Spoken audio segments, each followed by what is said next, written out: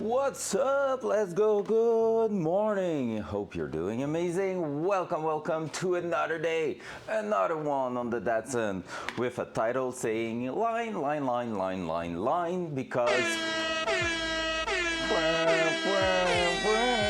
because we need to make a lot of lines. What's up? That's excellent. Oh my god, it's so long. Hey, what's up, Blue? How you doing this morning? Welcome, guys. Welcome. That one is not the first time we're getting it, but it's been like months since the last time we get it. Because it's awesome. Sad horn. But I don't know why it's sad, because we're doing some lines today and this is just chill. We're chilling doing that.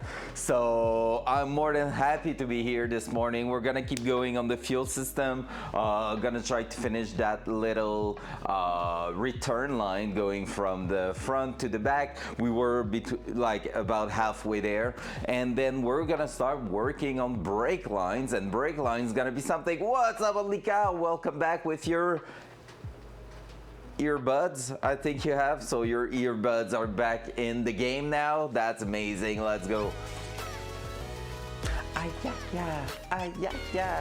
Thank you for being here, guys, and not just watching some Grays on Warfare, because honestly, I could also enjoy doing that today, not gonna lie. I will be sitting on my desk, just chilling, drinking coffee and watching some Grays on Warfare, because it looks a fantastic game. I'm not getting tired of watching it, which is a good sign usually. But hey, that's something for later on, because we have only 3 weeks left to try to turn on the data. And is it going to happen? Some people doubt it. On my side, I started prioritizing tasks so we can get there, but it's gonna be like a close call, not gonna lie. We have a bunch in front of us to do. Part of it being, I think I won't have enough 3 inches pipe to do everything I need to do here. However, we need at least part of the exhaust system here, and it could be, Frankie's not here. For a first start, it could be dumped in the atmosphere through the hood for a first start. It will be loud, but it could start like this. As long as everything else is plumb, that will work. I'm not sure why it's less exciting to me than Tarkov gameplay. I think it's all the wilderness just feels far too open. 3 inches is too small. I haven't said 3 inches is too small, Hawk. Wow. I said I don't have long enough of 3 inches. By the way, Only Cow, I saw the clip you did yesterday. What the heck? I was not aware of that clip until like late last night, and I laughed so hard. All right, for those who don't know, let me post it in here. Actually,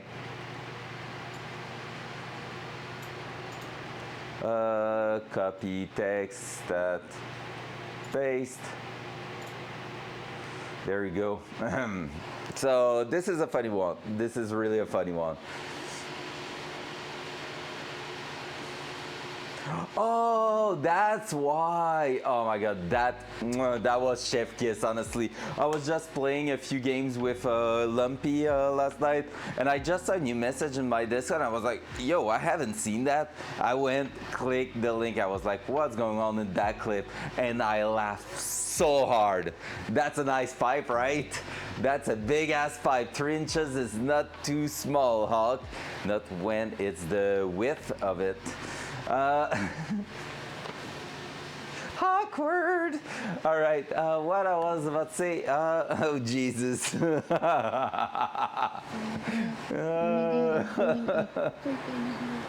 You love it there. You started. You cannot hate that here. You started with that. Pen is blue. God damn it, pen is blue. Let's go. So, yeah, I was saying we're gonna go and keep going on the fuel line, and now I'm starting prioritizing to really try to get the key turned on for the first time on May 20 or something like that. So I love it. I love that. That's some sparkling heart for all of your co-worker if they can hear you, and if not, well, sucks to be them. Yeah, so basically let's keep going on that. Honestly, if today we can get like most of the brakes done, and like obviously what we can do on the fuel system, because we're missing a bit of fuel lines, like we don't have like long enough of fuel line, so we ordered some more. So we're gonna finish what we started, and then we're gonna jump into the brake system. If brake system is mostly done, that will be amazing. I disconnected that like 10 minutes ago to do some work in here, so let me do that. And the heater started, and I hate. What's up? Oh, it's you. I thought it was Siphon getting in here. But then the fuck started to go low. Fuck. That's so good. I love that one. Oh yeah, first of all, I'm gonna go in the back of the car quickly just to open up the cover that we built. Oh my god, the mess! More cleanup. We need to do more cleanup, but we don't have time for that. Oh yeah, remove the battery also from here. There we go. Remove the battery from the Datsun, because the one we were using was the one for my BMW, lol. So when I went this weekend to grab the BMW an hour away from my home, well, and it was an hour south, so I was closer to you, Blue, by the way. So basically, basically I had to grab the battery from the Datsun. So we're gonna have to salvage another battery at some point, but hey, no big deal.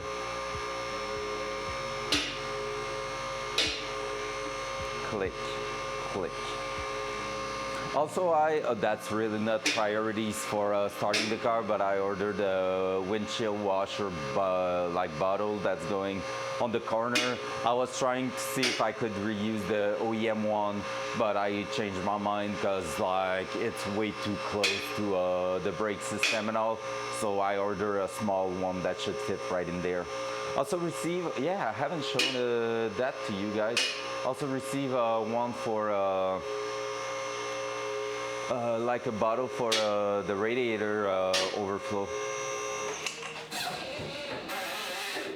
There we go.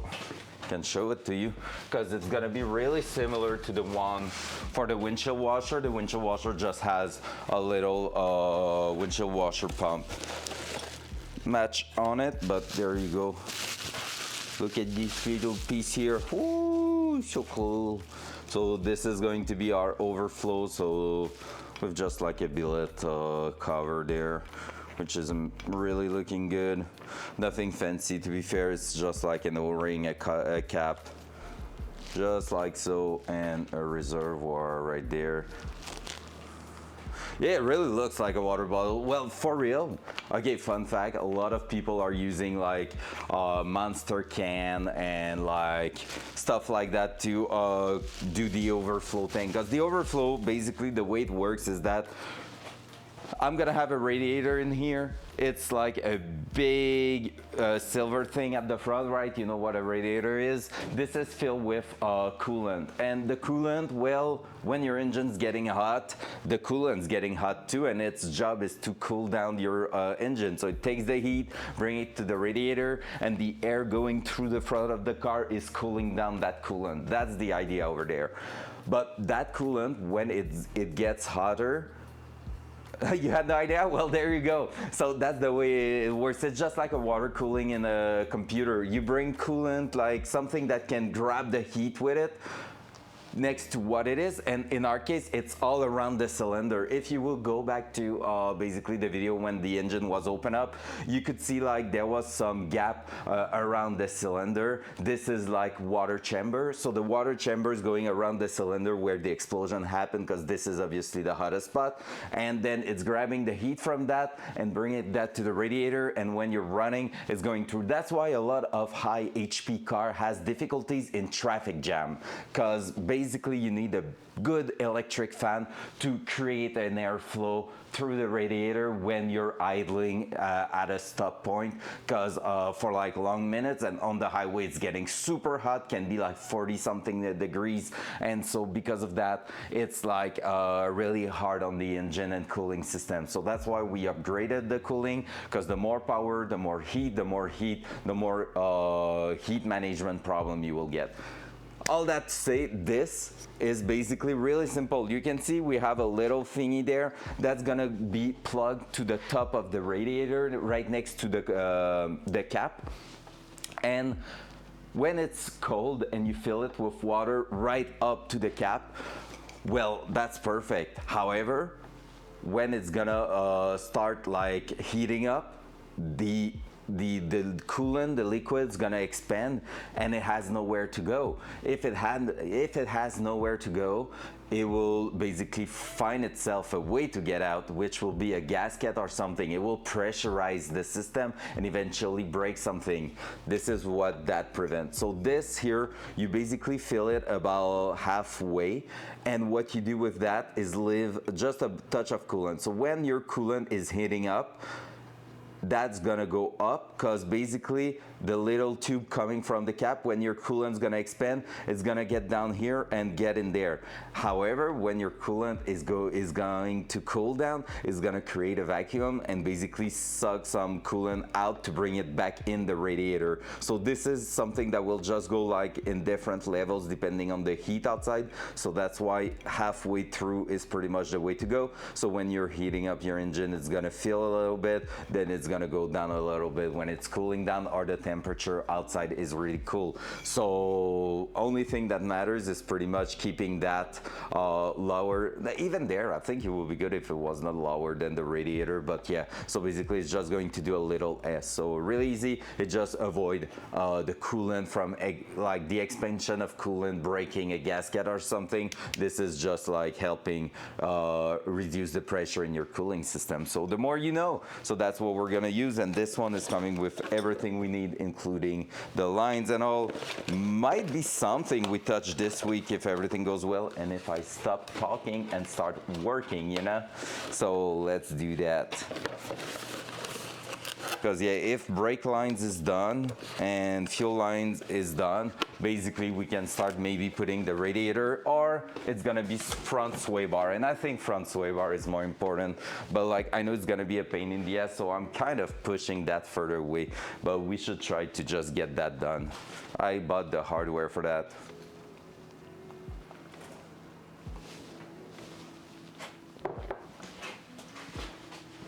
Alrighty, ready to get back in. Shouldn't be too long for the fuel system. Brake lines are going to be long. I guess famous last word before everything goes to shit. But hey, YOLO. Dual side. So what have we done yesterday? Yesterday we basically, let me try to make the camera a bit brighter so you can see, there you go. So yesterday we did this part here. So this clamp and this clamp, you can see shit now. So this clamp here and this one are fixed in place. I did use a little dirty tricks with the rivet threads to try to avoid the line from being able to go smash against the car. So it's basically pushed a little bit further down. Not ideal in here because that's bringing that closer to the floor. However, this is technically going to protect that, so I'm not too worried about it. And we're gonna do the same thing all the way through. So we need to put another one here and one towards the back here. I forgot to go to the hardware shop last night. So basically we're gonna need to use bolts that we have in here temporarily. And then after that, we're gonna be able to do our things. So it's really like mounting two clamps this morning on that one and doing the connection at the back, and we will be pretty much good to go. And we should receive our AN clamp, so basically our AN wrench, that's gonna allow us to tighten everything up together, so that's gonna be good. And yeah, so let's finish that line, and after that we're gonna start looking at the brake line. Brake line is going to go through on the right side here and all the way to the back. So my plan is finishing that one, putting the braided line from each caliper in place so that we know where we have to stop with our hard lines from the brake system. So let's do that. So right here, there, so yep, one clamp about here, one clamp at the end there, poop, and we will be good to go. So that's gonna be two more holes in there, and then we will be ready to call it done. What's nice with that is that we won't have, if we need to work on it, we won't have to remove anything pretty much. It's gonna be accessible. The only thing I'm afraid of is where the exhaust is gonna go through the mount right here, because technically we'll need to go here, then do a little bump, a little random bump here, and then it's gonna go in diagonal underneath the drive shaft with the actual muffler over there, so the rest of the line won't be in danger for heat transfer. So the idea is to connect basically that around here, somewhere like that. That will be perfect. Could try to actually do something like this. We'll see. So something like that, but we need the drive shaft to be in place to know where we're gonna put that, but I want to bring that right underneath. So that might be one of the lowest point, but still I think we can make it happen in a way that it won't be too bad. So that's gonna go in the side there. And the idea might be to get that mounted on a flange or something, so that we don't have to remove absolutely everything if we want to remove part of the exhaust system, like maybe having a flange at the end here and another one at the end of the downpipe over there. So that way, and you can see shit. Hey. Yeah, there you go. So the first muffler will be pretty much around here. It's so gorgeous. I love it. So it will be about here and then go up next to that. That's gonna be a close call, but that one here, there's no like rubber or anything really, so it should be pretty doable. Just gonna need to put the CV axle in place to see how that's turning like. But yeah, so I feel like we have a good plan. That's something that can be revisited. Like, it's not ideal because that means I might drill holes that I won't need later on, but hey.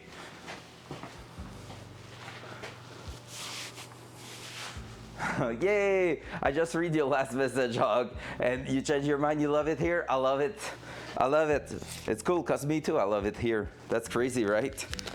Just like if I was enjoying doing stream and having people in here. Let's go. All right. Let's start working. So we have one bolt left. We're gonna put that right there. Where's me Allen key? Probably have it underneath there, right? Yep, right there.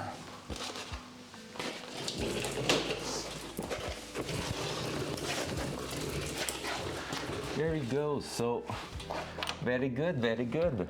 We're gonna go in here and drill a hole right about there. So just going to keep that in place. I don't know if I could. That would be great. Because I have 3 clamps left, that could be a really good one.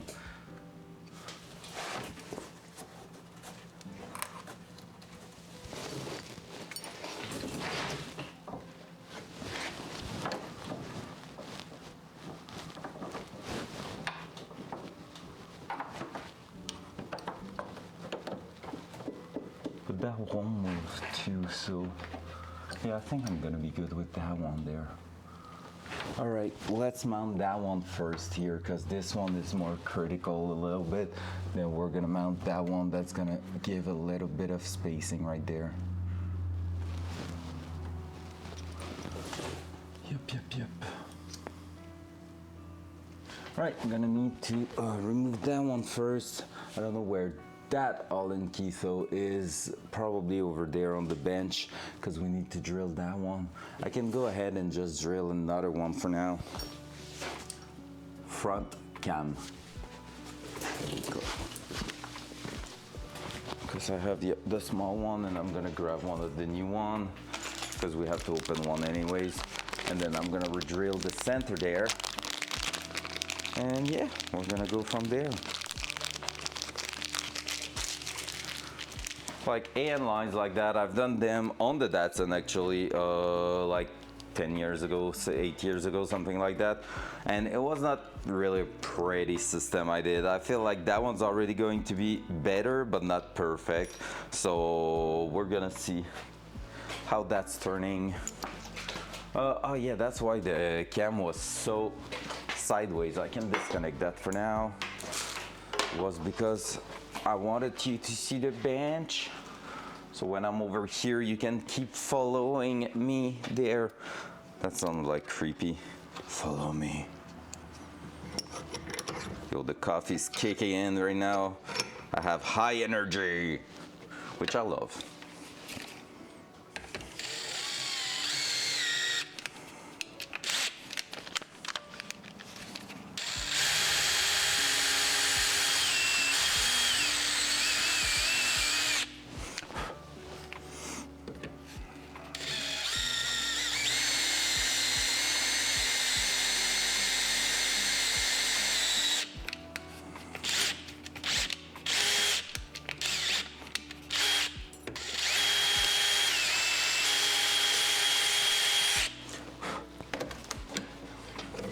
Go.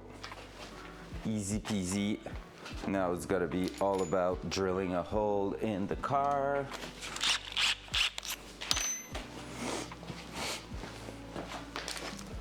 It's a bit cold here this morning. Like overall outside, I'm not just talking about, hey, it's cold because I turn off the heater.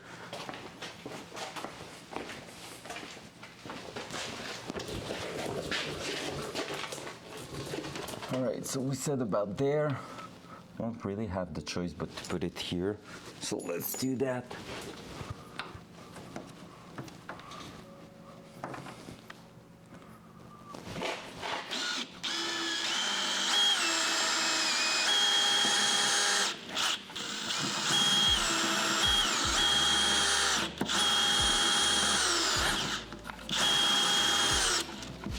Battery.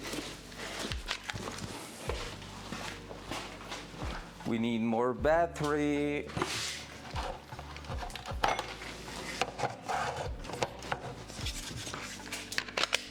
Dual side.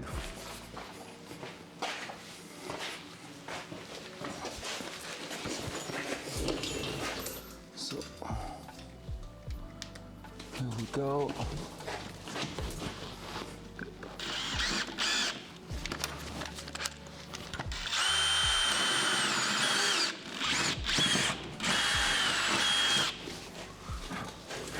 The biggest fear I have doing that is that we get to a point where we hit some electric wires and it twists on the drill bit and tear itself out of there. That would suck.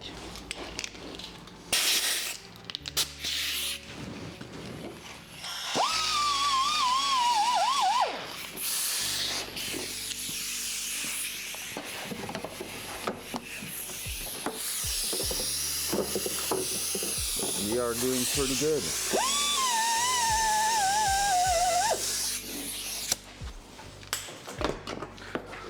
Let's grab something over here. Pom, pom, pom, pom. The lo-fi is chill this morning. I love that. Sometimes it's like it seems like some days the lo-fi has some thematic. And so there's some I'm like, meh, But right now it's good in the last few days.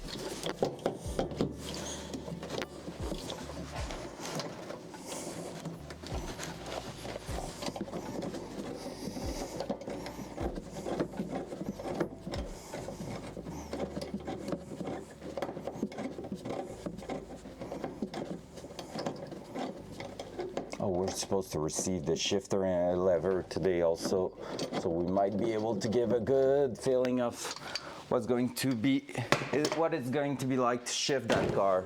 That 6-speed manual, which I can't figure out where the damn reverse is. Because yeah, that's a thing. Right now, I have no clue where it is. Well, I know it's supposed to be next to 5th, but I can't feel it at all without the lever, so it's weird. All right, let's put that over here.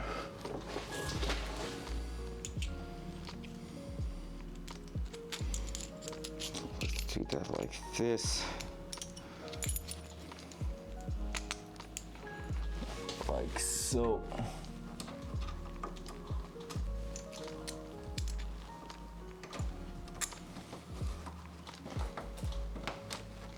It's gonna bring it even further than I was expecting it to be, but I don't have the choice to be there. So it's gonna be what it's gonna be.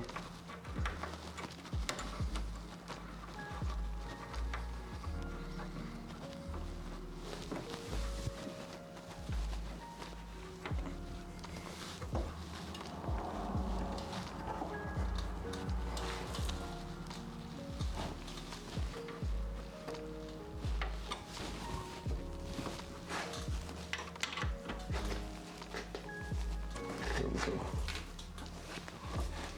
So that and that now. Yep, that's gonna work.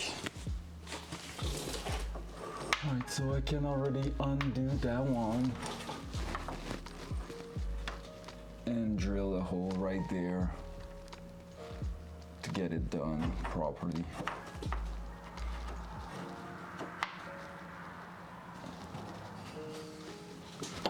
We're gonna need to take any loose out of it.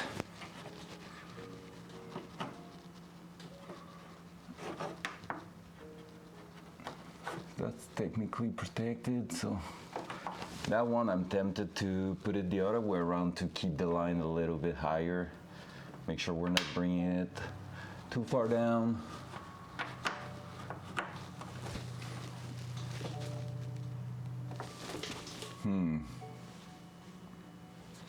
That one's gonna be a tougher choice.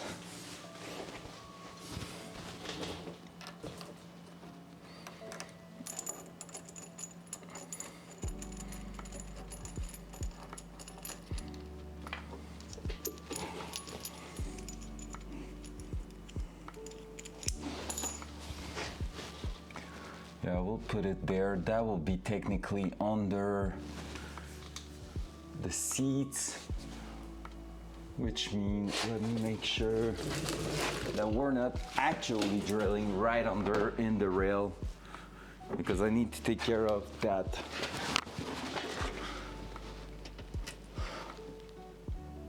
Well, I mean, technically that could be good.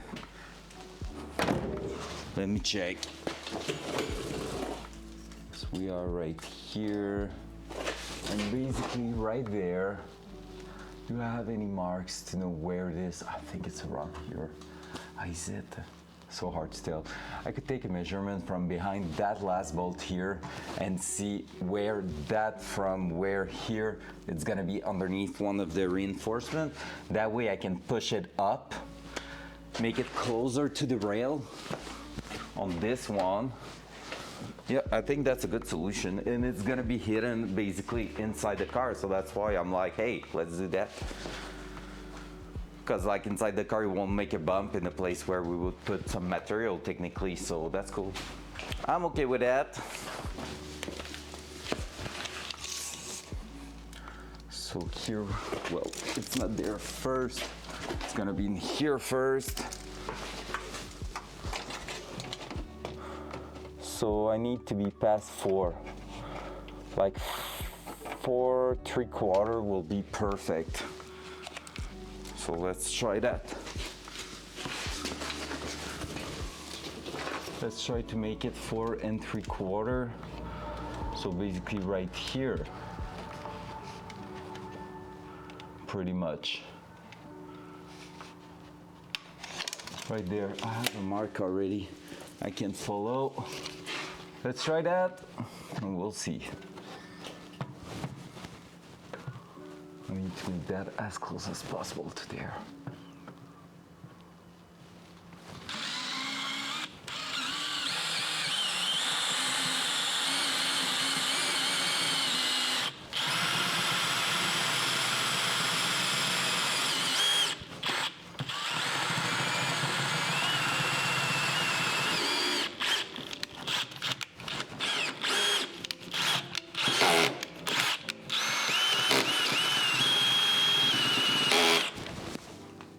Tell me I'm not right on.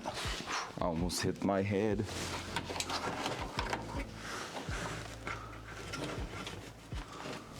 Am I right next to where I want it to be? Maybe.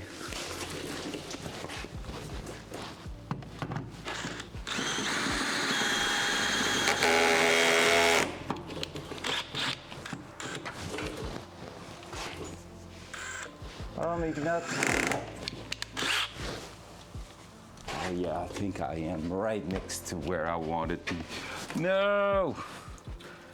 A little too far, but it's okay. My measurement was bad.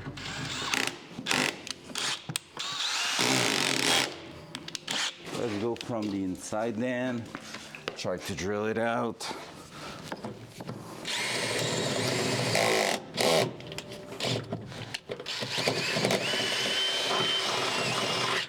See, easy, GG. Grab that and drill that one here.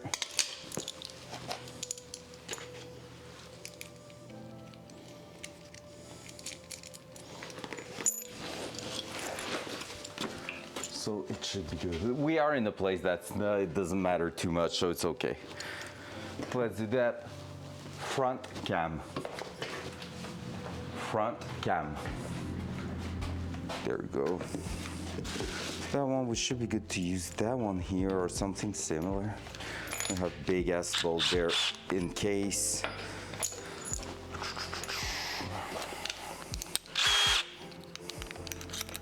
Close to victory, but I just went a little bit too far next to the seat rail. So it's like, meh, could have been better, could have been worse. We're gonna deal with that. No biggie. Ow. Aluminum in the finger, not great.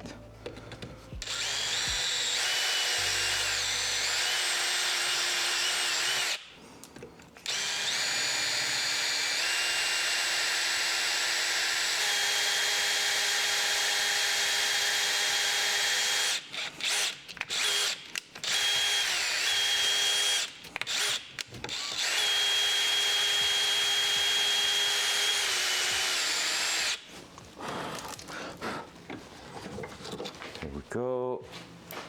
2 done right there. Let's grab that. We're gonna prepare one of the threaded rivet. By the way, good morning anyone joining. Hope you're doing amazing today. We are on a mission to finish a bunch of things today, so hopefully it's going to go well and happen just like we hope it's going to happen. So that one here, if I'm doing that and that, I have a few threads. We're gonna try that one with a 10 mil. See if it's working. If it's not, we're gonna come back and grab another one. So let's go inside the car, dual side. Up, hopla. Right about there. And that one, I said I wanted to make it flat from here, just because basically that's gonna be a good way to get the fuel line close to the rail. That.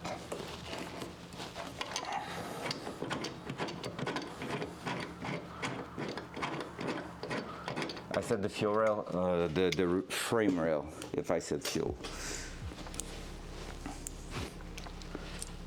because it's definitely not the same thing. Like so, and let's see if I have enough threads on that. Oh, I might be okay. Nah, maybe not. I'm gonna need a longer bolt, so let's grab it. Pump, pump, pump, pump.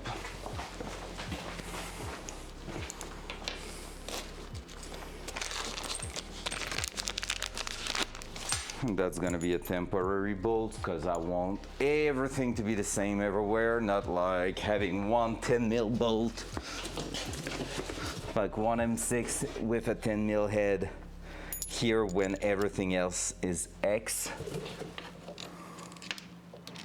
Not X, but Allen keys, so you know, that will just not make any sense.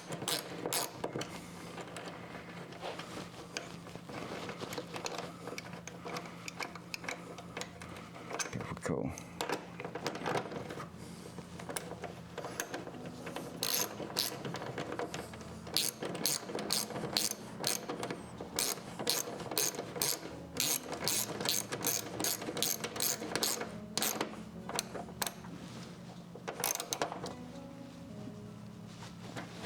There we go.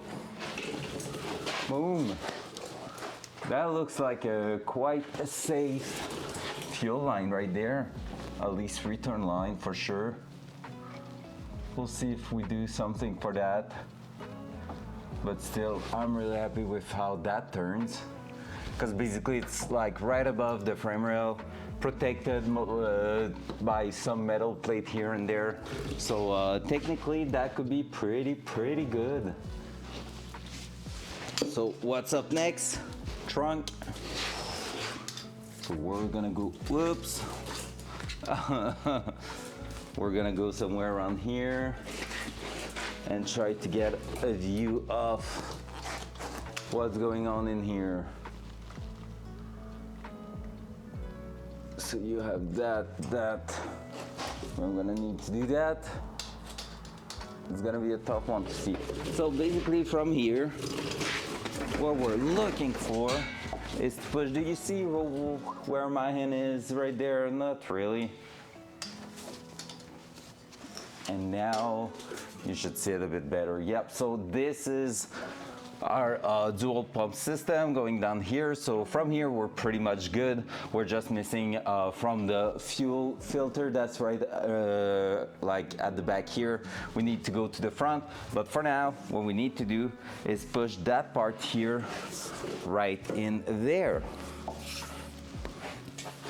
So we're gonna throw that inside the trunk, and all we have, well, kind of a difficult process still, but what we have to do is basically go ahead, bring that up here, and grab that right there. So for this one, we might be using another hanger just to keep it above, to make sure it's not falling on the axle there. So we're gonna see how we're making that happen. I'm gonna go try and take another spacer, thingy. We have 2 left, which is not a lot. So when the NOS system being installed? Never! NOS is something, man. Have you ever looked at a NOS system and how it's installed? Honestly, it's intimidating. Nothing I couldn't do, but like it's the way you have to basically drill some port into each cylinder intake port. Yeah, and you need like a cool and hot spot. Well, there's a color code, red and blue, and blue, that's you. But yeah, so basically you need a port on each cylinder, and with 8, that makes it a lot. It's like, I've looked at those and I'm like, nah, not worth. Well, not true, it's worth, but like, I couldn't like take the time to do that. Not right now for sure, and probably never. There we go. No, my bolt. No, my tool.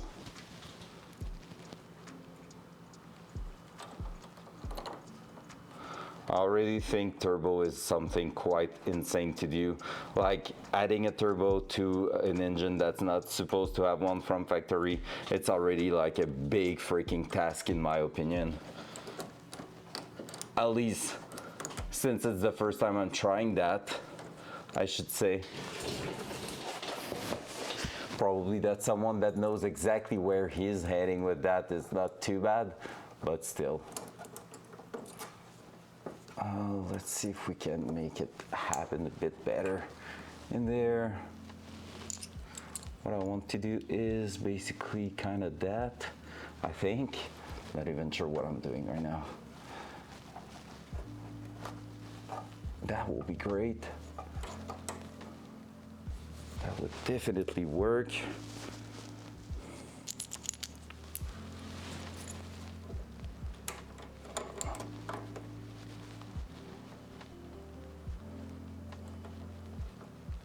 And I think it started to thread.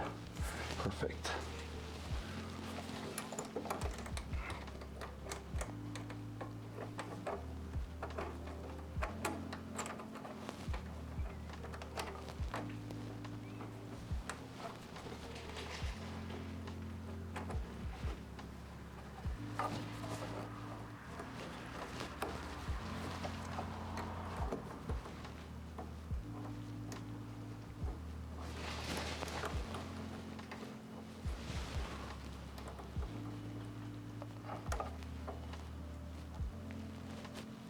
There we go.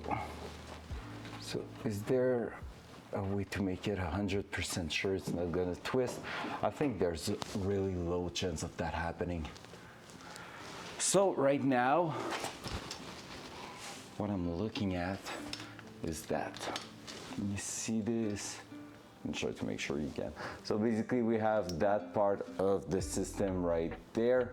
So this is all together, this is our return line, and I just clamped it on top here. So it's doing kind of an S going in there. I feel like it's gonna move though in there. So we really need to make sure we get that in a spot where it cannot go anywhere. So it's gonna basically be used as a spacer right here and go around that setup there back up to the actual fuel tank to the return. So that should work pretty well. Like, I don't see how I could improve that any much more. The only thing is that clamp, I feel like it's gonna move over time because there's quite a loose in it. So we're gonna see if we cannot maybe hold it tight to something. Maybe here we're gonna put a cable tie just to make sure this one is staying in its place. So we'll see. We're gonna go connect the top first and then see how that's going. I think I missed a message or two, Blue. Let me check that.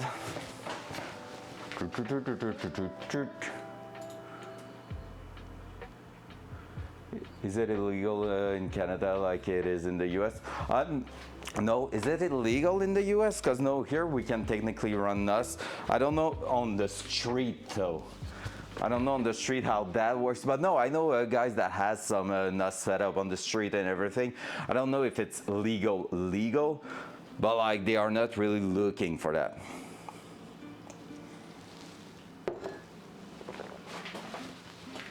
I know a guy that had a 350Z with nitrous and all, and it was pretty cool. In the car shows, he was doing the purge, obviously, so. But yeah.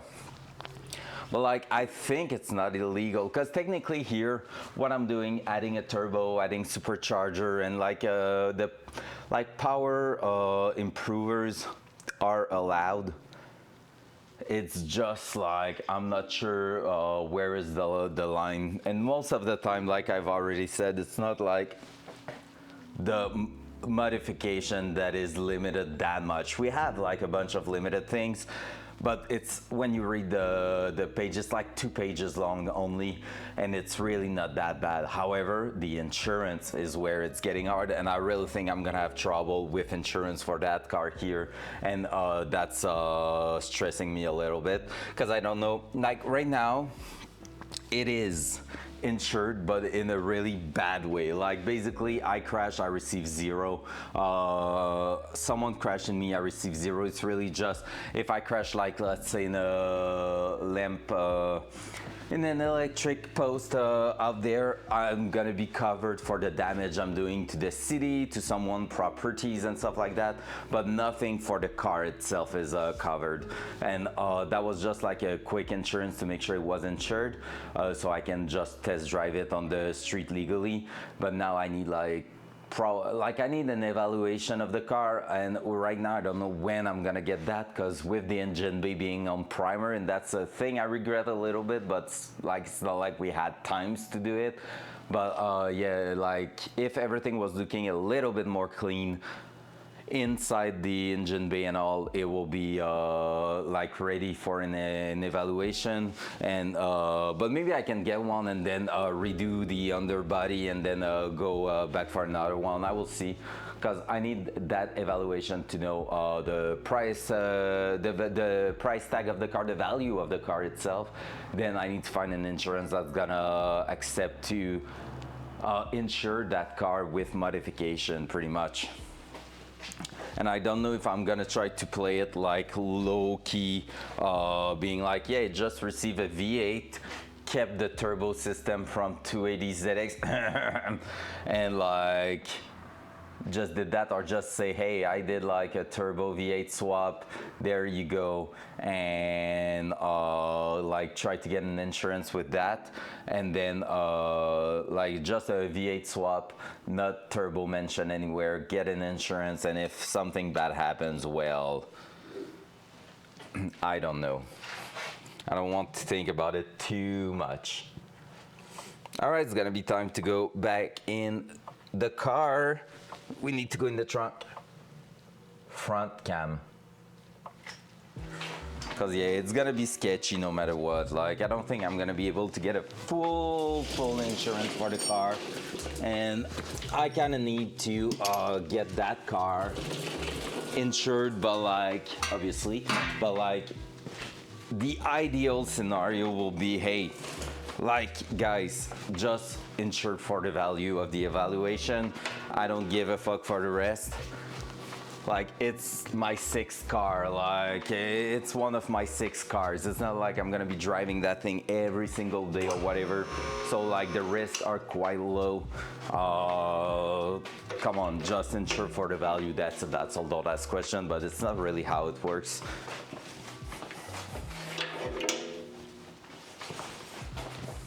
There's one company I want to take a look with them, because they are specialized in old cars. They won't be cheap, but they are specialized with old cars and modified car. So that one maybe could be a solution. It's a really well-renowned car company. It's a Haggerty, I think you call it.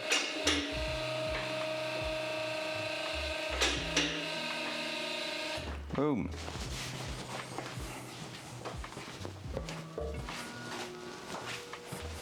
All right, I need space. But like, I've just seen some ads that they were doing insurance here in Quebec too, which I didn't know before. So that's why I'm like, oh, that's interesting. Might be a solution there.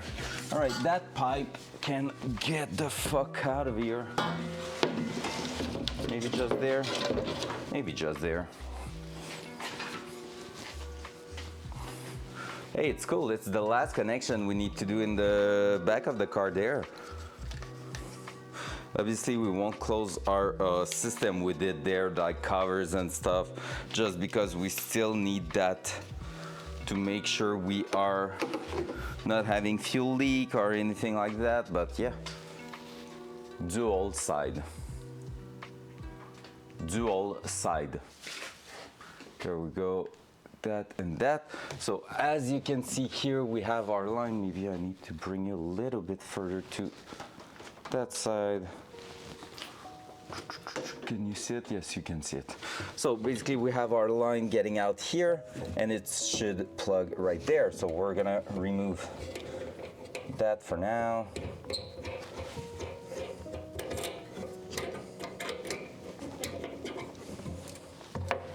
Maybe even even that one, but we need it to be in place if we want to.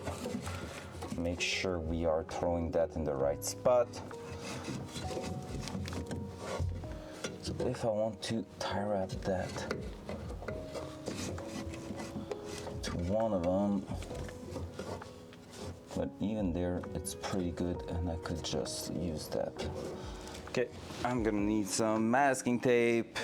We're gonna be taping that, and I'm just unsure if I want to remove the entire thing and do it on the bench like we used to do, or if I want to try it right there in the trunk.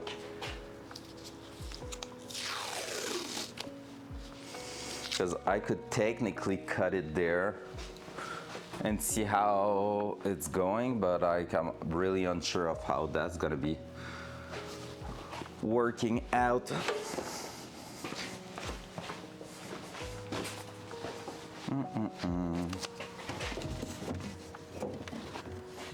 Because basically this is where we need it to be.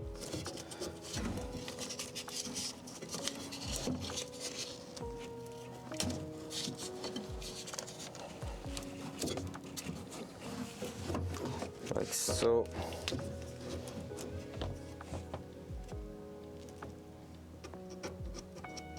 So basically you're marking in line with where the threads are starting. So now we just need to cut that straight and it will be good. Yeah, part of me just want to go and try to cut it there, but it's maybe too sketchy. At least we could go underneath the car, like raise the car up again, do that there and then push it back in.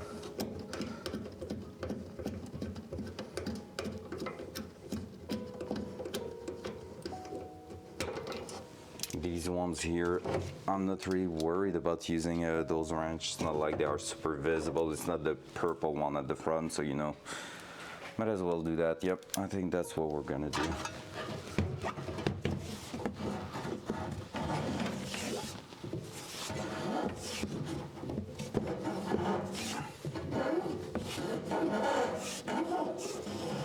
All right, there we go. Front cam. Front cam.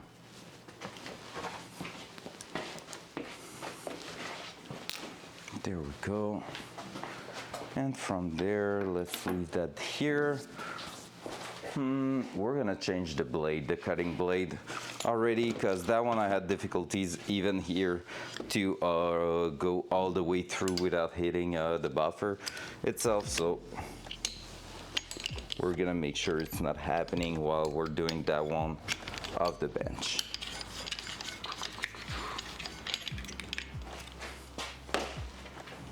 It's a sad, sad situation. It's cool, DFG going for a 24-hour stream. I'm happy because that means I'm gonna be out of here and he's gonna be still streaming, which means I'm gonna be able to enjoy some stream a little bit. That's sick.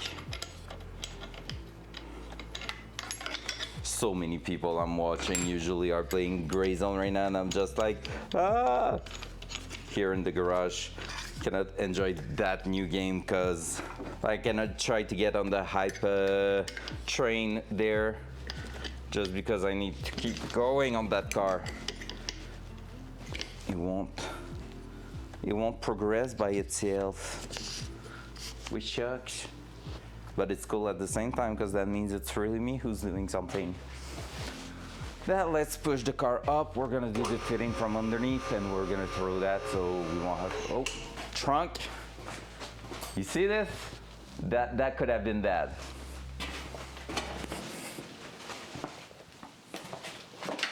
I just disconnected my cam. Lol. I'm gonna have to repair that cam now.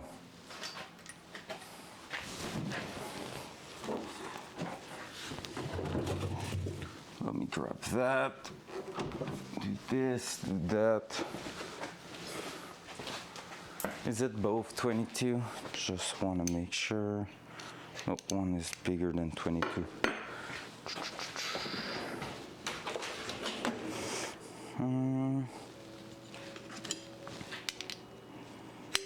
15, 16. Heck yeah, baby.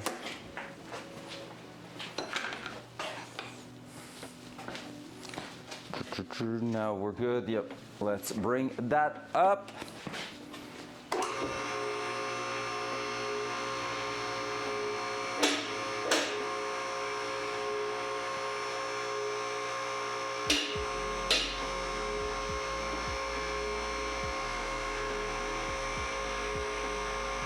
Can't wait to have my injectors, throw them in there.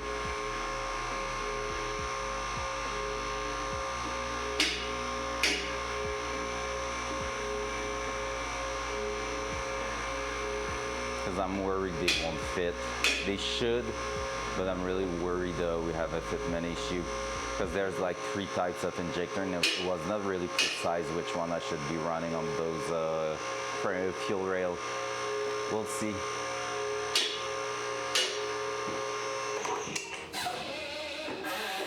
There we go. Awesome. So that we have that. We can go with this.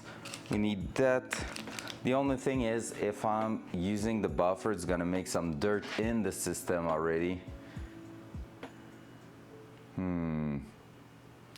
But the return is plugged at the front here, so worst case I can disconnect it here and blow some air through it. So let's do that before like connecting it back to the actual fuel tank. So it should be good. So let's go with that. We're gonna need those wrenches. First of all, I'm just gonna bring can I grab everything? Real men do only one trip. Just like with grocery stuff, you're supposed to come back to that in only one little trip.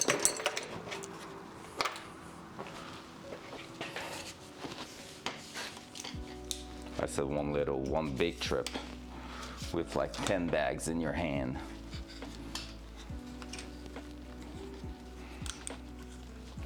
Right, that and that. Let me repair the cam.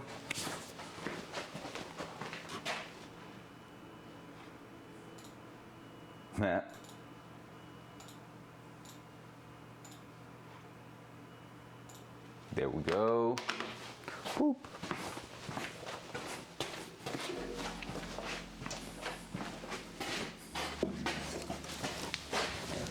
All right, so now we have our thing here. We just need to cut that basically on the mark. So it should be doable like so. Just gonna hold a bit of tension on that one. I should be able to do it.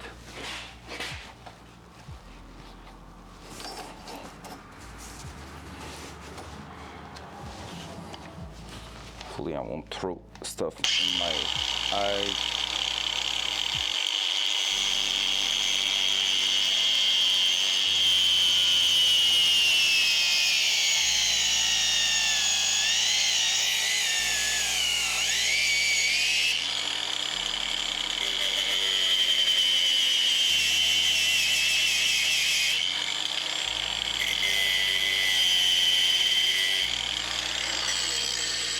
Yeah, so far wasn't the best.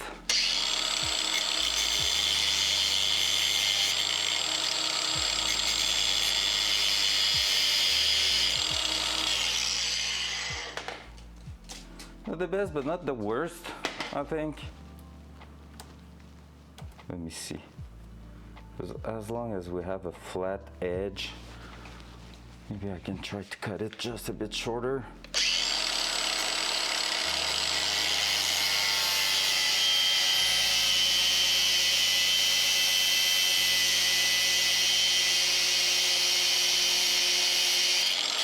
There we go. Now that's a clean one.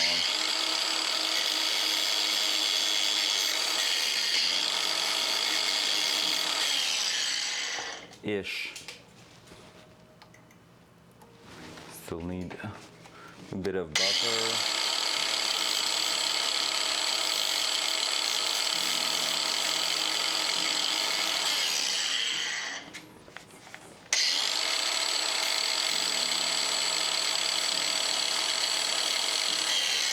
we go. I think I did a good job there. I think. Maybe not, who knows? Are you still connected, sir? Oh, you are. So I need to cut you too.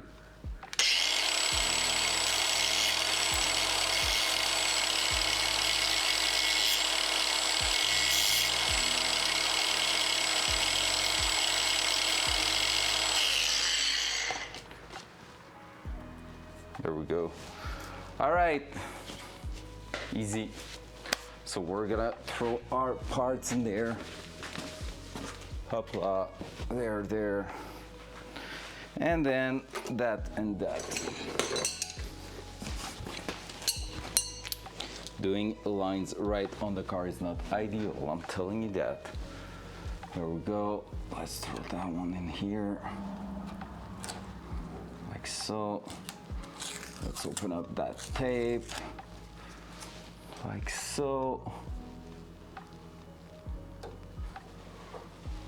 There's a little piece left that probably melted with the plastic and all.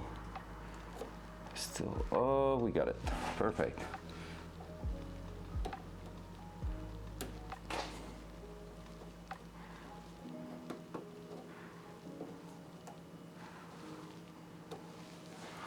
And now with that, let's throw our little sleeves on top. We are probably going to be able to use the actual fuel tank for that. Yep, pretty much.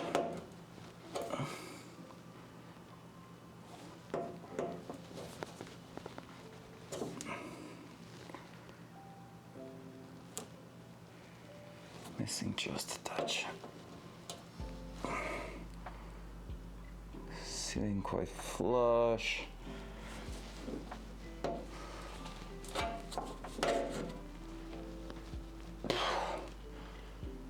Now that's sitting flush. Yep.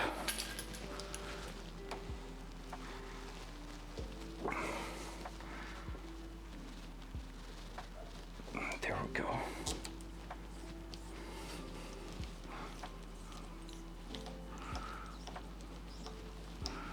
Now that's where it's gonna get interesting. Oh.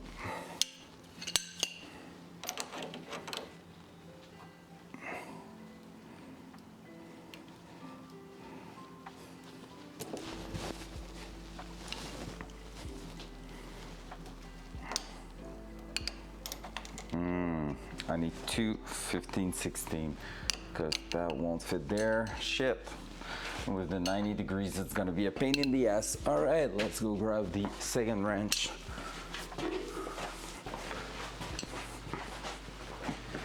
So 22 mil won't be the one. 15-16, second of the name.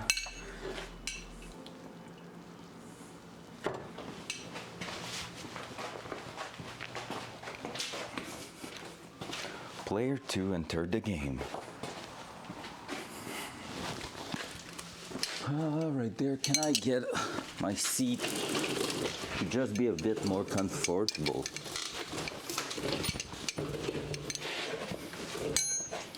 So we might be able to do a little more than just that.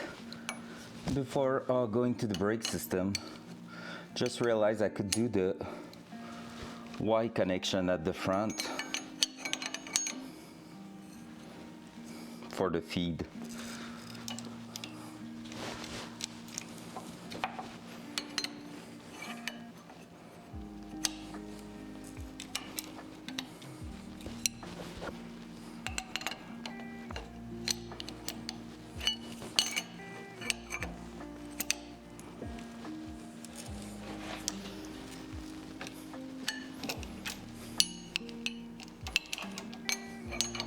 All right, we got this.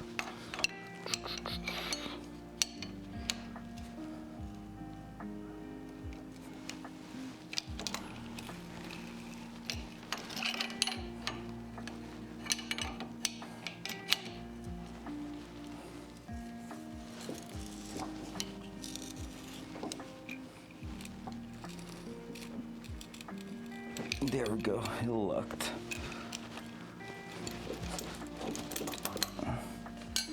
Pretty sure it is fully locked. Can try it just a little bit more, but I'm almost sure that we won't be able to go further than that. Oh yeah, we can. Never mind. I knew it. There we go. Now it's locked for real. I'm gonna need a 22 for that one, but that's gonna be good to go back in the car. Fun fact, if you ever lock your keys in the car, brake lines work great for sliding in the door, pressing the unlock button. Wait, what? That's interesting, to be fair. That's really interesting. When did that happen? Okay, I have a fun story for that. Story time. Front cam. Front cam. I should make like a story time like that gets everything set up like with a little story time set by kids and stuff. That will be cool if the like bot will pick it. That will be fun. I need to think of that. That could be cool. So story time. It happened a few times to me locking the keys, but not me only. Technically, happened to me once in my mother's Subaru, and because basically I went outside in winter, started it, and forgot that when you start that car, the first time you press the brake, it locks the door, even if you're not moving. And so because of that, it happened, but I had the door open, and then I got out, like closed the door by reflex, and while I did the movement I was like, fuck no, tried to grab it, was too late, it was already done. So cars was running with the key in the switch, and I was like, shit. So I was like, yeah, that's not cool. And that time I used a trick that I learned the first time it happened to me, but technically to my father. Started it up in winter and forgot the door locks. Oh yeah, that's like classic. And so basically it happened, the first time it happened to me, I was like 14, 15, I think, and it was with my dad while hunting. We just arrived in our hunting spot really early in the morning, like 5 a.m. or something like that. And as we get out and try to prepare our stuff, probably someone just like hit the button by mistake. Like we don't know how it happened, but the keys were right there on the driver's seat, and the door got closed and everything was locked. And we were like, wait, what the heck? So it's 5 in the morning, it's minus 15 outside, something like that. Like it's freezing cold, to be fair, and now we are stuck with that. But there was my uncle that was there with his RV, and basically what we did, and that's where I learned a lot, is grab a fork and a spoon.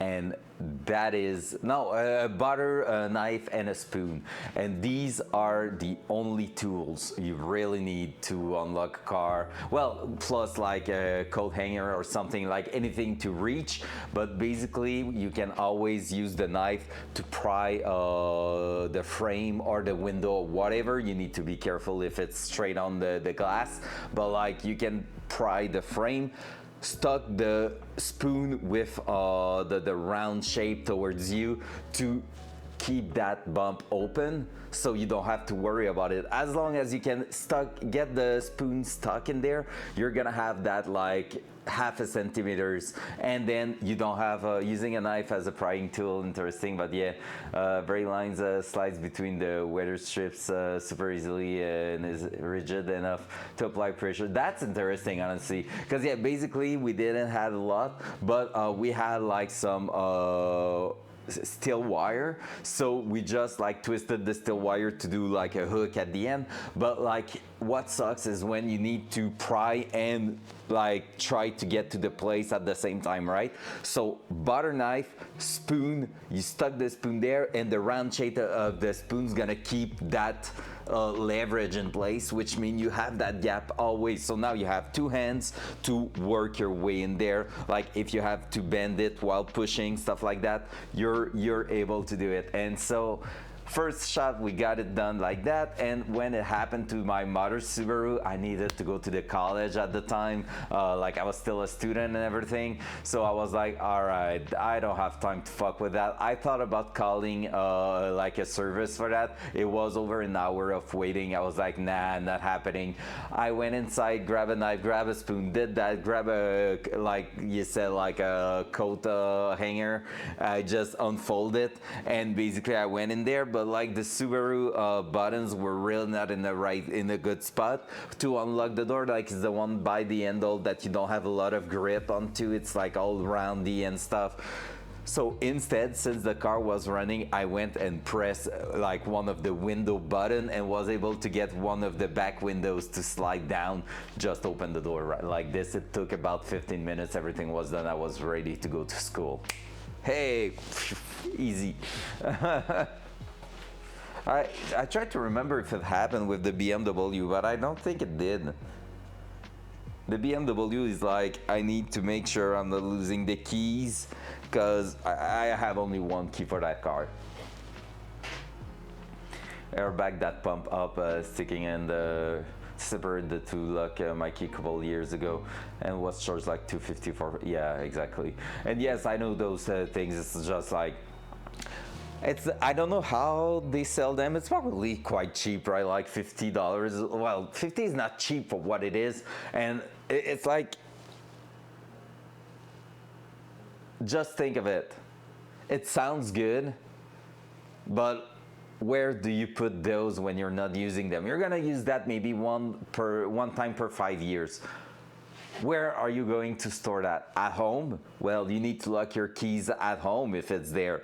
In the car, sucks to be you, the car is locked.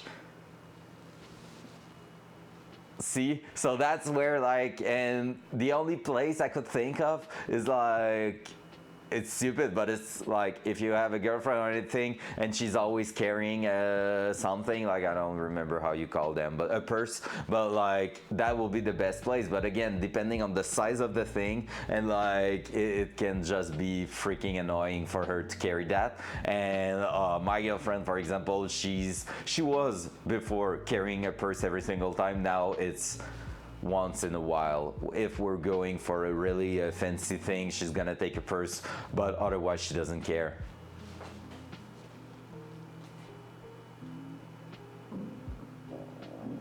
Yeah, fair. Good thing. Now I just need to know where you live and I'm gonna steal your car. Whoop! Easy. It's maybe just the valet key, I guess. It's the one. 05 Corolla. Oof. Well, I mean, it's still like those cars indestructible. But like if it's only a valet key, like the one with no chip in it, basically you cannot even start the car with it. It's only 4 doors, which is okay. So, you know, it's not bad. All right. Let's go.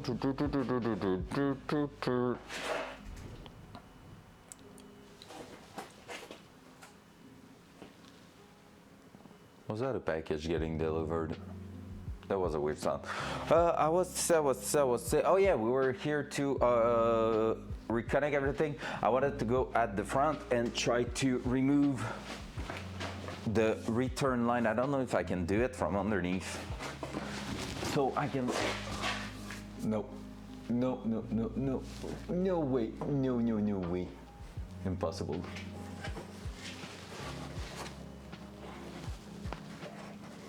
All right, so we're gonna go then up in from above and try to remove that so we can spray some compressed air in it so we get the dust out of it before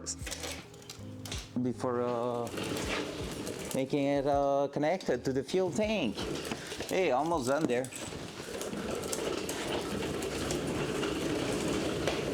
This is the only part we have left for that.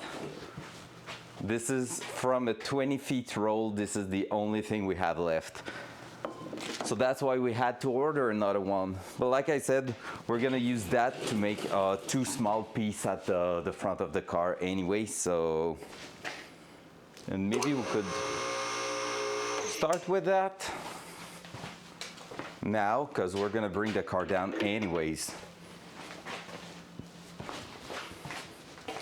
Because what we need to do is connect the back of the fuel rail together on a Y adapter.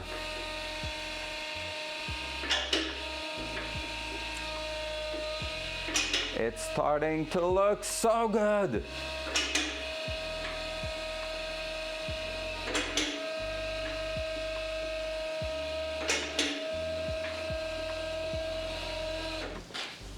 Everything's clear. I think so. There we go. Yep, I think that's what we're gonna do before connecting the back. We're gonna work on the front again because it's just going to prevent us from lifting the car up and then down again for no reason. Oh no, my cable. All right, I'm gonna break that camera again. At this point, what does that even mean, right?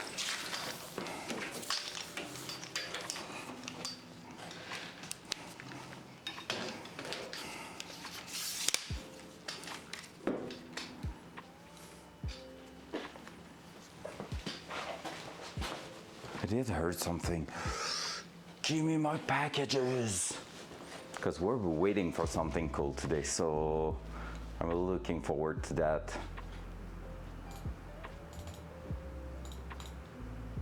There we go. There we go, let's go. So basically here, quite a simple task. What we need to do is to bring like a Y connection somewhere in here. Ideally maybe right under here. So that 90 degrees on the other side there. Can put that up a little bit. So that 90 degrees needs to come in here, or maybe at the front there. We'll see there's a gauge that's supposed to go at the front there. So we have to take care of that. And that one here, just a short piece going down there. So that's the idea right here. So let's try to do that. I have my Y connector here. We're gonna, that one too needs some compressed air going through it because it's dusty. Let's try not to break the cam. Front cam. Front cam. Is it automatic or manual, your Corolla? Because that, like, I mean, even a boring car could be a really fun car to drive and have fun with. But let's be honest, Blue, what we want is you and Chef in his Subaru here in Quebec and racing me, like racing against the Datsun, right? Well, against, just do some hot lap for fun. It's not really racing, you know?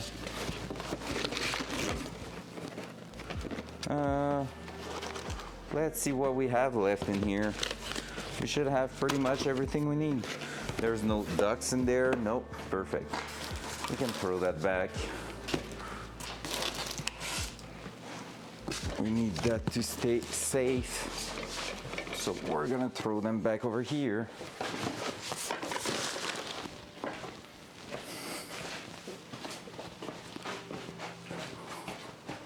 So what do we have left?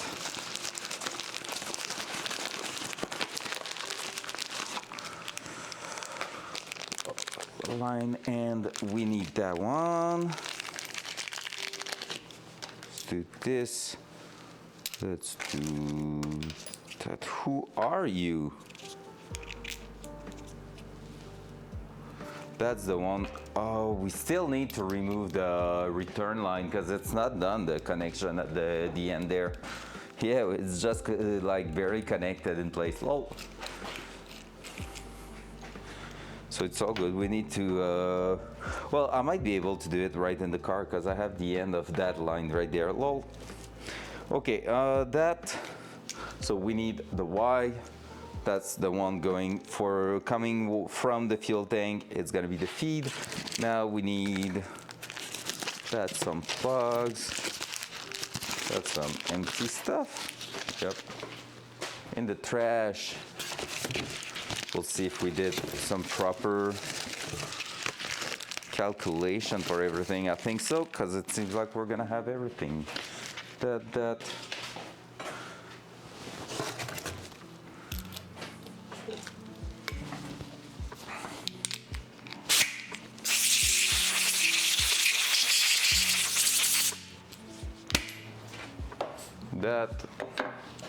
Need to check. I don't think the actual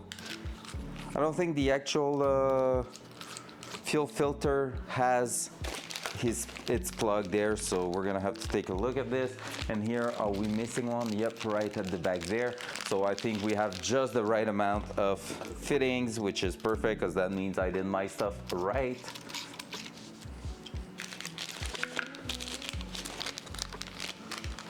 Dual side.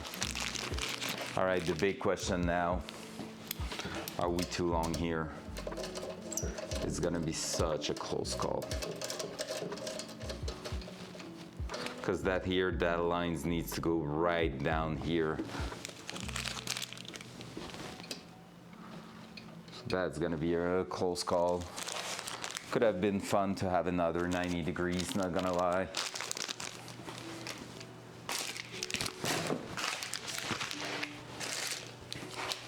Let's leave them there for now.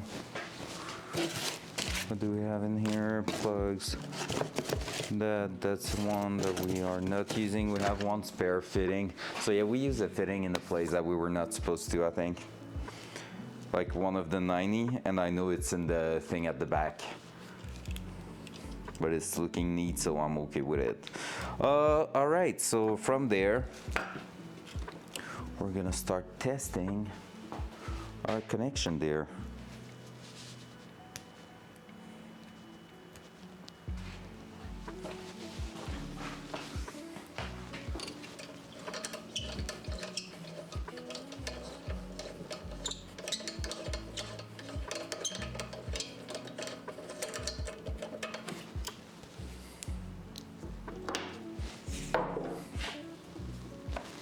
So yeah, that's gonna be the tough one. Need to make sure I'm not kinking the line while putting it to the side like that. Yep, that's gonna be a real tough one.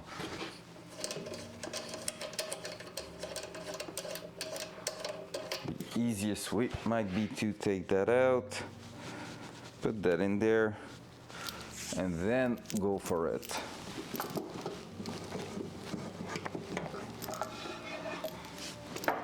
And I just want to make sure that it's gonna clear.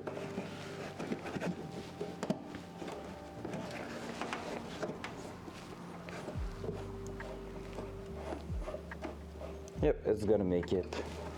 It's not kinked.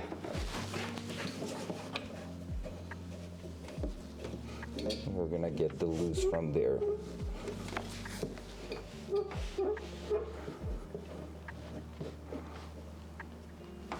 Oh, cannot be more flush than that, not gonna lie. Because this is almost too bent, but it is working. So we should be good. We should be good. I like the Y now. Where are we going to put that big ass thing? We need to figure out a place. Could be either somewhere here or trying to put it at the back there.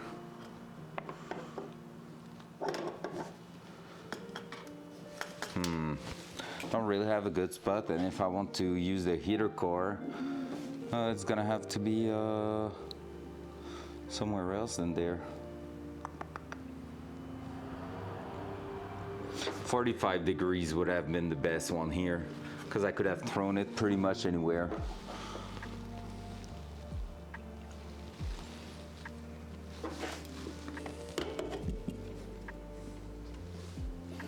Could technically be something, that's not ideal.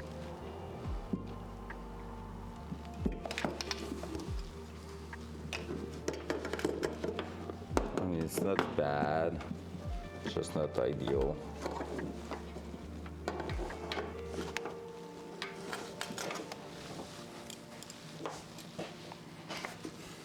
Boop.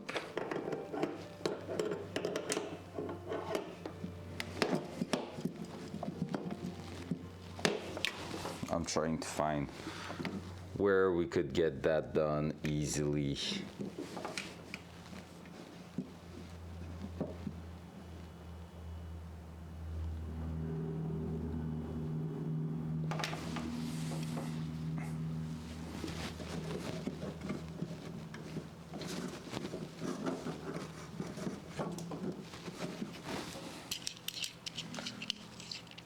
All right.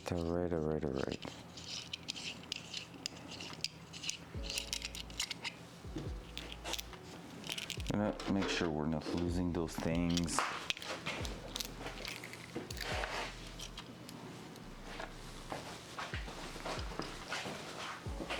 So let's see, if I was to put that here, because we don't need that at all.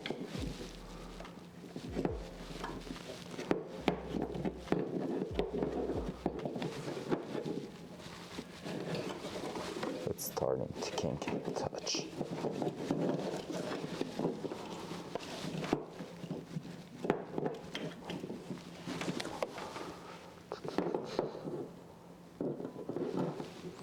So I need that technically to go over there.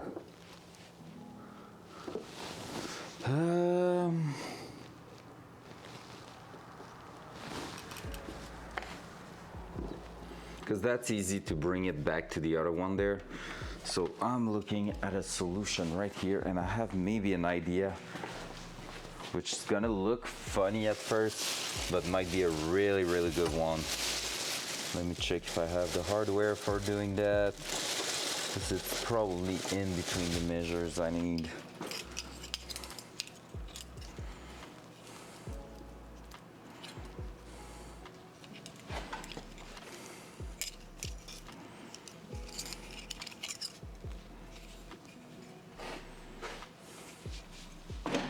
So what I'm thinking is maybe throwing a color somewhere in there behind that bracket or something, but I think I glued that, or it needs to be like that, so just behind that bulb will be perfect. So bringing that close, and then we just have to basically tie that down and get that in place. That would be working, I'm pretty sure.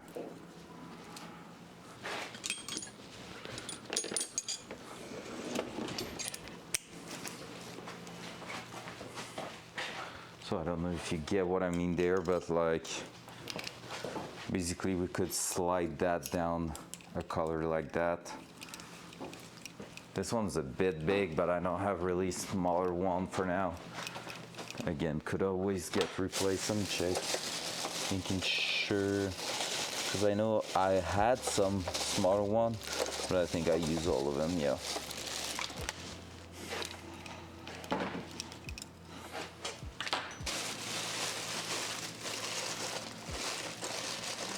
Oh wait, I might have one. That one is way too tight.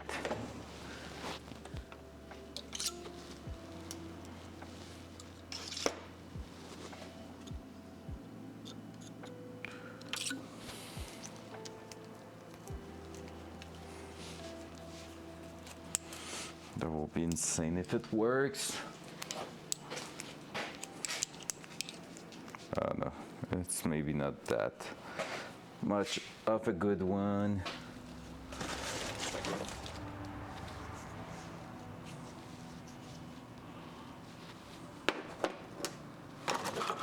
Sorry, I'm just looking at a bunch of things here.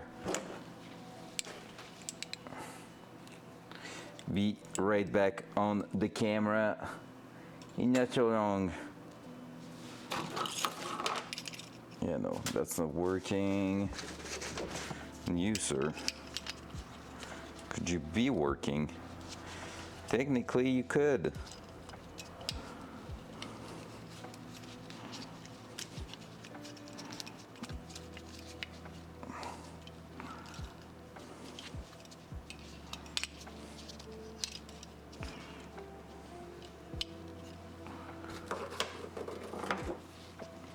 But it's not lined up with it.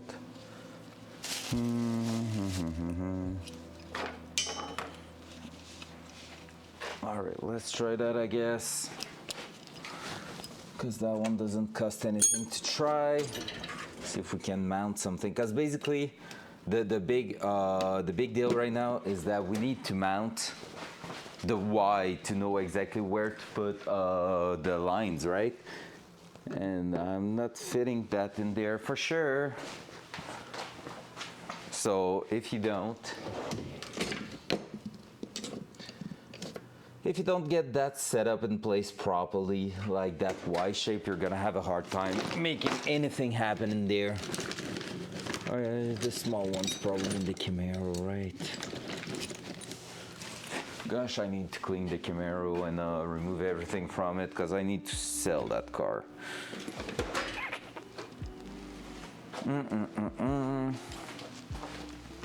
Because my idea here was maybe to try to connect that right there or on the other side right here, which would make it kind of logical. And maybe try to, but again, that one, we have the exhaust going down here. It's not ideal. Oh wait, with the actual thingy there, could we? I think it's gonna be too close. Okay, let's see.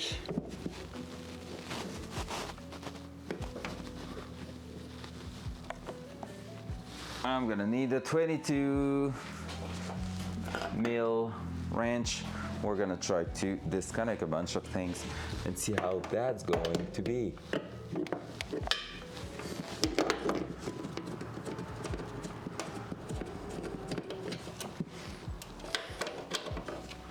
So that line could go on there for now. Now that line, we're gonna disconnect it and try to find a better setup for it.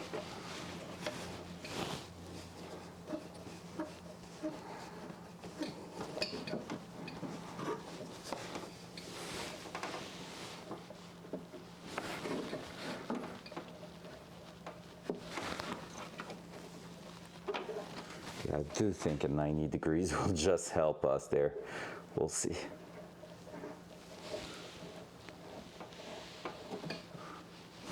See how there was tension in there. Like the bend is not bad, but I can feel here there's something not that happy inside happening. Like it could be working, but it's not ideal. Under the pressure, where's my music? Okay, it's coming back. Under the pressure, it could be bursting if there's too much tension there, which is not great. So let's see if that here could actually be working right around there. That will be fantastic. Nope, yes.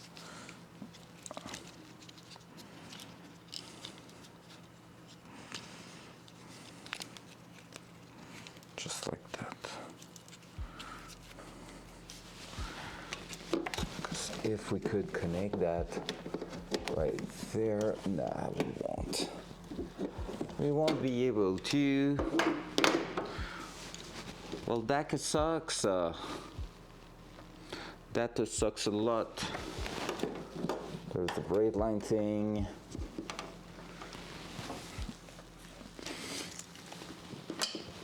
Right in between. If I got a 90, well, again, it's that thing that's gonna be hard to put in there. And I don't want that to smash on that.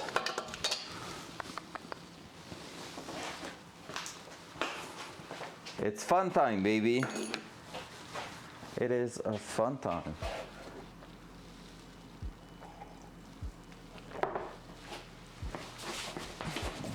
bring the car a little bit lower just to make my life a bit easier.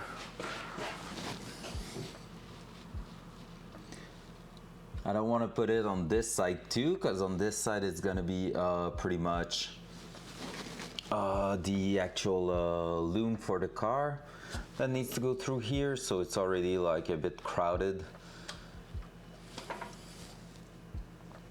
At the same time, technically I have a bit more space over here, so let's see if that 90 degrees couldn't go right on the other side, and here we put it straight, you know.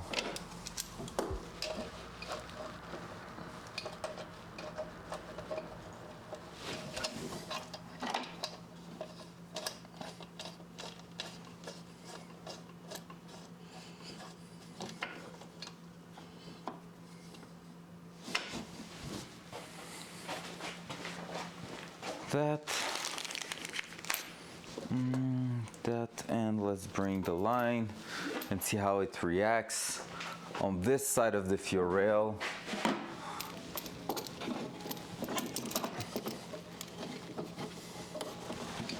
If I had to push it down here.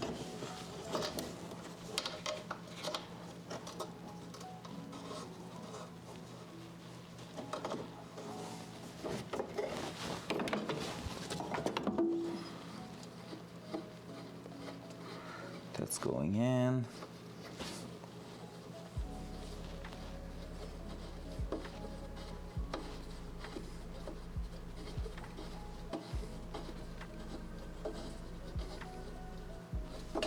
But it is also quite flush.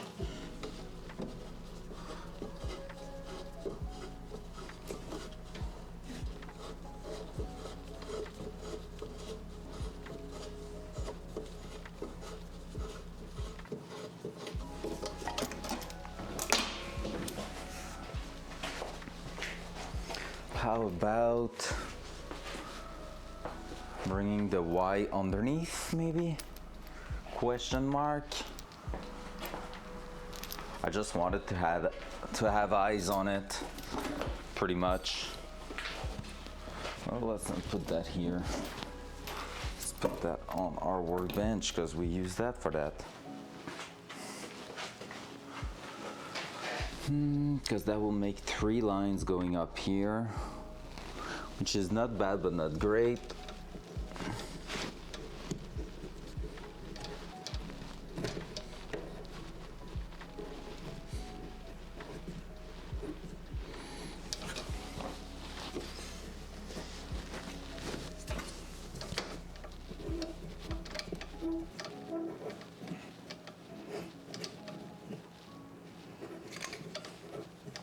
It's where we're starting to make everything crowded and hard to reach, and you know, so on and so on. That's gonna be that part of the build now.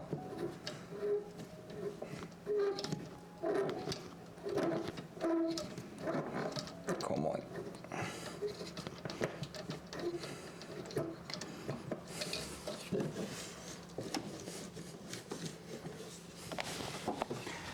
The reach.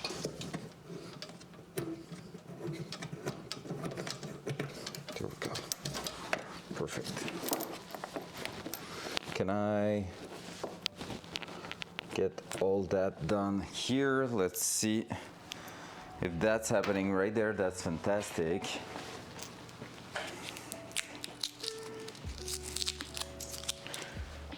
There we go. Let's bring that with us. That here, we're gonna throw that. So that one we could try to finish. We're gonna go underneath the car. It's gonna be easier, and we need to take a look. Front cam. Front cam. There we go. We're gonna raise the car again, because basically we need to take a look, and we're gonna do that fitting at the same time underneath. It's gonna be just way easier. Before doing that, let's grab what we need, eh? And we're gonna check if the Y split for the feet could be done underneath. I don't feel so, but hey, up here it's really crowded and hard, because since the exhaust is gonna be also on this side, it's not the best thing, so you know. Brain is melting now trying to think about all these.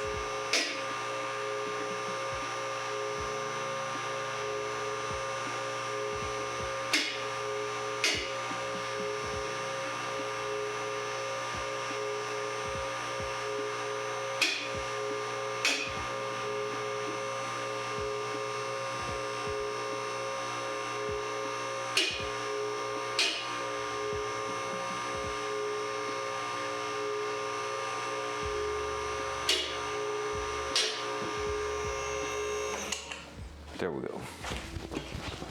So let's try to finish it.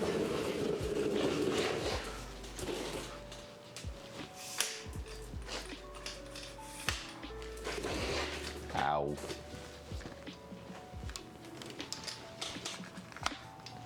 Dual side. Dual side. So right here we should have, hey, that's our line. So we're gonna do that. We're gonna remove that in here.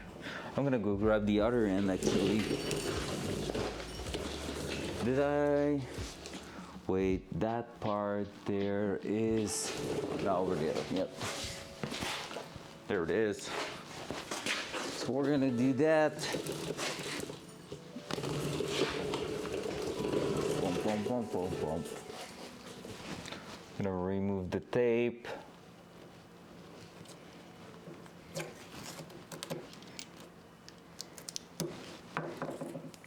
At least we're trying to. Just need to make sure I'm not throwing that on the ground. Oh, that tape was folded on each other. Not my greatest one there. We got this. There we go. Almost fully removed.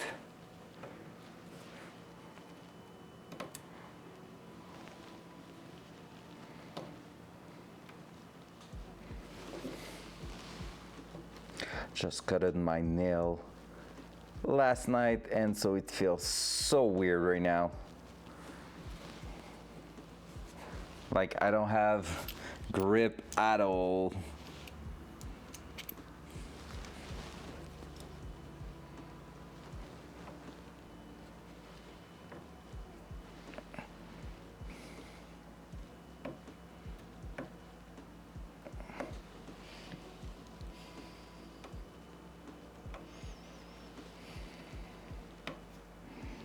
Boy, come on. What? I have earbuds that didn't charge properly. Oh, let me do that.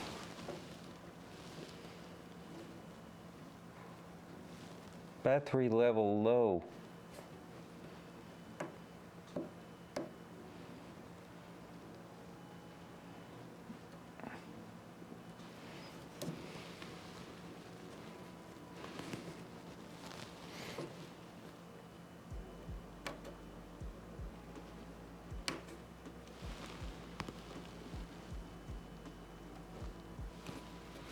I don't know if it's both of them or just one. If it's just one, I can keep the other one for now. Let's do that.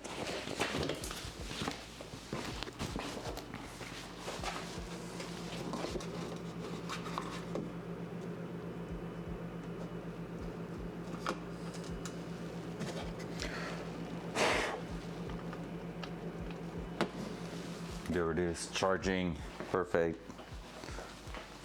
And I have still music on the other one. Let's go. That's a easy fix. All right. That's pretty much perfect. There's just a tiny bit left, but I think we're good with that one. And I left everything I needed over there. Boom, boom, boom, boom, boom. There we go. All right, so now let's try to put our little sleeves on top. We're gonna use the transmission or the oil pan probably to push it in place. We need to not forget to throw some little air through that one because it's the one we just did at the back that we didn't clean, so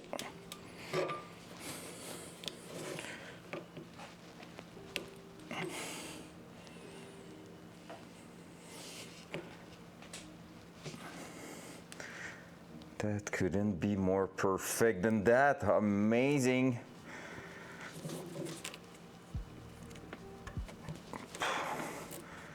Yep, this is quite sealed.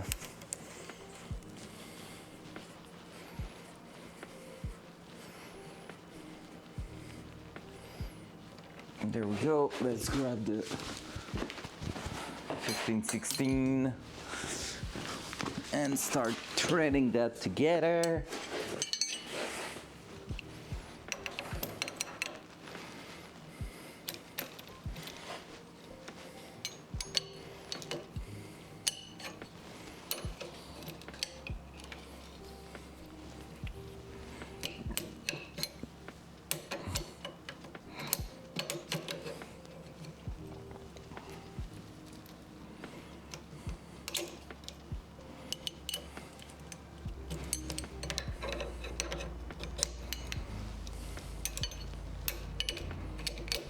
That way.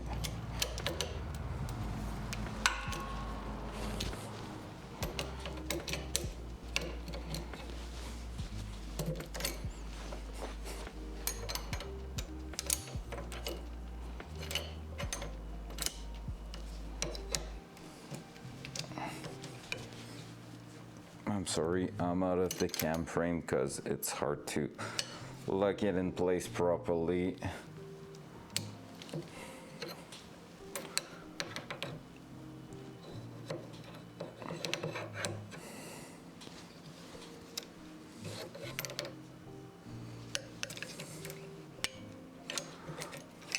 Cool. That one's threading by itself right now.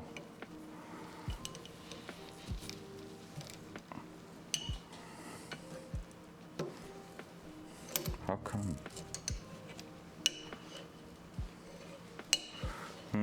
I feel like something's wrong.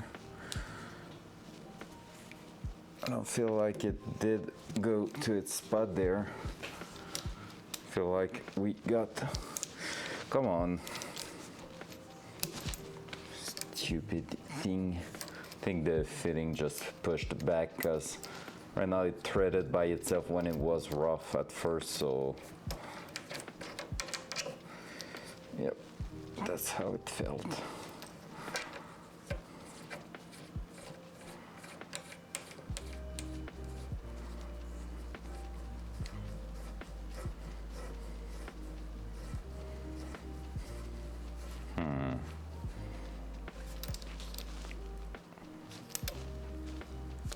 I feel like I'm not having enough resistance in that one.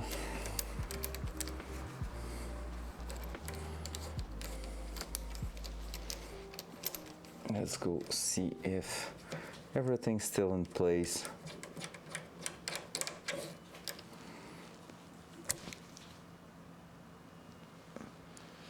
Yeah.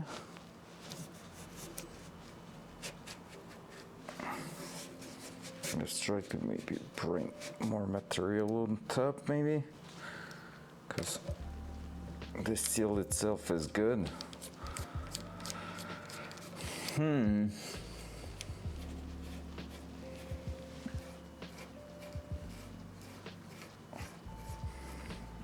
That's weird.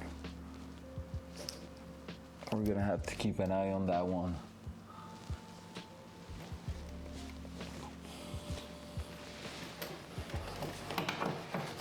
There we go. And now we were seeing,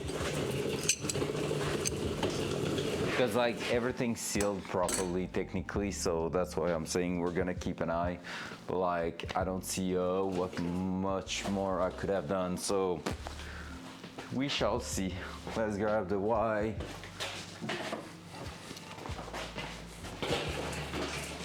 Hopla. So the Y split. There's really no way I can throw that in here. Like, I mean, technically maybe right here, but again, not ideal with where the exhaust is gonna be. So no, we need to find a way to make it work at the top. Anywhere behind the hedge would be good, pretty much. Yep, let's try to find a way to make it work there. We have to also plug the little dipstick there. Might get to it just a touch later. Dual front cam. There we go. Gonna throw that out of the car. Bring that with me. We're gonna open up that and the other one, and we're gonna drop the car again. That hoist is so useful. Do that, do that. Oh, no, we said one thing. We need to push some air through that line to clean the back one, the back fitting a little more. So the line we just did, let's grab it if I can find it. Yeah, there.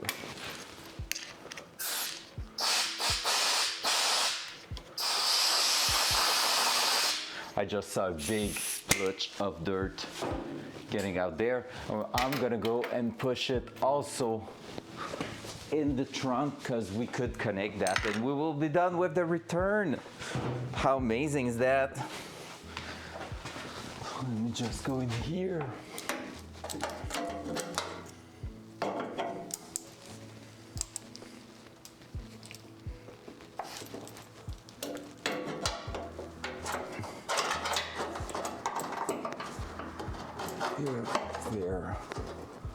There we go. So once the car is gonna be lowered, it means we could be connecting the front and the rear together. Let's go.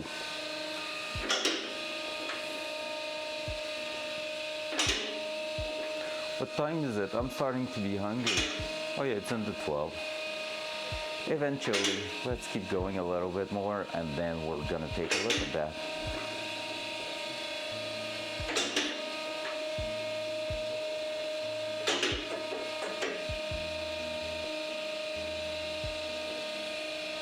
There shouldn't have as much problem to basically work there. Yeah, it's just 12:11. We can make it a little bit longer before going for a snack. Anyway, girlfriend's gonna be doing hers and not so long, or she might have already started. So we don't want to be in her way because she's the one working. Hey, I'm just here streaming, you know. Dual side. So our little mess at the back there is starting to get somewhere. That here, we're gonna need to connect that. We need to figure out what we're doing with that one.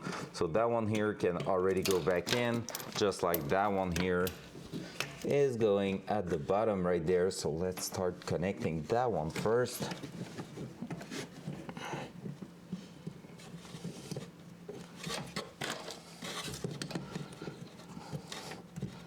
So I just need to start it, then I'm gonna be able to use a wrench or something.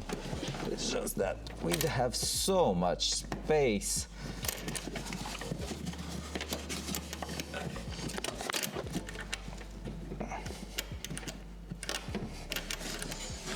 Oh, probably without the intake it will help, but hey.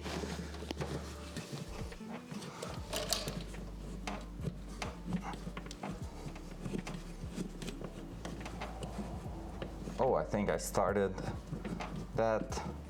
Let's go. It is working. Perfect, let's grab a 22 and start threading that in place. So that one's gonna be like so. Oh wow, we have so much space. I don't think I'm gonna be able to do that this way.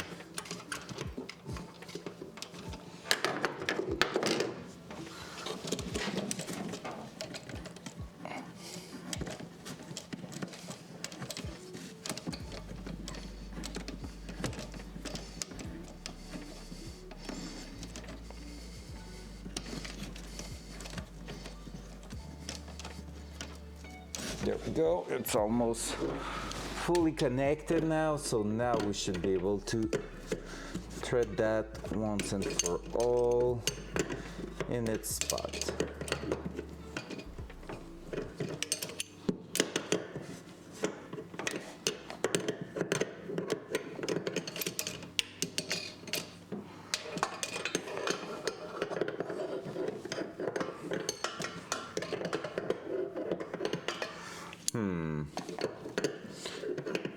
We really might have to remove the fuel rail to connect those properly eventually.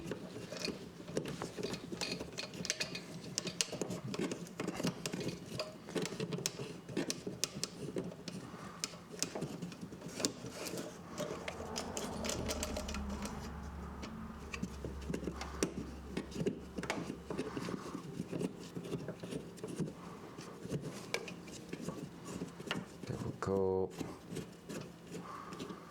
And now back to our first problem there. How are we doing the white? Let's go in the back. Front cam. We're gonna take a little win by connecting the return line entirely. All right. We're gonna have a checkup to do on the fuel system before trying to turn the car on for the first time. That's for sure.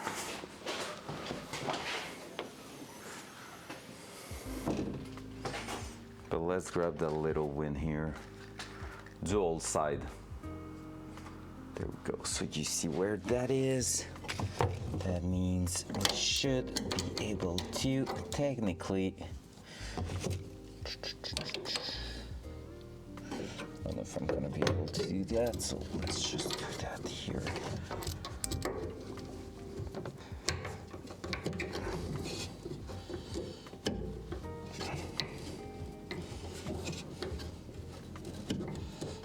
Alright, we might have to disconnect that one so we have space to work.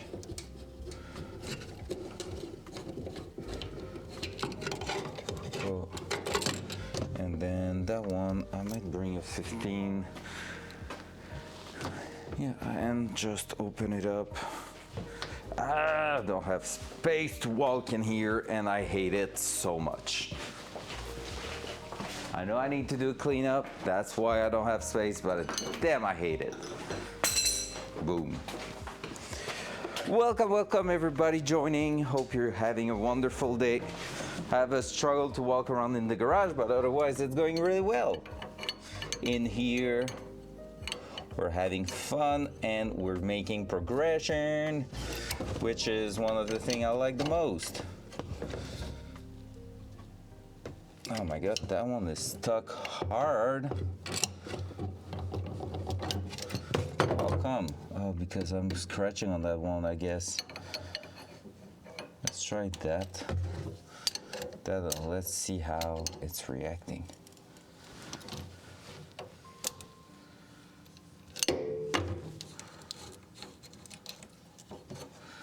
Boom, that worked.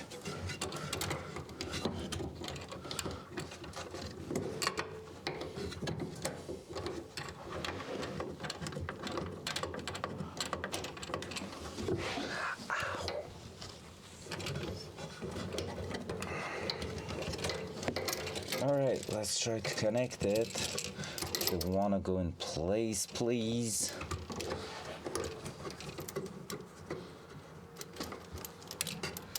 Oh wait, is that, that one is there like that, that's true.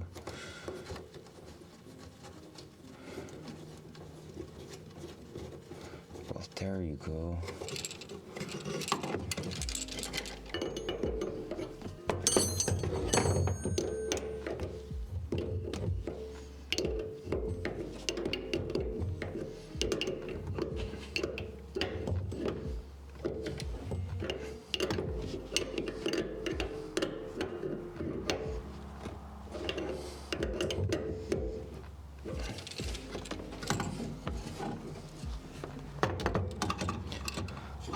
That. Now that.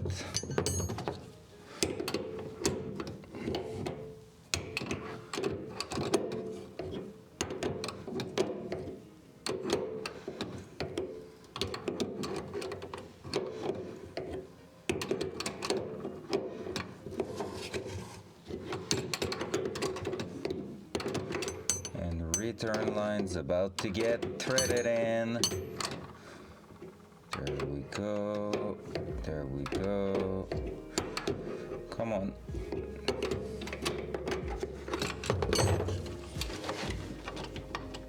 Not finish it there. Oh, I think we're getting there. Yeah, boy. There we go. Can I give it a little air?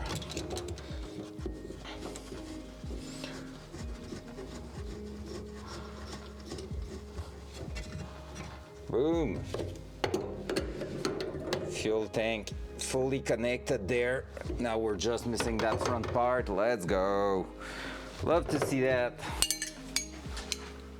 Front cam. There we go. Yeah. That engine's gonna get the fuel. Oh, hell yeah, I'm telling you that.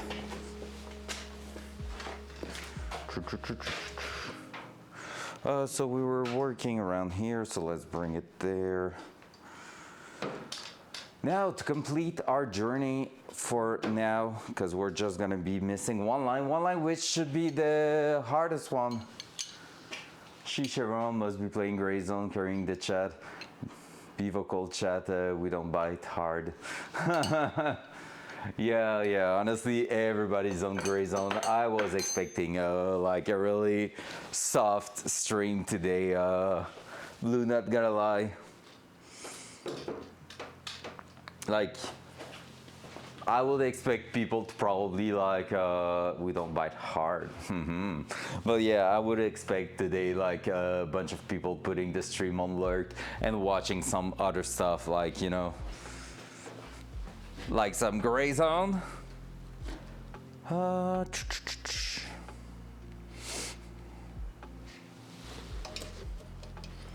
Dual side. So here again, with that Y connection we need to do, which is awful.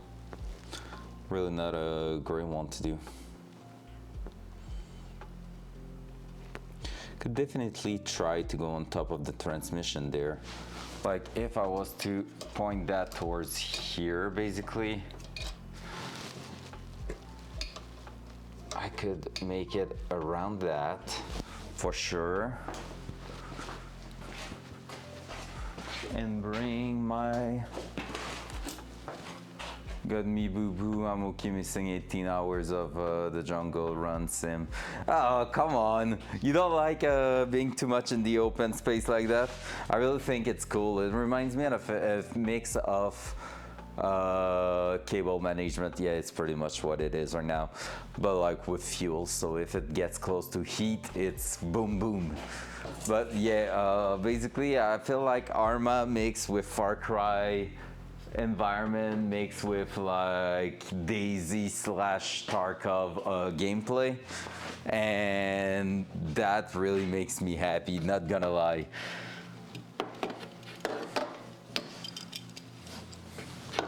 So if I was to bring that here, could it be possible to make something happen from that? Could be possible.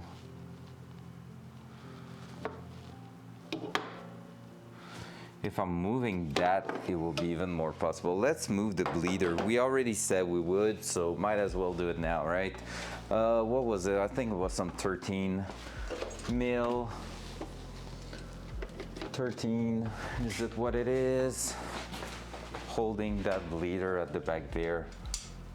Yes, it is. Let's grab my small ratchet.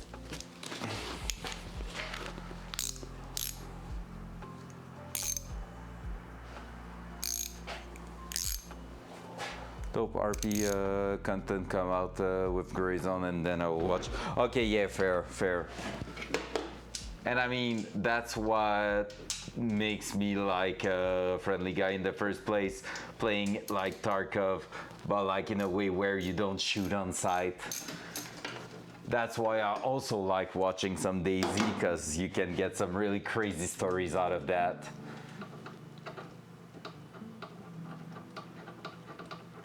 Yeah, I know, right? I'm watching a lot of Mr. Gibbon playing DayZ, and he's like really insane on that. The other day he did a character that was called named Armin, and he was just like, and this is the story of how you die, because this is the story where I'm gonna survive. And he was like always talking like that, and it was so good. I don't know, those guys could take a watch. Could definitely enjoy a little watch there. Come on, can you just release yourself, sir? Yeah, I really enjoy him. Like, I've been watching him for quite a while. I was working on Spider-Verse and watching his DayZ content.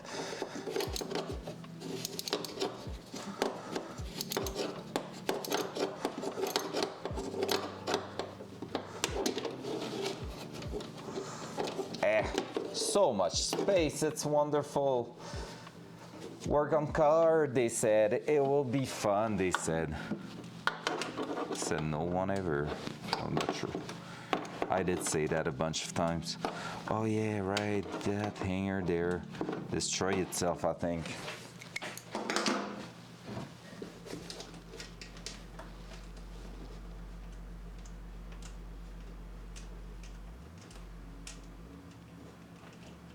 There we go.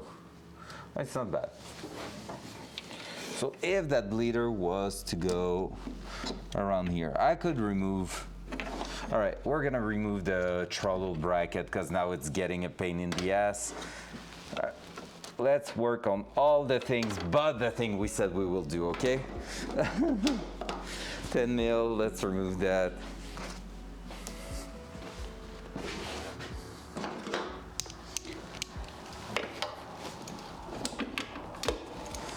Too long, let's go with a smaller one.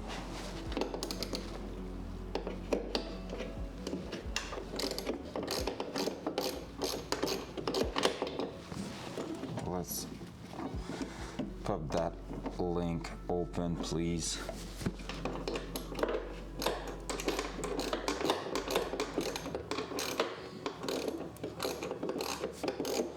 Because we won't be using that throttle linkage in the end. I was supposed to adapt it, but never mind. We're gonna make something better.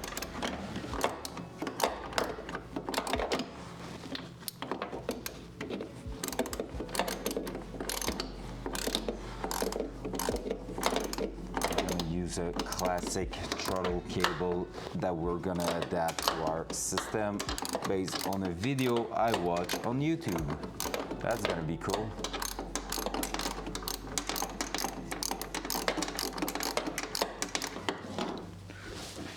All right, can I get that out of there? Almost.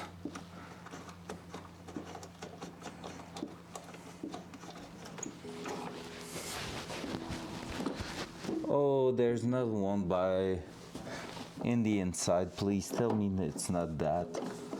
Or is there another one? Oh, there's another one underneath. Of course, of course. Let's put that here.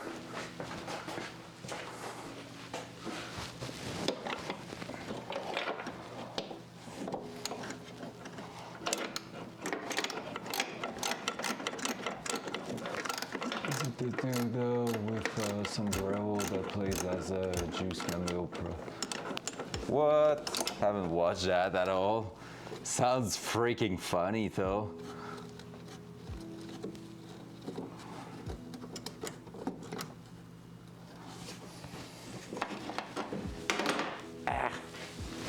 Just don't have a good access to all that.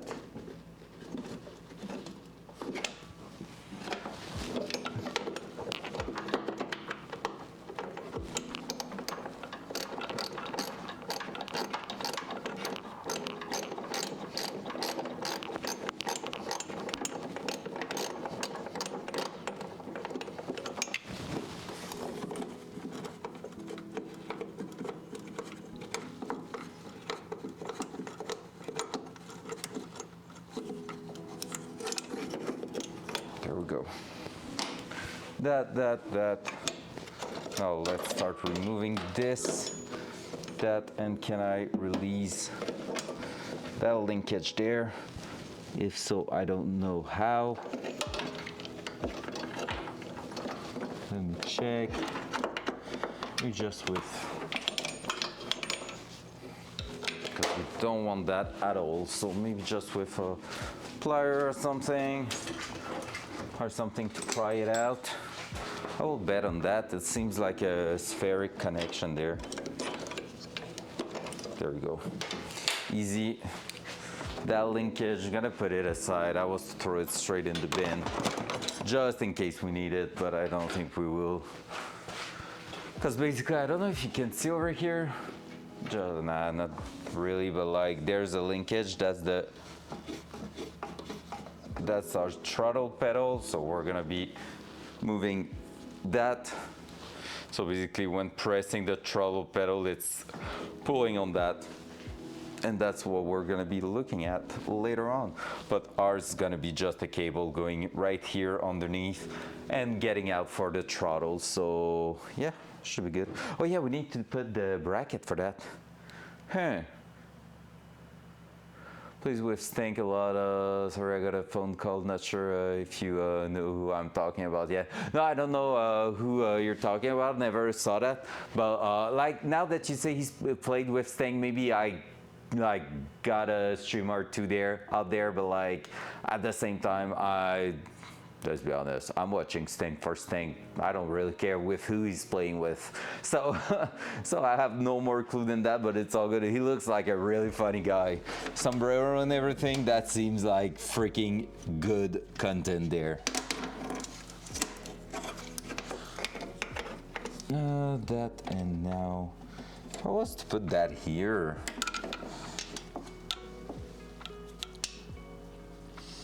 yo, that's sick. All right, I just found a really neat spot for our clutch bleeder system. So we're gonna be good with that right behind the head without being stuck to it. I'm gonna try to show it better what I'm doing right now.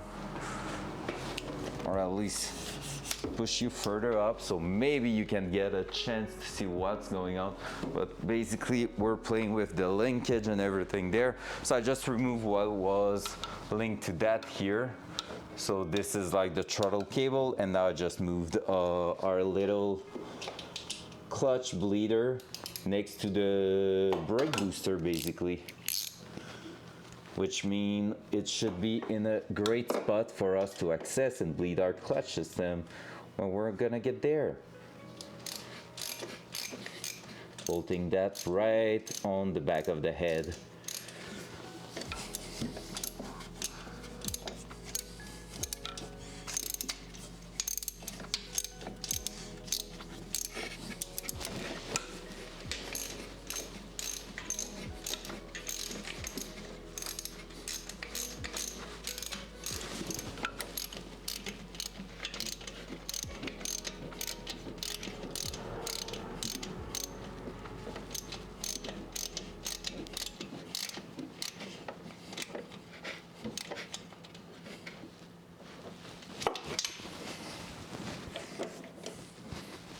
There you go, it looks so good.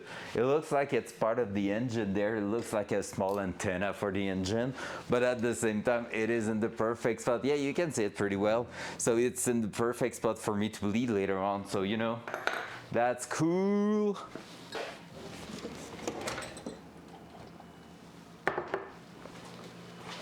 All right.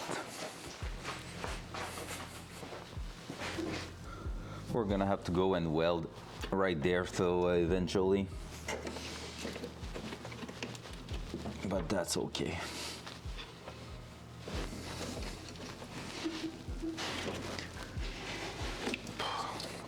I need to remove that because it's gonna be like a washer with a washer holding everything in place, so it's no big deal. I thought there was a knocking sound that was one from lump, but it was not.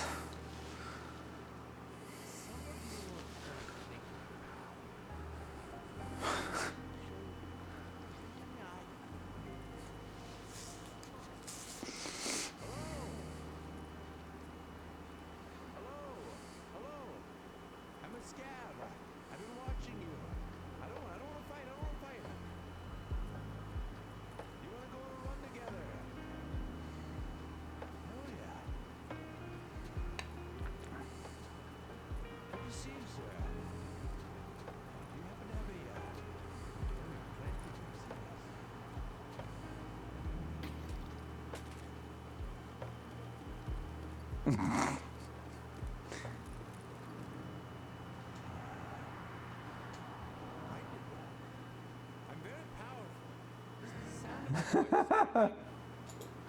right, that's excellent. That's excellent. Nice one. Click the link of Blue Sand if you want. It's excellent. Whole creepy murderer vibe is so off-putting to everyone in raid. He betrays everyone. Nice. Nice, that's funny. That's freaking funny. I love that. Not that I'm a guy who will betray, but you know, I don't mind watching someone betray someone else. Hey, get ratted.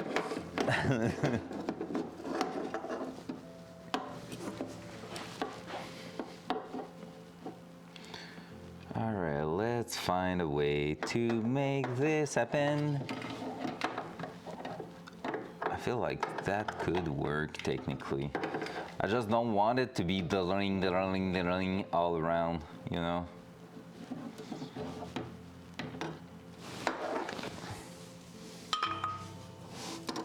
I don't want to make the smallest connection too. Or something that's going too high.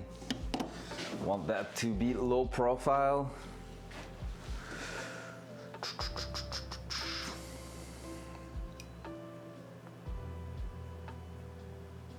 Let me check something. There's no way we can make them fit there, right? He plays a lot more Daisy, but his Starkey content is good. There's actually 2 streamers on that channel, and they switch schedule, so it's an interesting setup. Oh shit, that's crazy. 2 streamers on the same account. Like, I mean, I've seen that before, but like, it was some French streamer and it was really specific.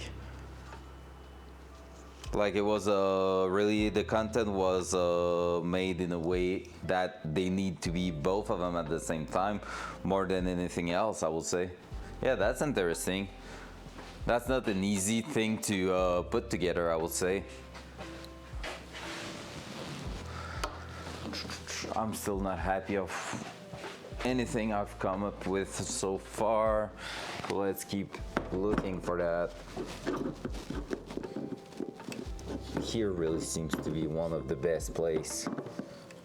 But again, that couldn't be really cool.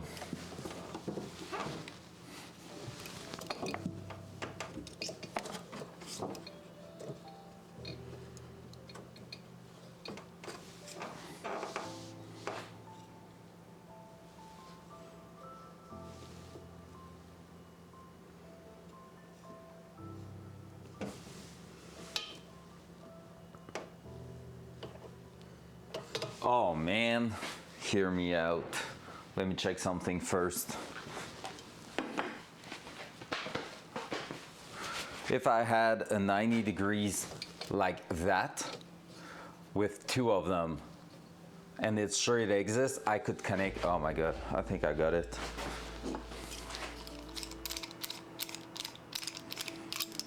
I mean, that will be something we cannot do right now, but hear me out. That like this connected like that, or like that here, with just a piece of hose going from one to the other side.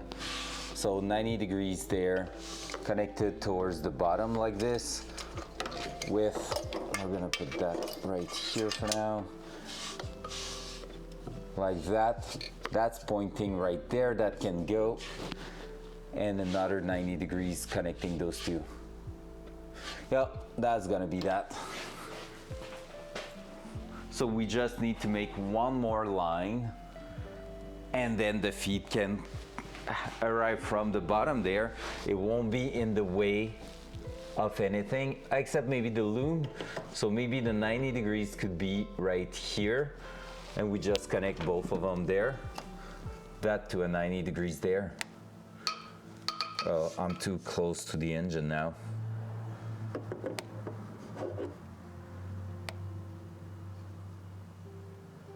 Don't know how I'm gonna have a lot of flexibility or not, but I'm pretty sure we have something to do with that. Another hose and 90 degrees and 190 degree. Technically if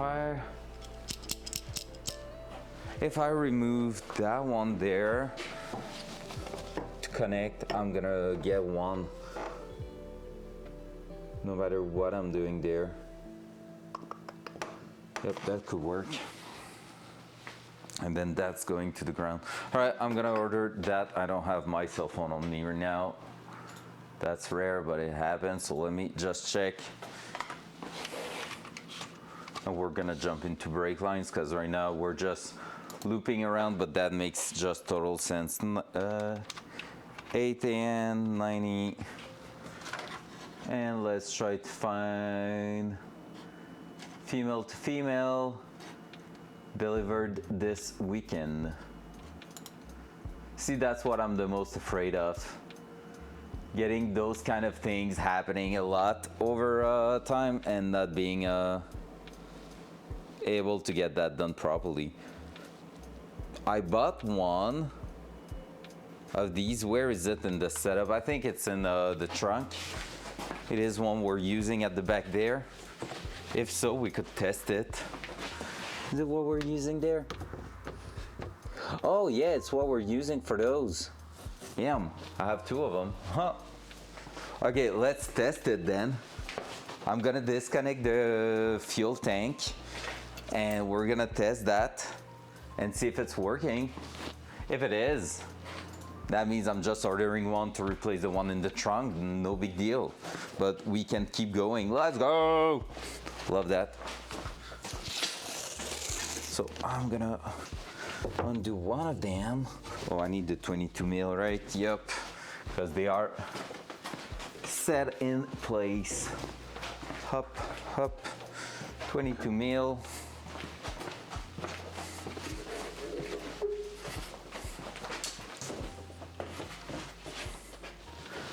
So that one here should go like that. And that one here should go like that. There we go. Also, this is some smooth band, so I really think it's gonna work perfect for our setup there. Because I had difficulties finding a way to put two lines plus having the feed arriving in the proper angle there. I'm gonna tape the cover here just to make sure we don't drop some dirt in the tank, well, in the fuel pump. There you go. Front cam. So basically that's what I had in mind. This is our parts. We have some in the trunk, so we're gonna try to use that. And my idea here is to connect one side straight to the fuel rail. So this way I don't have to make a hose for that one, and the other one can use the 90 degrees and have just a straight connection there. So as long as we can orientate that to get down underneath the car next to the return line, we will be gravy right there. So, and we don't need to hang it anymore because it's gonna be connected to the back of the fuel rail, which means we don't have to care about that. It's gonna hang on solid stuff. So it's just like making everything so much easier like that. Dual side. All right, so let's remove that and let's find where it's gonna be the easiest way to do that. Just basically from here, it could be connected like that, but that's not pointing in the right way and getting in the way of that. Could be connected technically like that, which is not bad at all, but not really in the right side there. So if we're going like this, it's getting in the way too. So nothing too crazy about these. Now this here, that one's getting it a little too high, I would say. But that could technically, it's just where that's orientated, that's not great. Because right now, if that was to be something like that,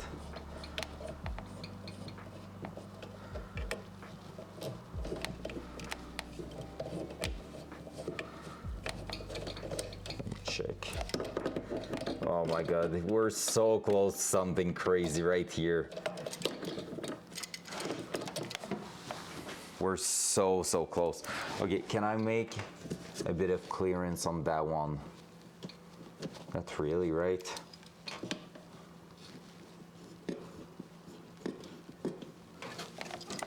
Just so I can maybe go underneath or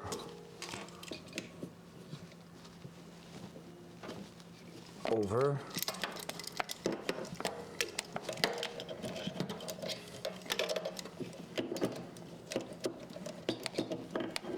Nope.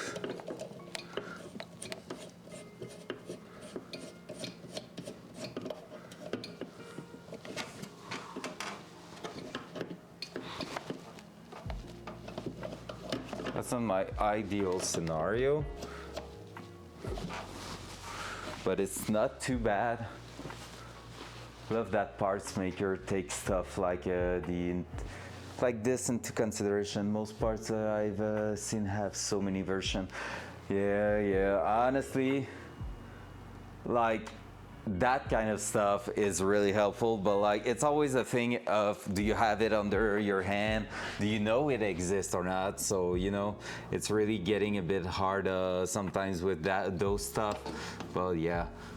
Right now, so far, this is about to be quite good. Just need to take a look if I can bend that a little bit further down, but not really. Otherwise, I'm prying on everything there. So, not ideal. That can clear.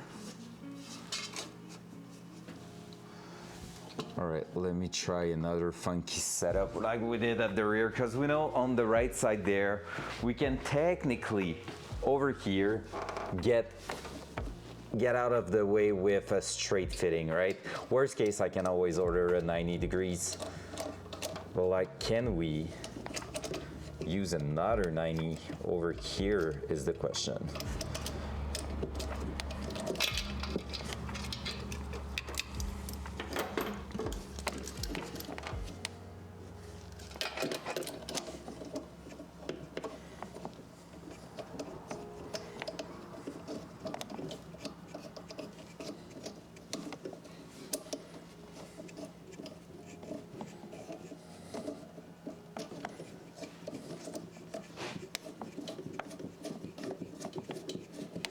There we go.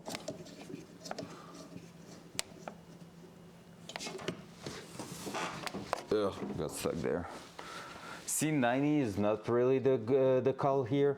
I would say 45 degrees could be the go-to. Let me try something else.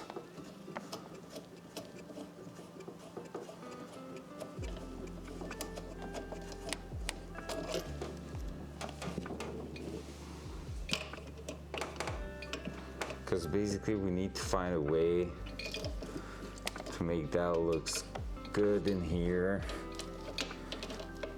I'm saying that, but maybe right there.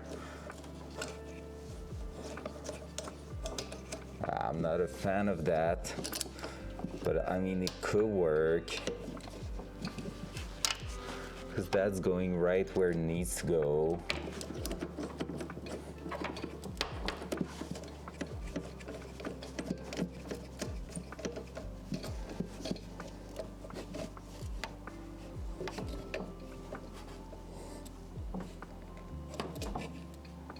That's a little bit of a weird setup.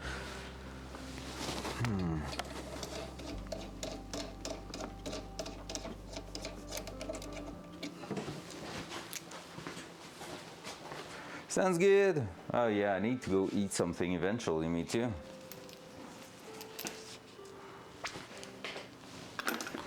Like basically there. What could be a go-to is that.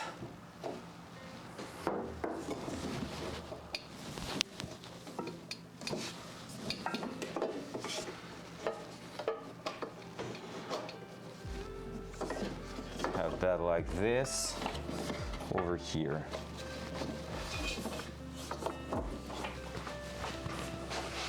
Now let's see if I can bring that down again over like that.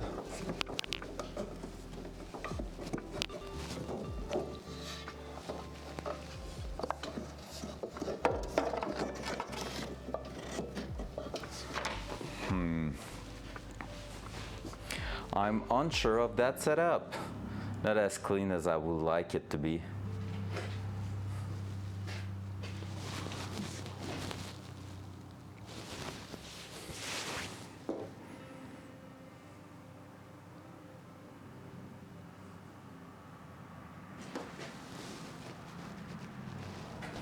Really not as clean as I would like it to be.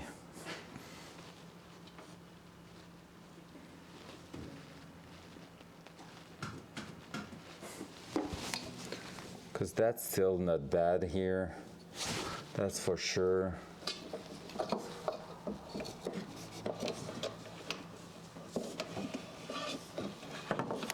It's more that I need to think of being able to go and connect over there.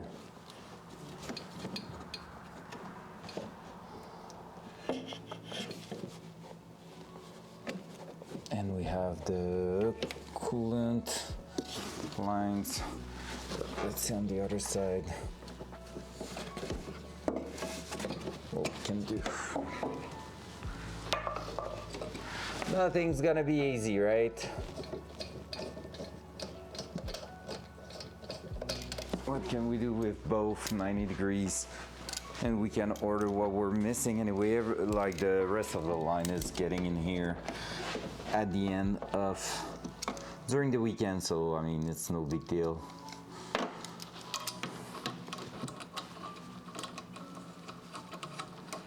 Because technically that and that could be a thing. Just afraid for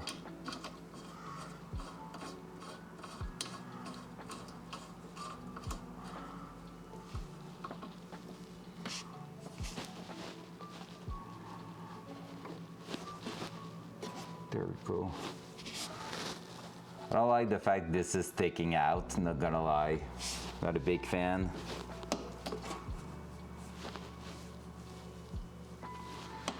That could be not bad. If I was to put a 90 degrees there, we're gonna have a fuel connection line there.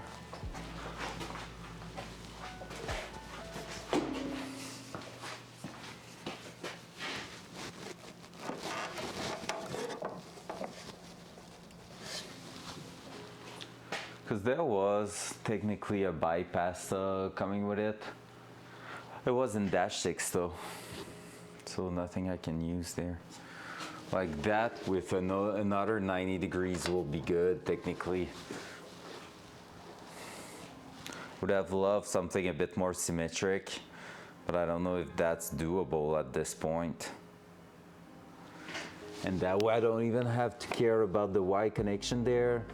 I can plug that right there at the bottom for sure and drive that line towards the bottom. So that 90 degrees here will work. But again, now it's wiring loom that I'm concerned about.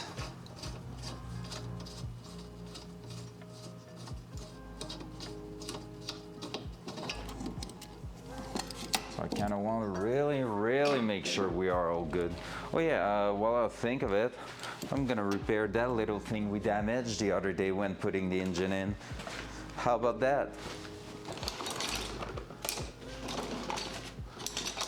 Let me find a little plier or two that should do the job. And let's try to repair that. I really hope we haven't damaged that too bad.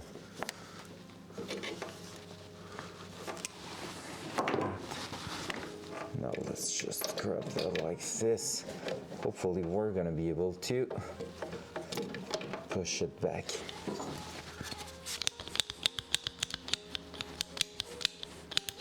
Oh, I think the girlfriend went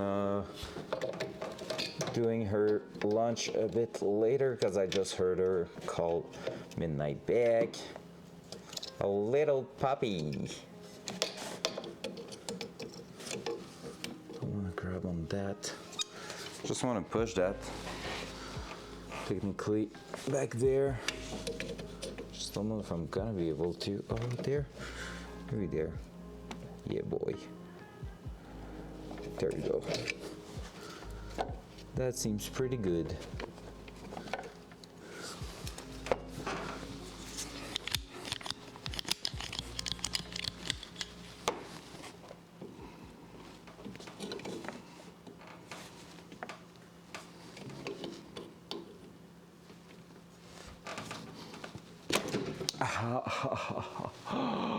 That was my finger.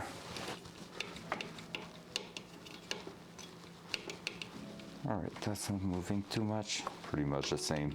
Perfect. Let's reconnect that then. Ah, that was my finger. That hurt.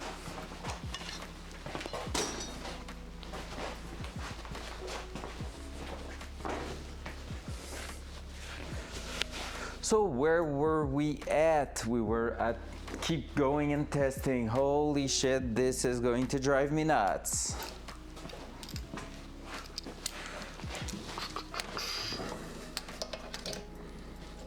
We definitely cannot leave that like this.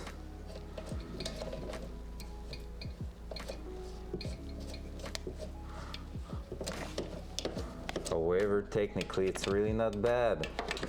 So that's why I'm pissed, because I don't want to do that like this.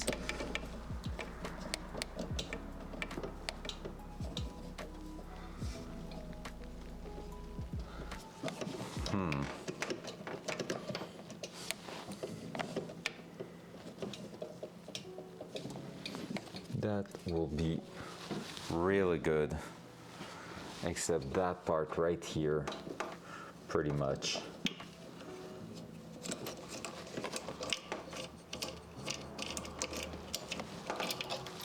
But again, if we were to put it, I cannot go underneath, right?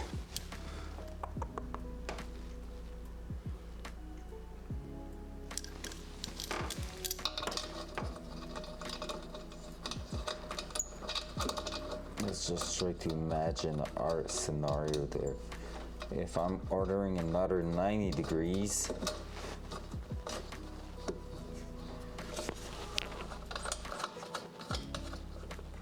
just like so. If I'm having that going around here and I need to connect that to that, how am I doing it?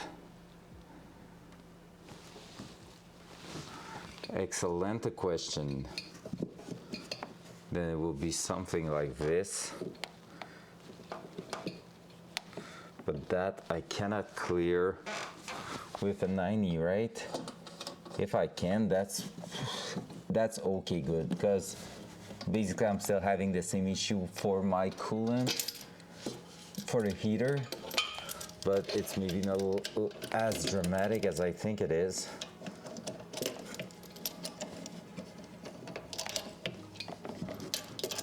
Can I clear that? If I can clear this, it is like one of the most crazy things.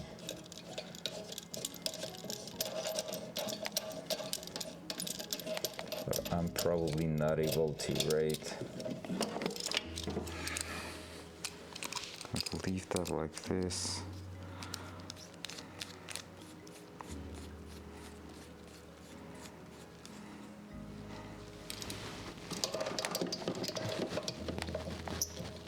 Is it really working? Bro, if it is working, this is nuts.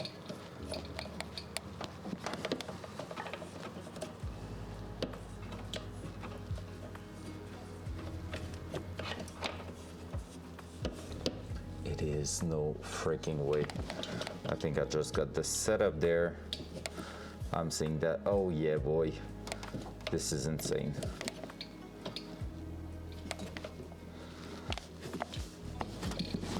this is how it's gonna be. If I can put some 90s.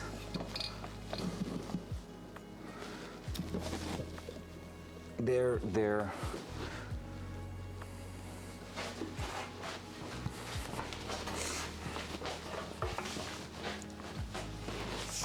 And that's now underneath, right here.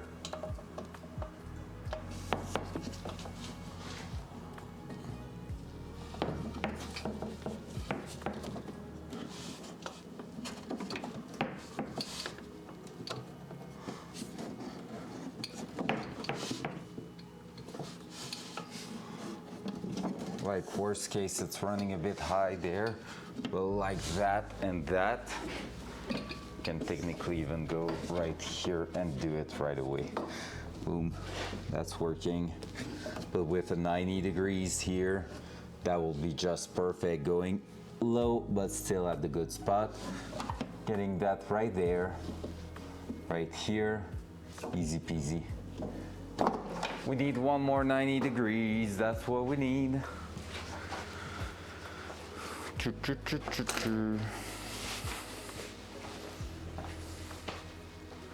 So we need one more 90 degrees and we should be good to use that. And the Y connection will be right there. Fuel lines will be sorted out. Worst we have there is that. I don't have my cell phone. Maybe I'm gonna go grab it while making myself a little bit of lunch. Well, how about that? Because basically, if I can take notes of what I need 90 degrees for the plumbing of the coolant. That's gonna be basically bringing everything out there to the heater core so we can have some heat in the car. That will be great, not gonna lie. And then pretty much what we need to do is like once we sorted that out, as long as we can lock it right about here, we would be able to just do that small line right there, and the setup will look clean. From the front, the setup will be insanely good. Like no weird thing happening or whatever.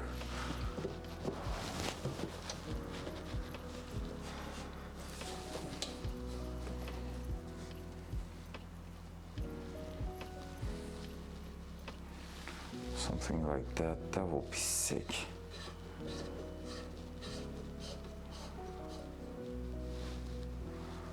That. So fuel lines will be really in a good spot.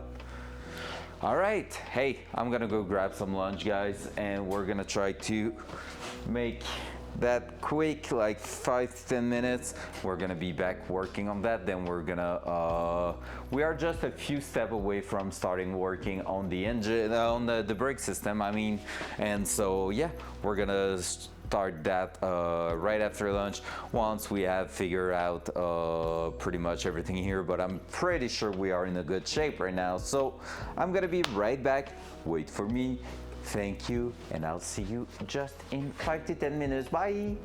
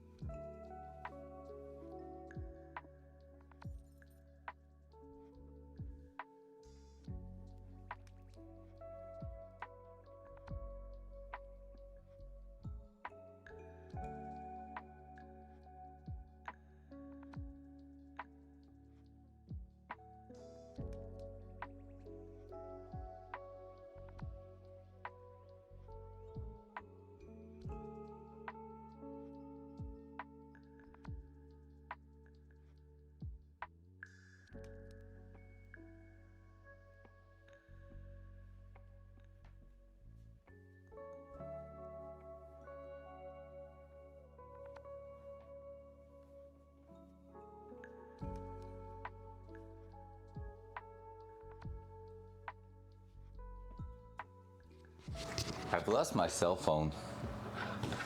I have absolutely no clue where it is now.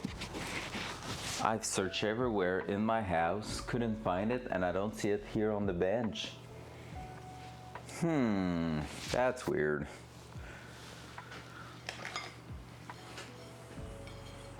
All right, ASMR, no thanks. Loud noise.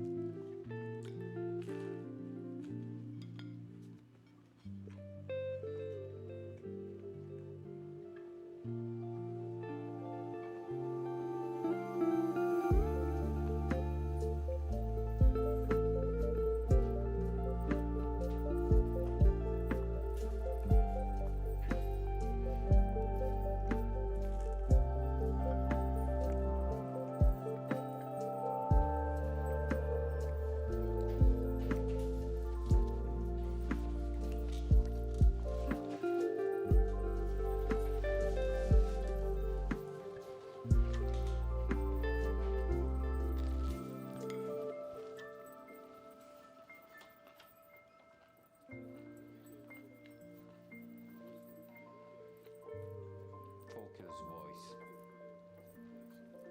Focus, voice. I think I know where my cell phone is. It's in the dumbest place possible.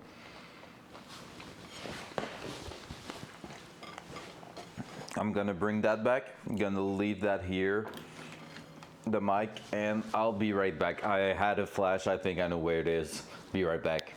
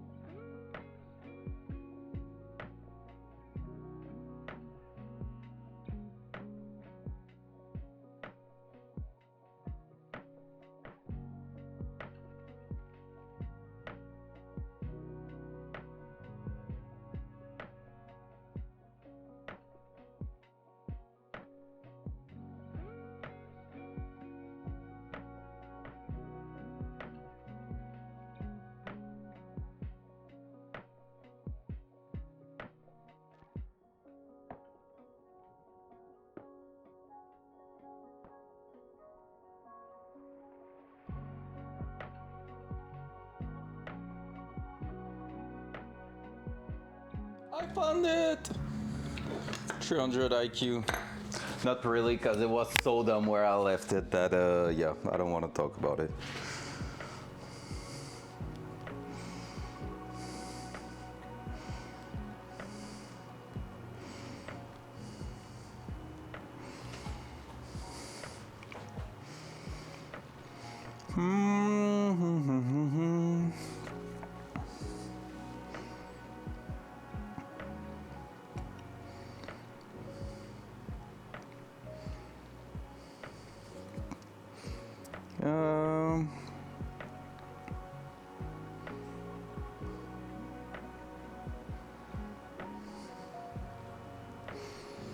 Oh man, it's gonna take forever to have everything in there. All right, we're gonna be ready to go back. That little breakfast was amazingly good. So we're ready to get back in there.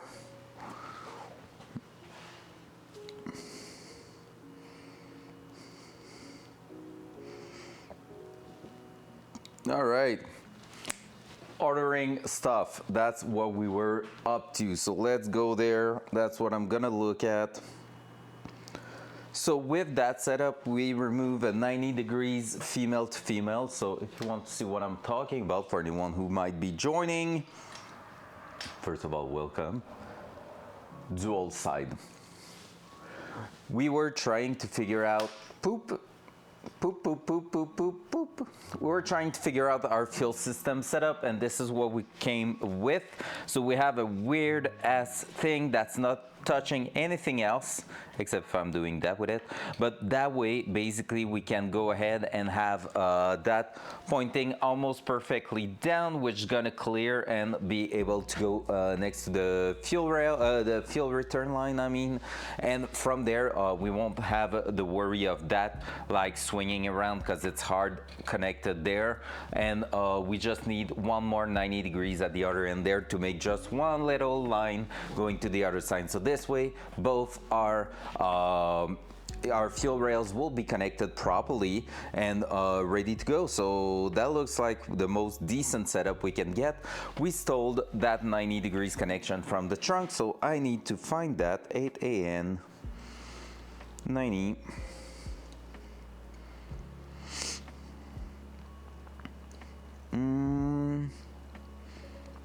Where is it? Where is it? There you go.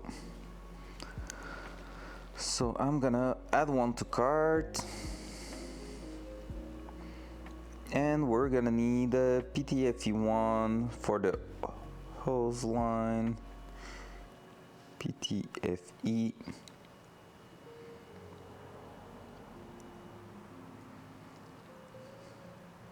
At 25 for 2, which is the one we have been using a lot. And that way we would be ready to go pretty much. So that's really, really cool. A 45-degree one could be something cool, but at the same time, I don't want to overcomplicate the thing. I will check how much they are. Yeah, they are like still another $25, and I don't think it's gonna be paying a lot because I was thinking about that one having a 45 will like throw it towards the right spot there. I mean, I'm gonna go check what's up with them.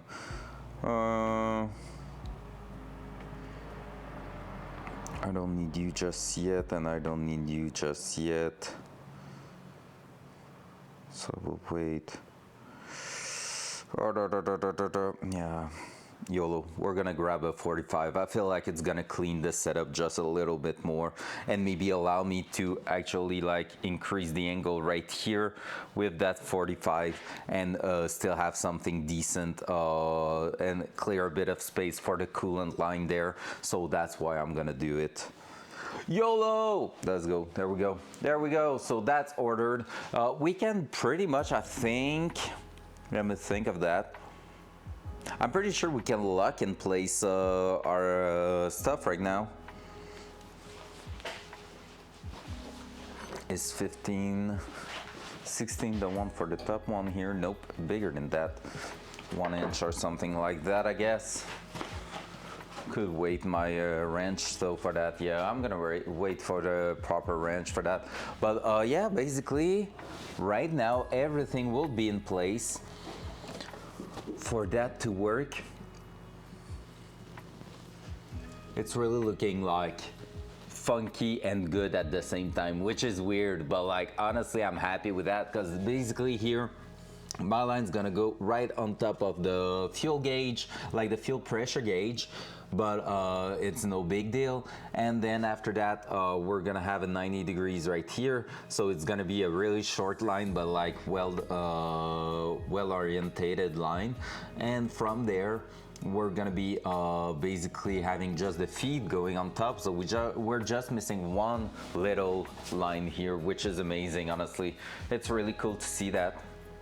And can we? No, we cannot do it because we need that 90 degrees right there. Shit, I was to say we could almost like do it right away, but we're missing that 90. It's 90 degrees and like a hose and that we need to put in there, so we are missing just one that we cannot use anywhere else.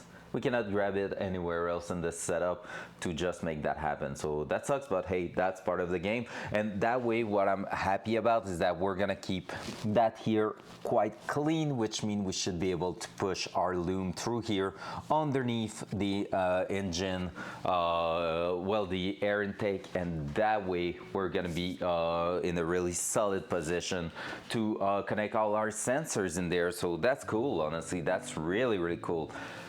So now, what's next? I think it's gonna be raising the car again, and we're gonna start looking at the brake system again. Let me answer the guy, because I just realized they never sent, like yesterday I just realized that they never sent the hardware we were missing for a brake caliper at the back. So we're gonna go and answer to their email right now and make sure we are getting our shits, because it sucks a little bit right now.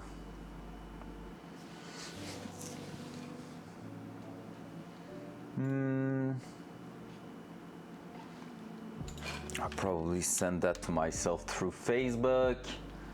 Let me check that.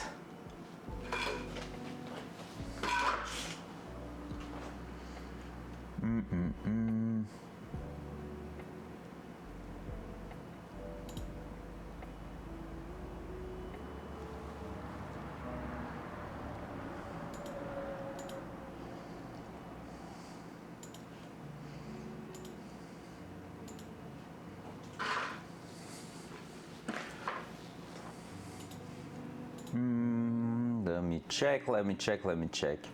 It's complicated, you know, all those stuff. Holy shit, my head is full right now.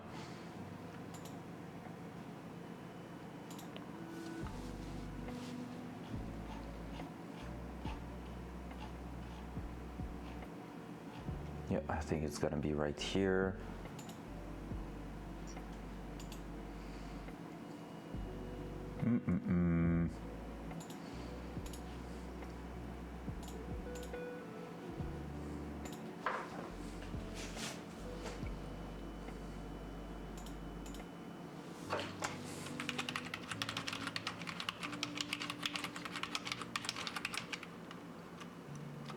Two brackets for the pads on one caliper.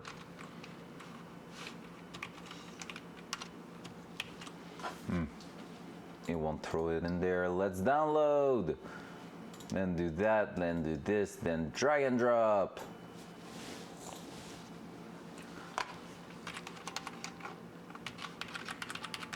Ping address.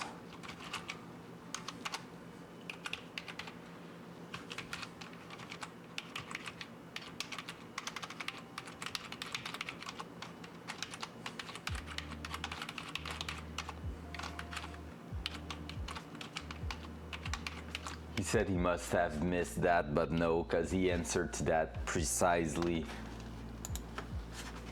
in one email, but he just didn't ship it. Which sucks a little bit, but hey, part of the game.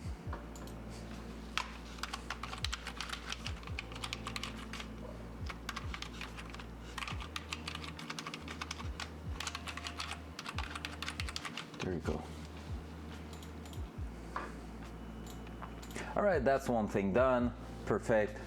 Oh, let's do this, let's do that. That. We're good to go there.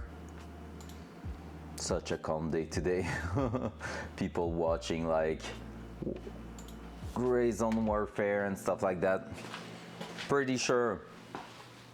From that, let me check something. Yeah, we should be good with that. All right, so what we're gonna do now, we cannot progress really much more on the fuel system. That sucks a little bit because I was hoping to get that done this week, but like what we have left is like about 2 hours of work, so it's pretty much up there. I'm really happy with that so far. So what we're gonna do next is start the brake system. Brake system now. We need to go from here, so let me show you a bit better.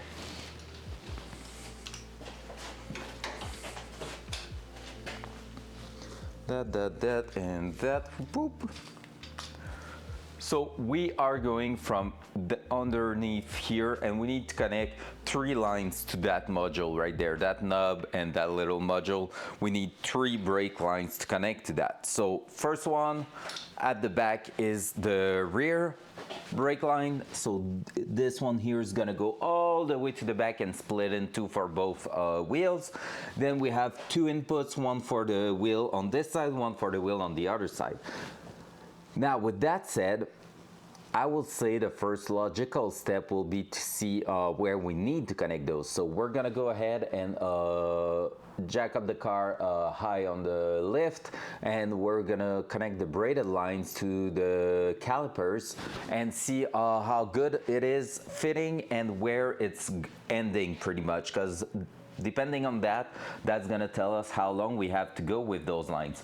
That being said, the idea is really to go and push those lines as close as possible to some parts there. Honestly, one good idea would have been to do them before putting the engine, because now we're going to be working in restricted space, but at the same time, now we know exactly what we have to expect, because we know exactly where everything is. So it's like not the greatest, but not the worst situation possible. So we're gonna go, and the rear one's gonna go down here and towards the back.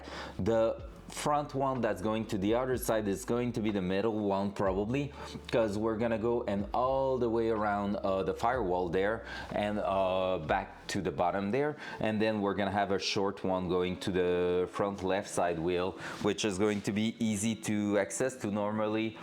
So yeah, and we're probably going to start on this one just to get used again to building some brake lines, because we had a bit of difficulties last time. So we're gonna make sure we can do it properly with the tool and everything and get that done. So from there, let's start with the front left wheel. But again, we're gonna start by putting the braided lines on for all 4 corners. So that's gonna be done. I'm gonna move you back a little bit. Front cam. Front cam. There you go. That's gonna be even better. So now, let's raise.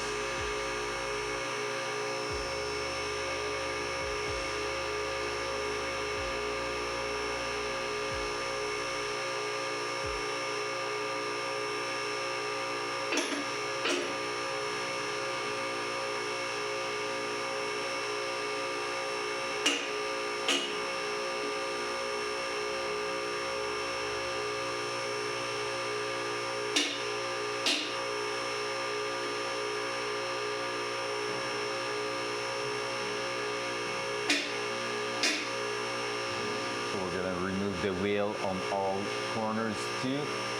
We might not go all the way up, because if I want to use my sitting thing, it would be nice. Well, let's try that, or yeah, just a touch higher. Next click.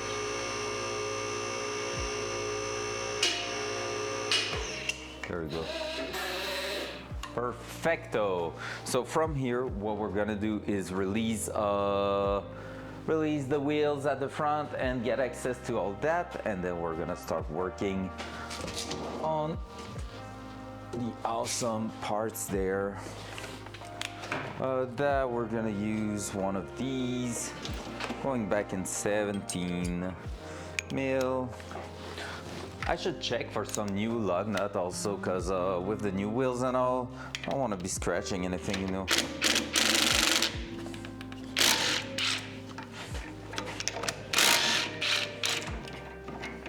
And these studs at the front are so good compared to the one at the back. It's crazy. There we go. Up there.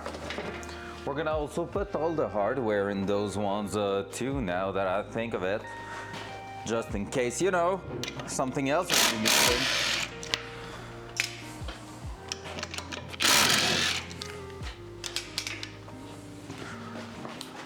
Oh, and I wanted to take a note. That's why I was looking for my cell phone. 90 degrees stuff for the heater core.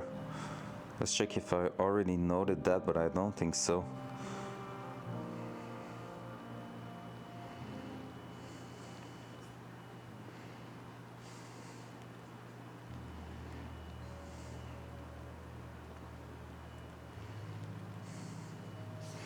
All right. And where do I need to do that?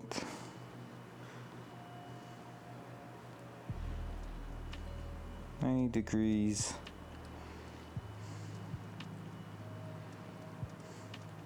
For heater core. All right, so there we go, and we're gonna need to bring the one we have over there to make sure it's working. So all good. From there, we can remove that wheel.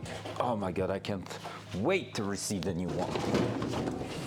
That's gonna be so good. And from there, we're gonna start right here and see how that's going.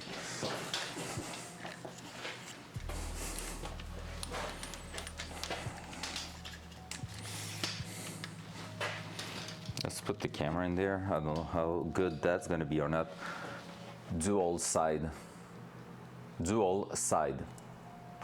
There we go. Hey, that's a nice shot. Here we go. So brake caliper, we're missing the pads in here. That's what we're about to do right now. That pin here is just a cotter pin basically holding that, which is kind of crazy when you think of it.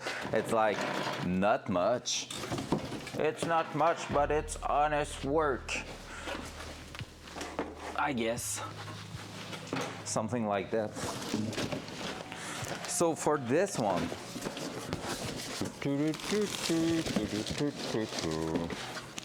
there we go. So what we're gonna be looking at is installing one of these braided line and the pads. So let's do that right away. For the pads, easy stuff to do. This brake should only be installed by someone. Okay, yeah, it's the safety thing. Disclaimer of warranty.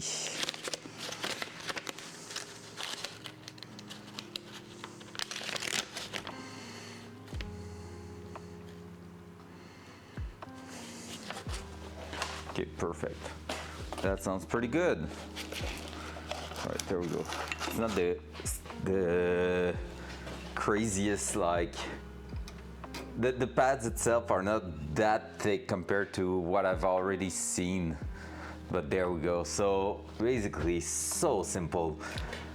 Most of the cars I'm doing brake maintenance on, you need to remove everything for the pads and all to fit these ones. One.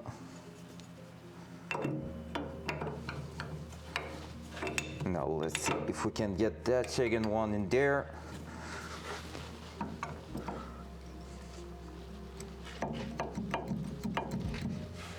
So we might need to force it just a touch. Oh, it's missing like a millimeter, I feel like. Okay, and now if I'm removing that one, because I don't think it's the bracket itself. Let me try that one then, just to make sure we're having the same issue. Yep.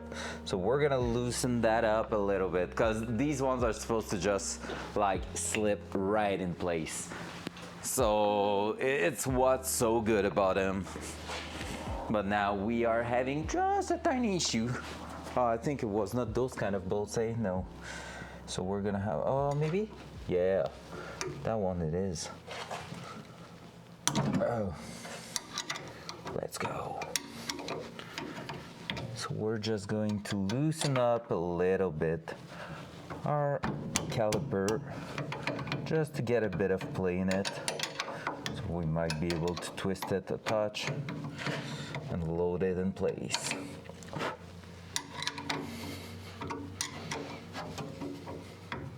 Should have bring the one that is with a ratchet hand.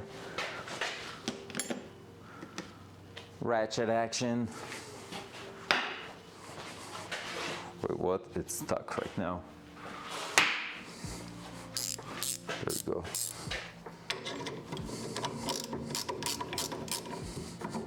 There we go. With just that, we should be good to slide that in. Look at this. It's gonna go right in.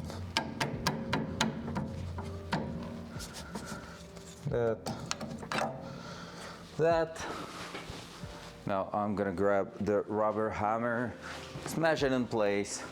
Chunky caliper, heck yeah, baby. Welcome back, Blue. How's the nwitch? How's the lunch? Mine was pretty good. The little toast with raspberry jam.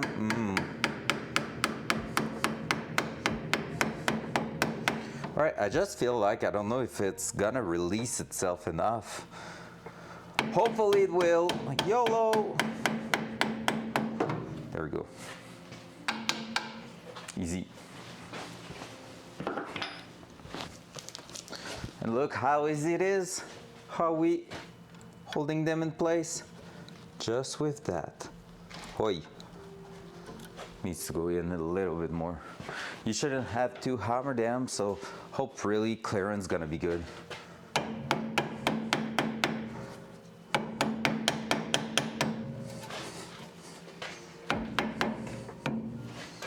So now is it going? Is it lining up? So close, there we go. It's kind of lining up, but just not yet.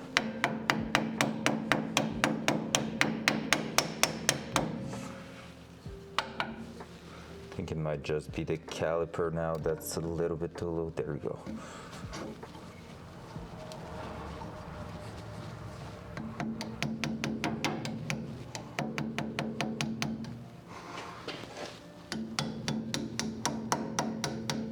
Bam!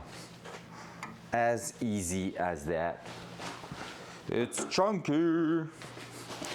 I feel like it's gonna apply pressure against the disc at first, and we're gonna have difficulties to spin them around. Like right now, it's stuck in there, which I'm not really liking, to be fair. Now all we need to do technically is to bend that, and it will be like. That's a good one. That's a super good one. Welcome back. Get this, that. Now that one here, super easy one.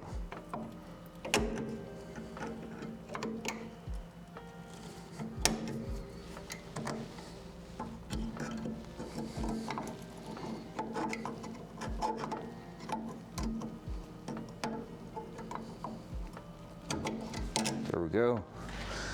So that has no way to get out of here. So those discs are in. Well, those pads are in. Easy peasy. There we go. Cannot move at all. Now it's all about looking at what's up with those wheels.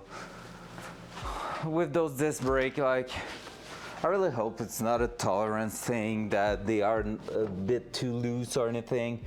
That will suck a little bit, not gonna lie. Is it that everything itself is not pushed far enough? Because I have more loose at the back. But again, that makes no big sense, so I hope it's not just a quality problem. Because right now, it's definitely adding, but like at least it's not locked, but like it's adding pressure against it for sure. So we're gonna see like what's going on with that at first. Yeah, I can see where it's scratching there. Gonna apply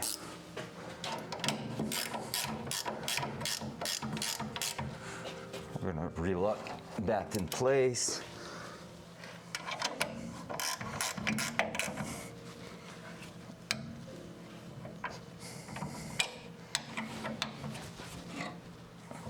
There we go. It's still locked. Nothing too crazy or fancy we can do about it. Worst case, it's gonna have to wear a little bit down before we can run it properly.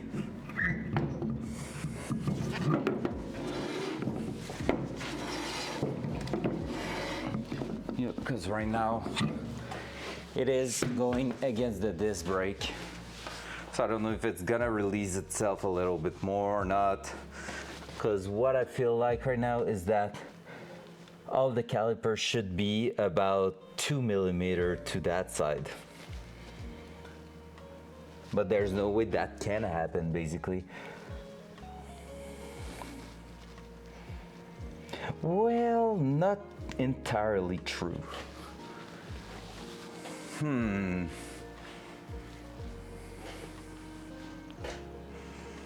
It could, because see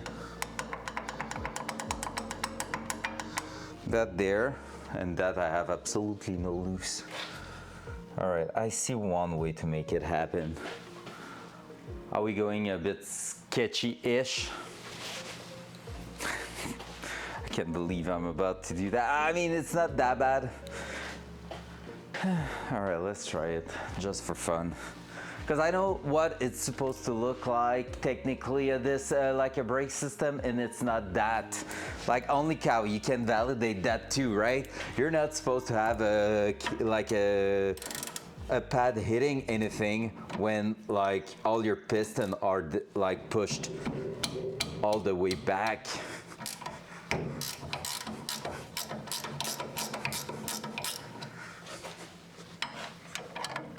That.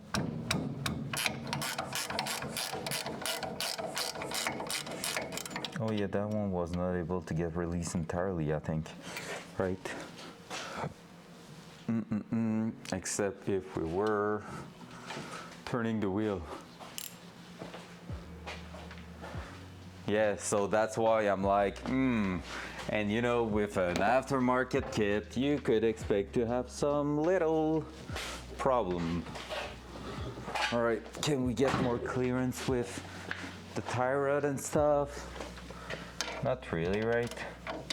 Maybe the other way around is gonna give us, no, it's moving all together, that one, so it won't change anything. Let's bring it back straight then. Yeah, and except if like the piston are not fully pushed in, but it looks like they are. That would have been the only way I could have figured out that like something's wrong there. Maybe, but like no. So what I'm gonna do is move the caliper from a little touch to the right. Like I'm gonna try to push a bit of that loose on the other side. And I have an idea on how to do that.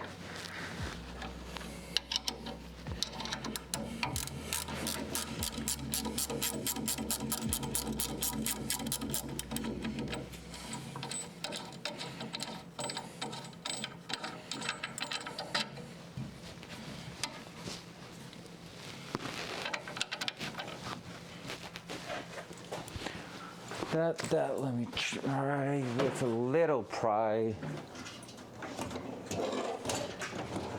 Have a really small one. Open should be picking up the new project Friday. Oh shit! Oh shit! So what's the new project? Can you officially tell me?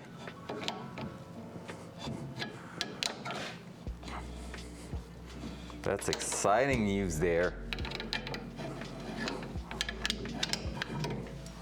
There we go.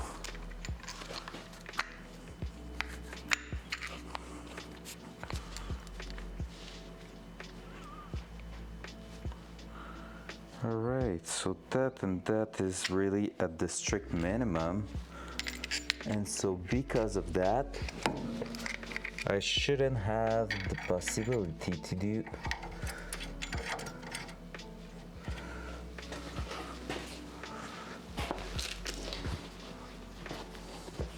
Okay, let me try one thing. If I'm trying to put that, yeah, there's a well where there is a bit of play everywhere. What I'm gonna do, guys, is remove those two bolts, those two big bolts, to release the bracket a little bit and put a flat washer in between the bracket. So all the bracket's gonna push by the spacer. FD, holy shit, how much did you pay for that? Wait, what the heck? How much did you pay for that nowadays? It has to be a deal, or you just went YOLO.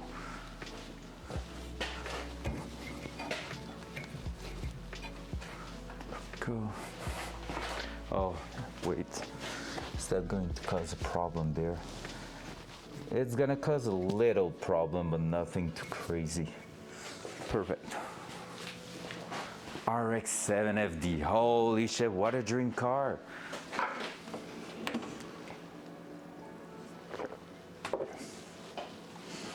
That's so good. Congrats. Like, if it's official right now, freaking grats. That's some next level shit there.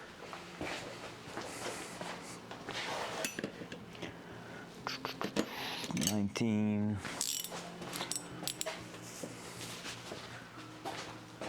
Enough. Yeah.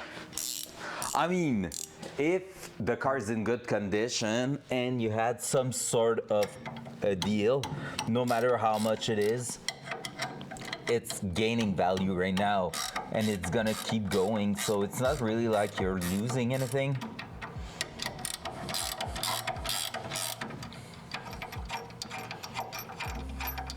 Right?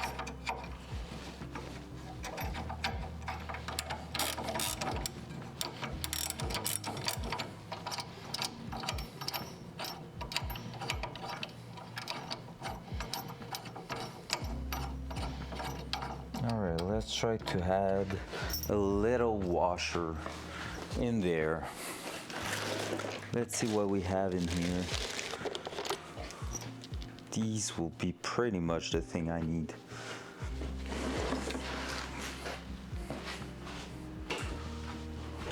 My wife is technically an investment, but I will never sell it, so really. I mean, my BMW is the same, let's be honest. Like, I'm not planning on selling the BMW whatsoever, but I paid it $6,700 not 10 years ago, less than that, 7 years ago. 7 to 8 years ago. Already 8 years. I'm so fucking old.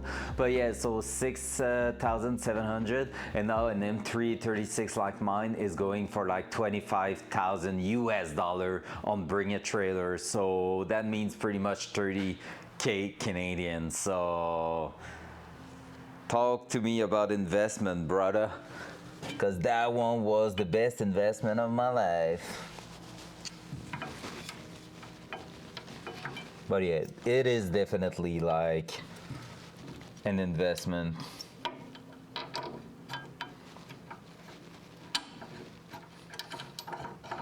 There we go, reusing washers from a previous kit. We're just adding a touch of space in there, which is going to allow us to basically run that thing right there, and it should push the caliper to where we want it to be.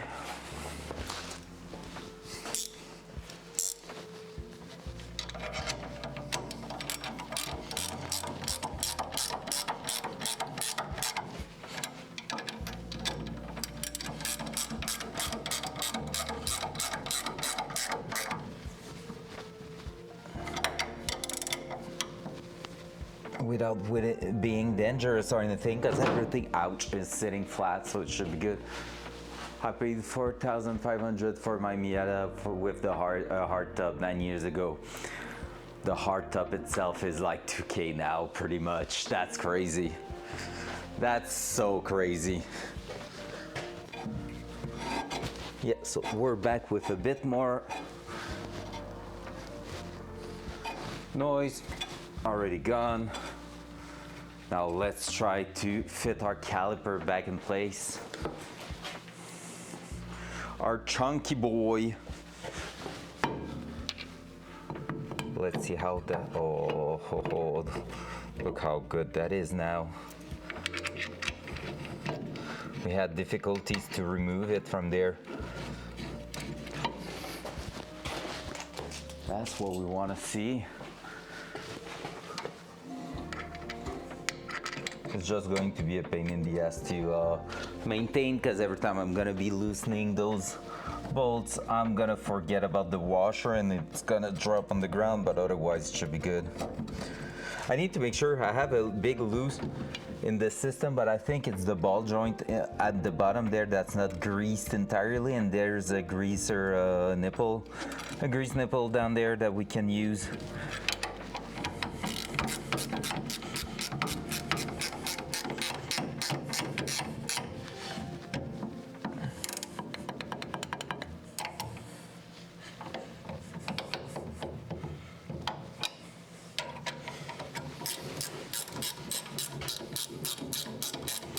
But yeah, congrats. I want to see that car one day.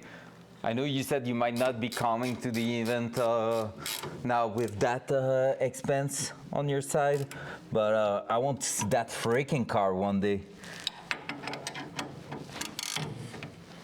And if you trust me enough, I want to just test drive it. I want to say I've driven a FD RX-7. Is it a Canadian or like, is it a Canadian one or a imported one? Curious about that too. That's so sick. Those cars, man. Oh, look at this. Now we're talking. Now it's giving me.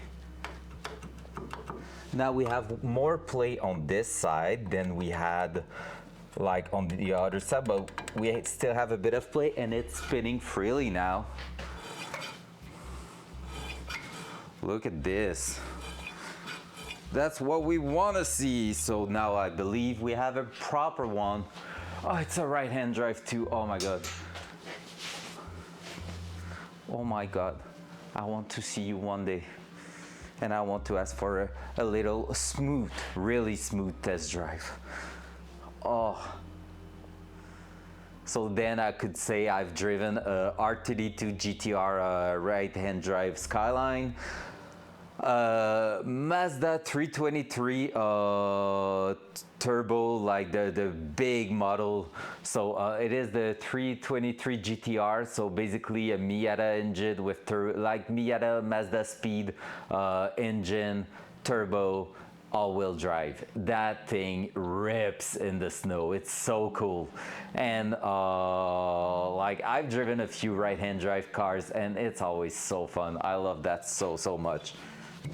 All right, there we go. Hey, we got a first thing fixed in there. Now let's start to look at the brake lines.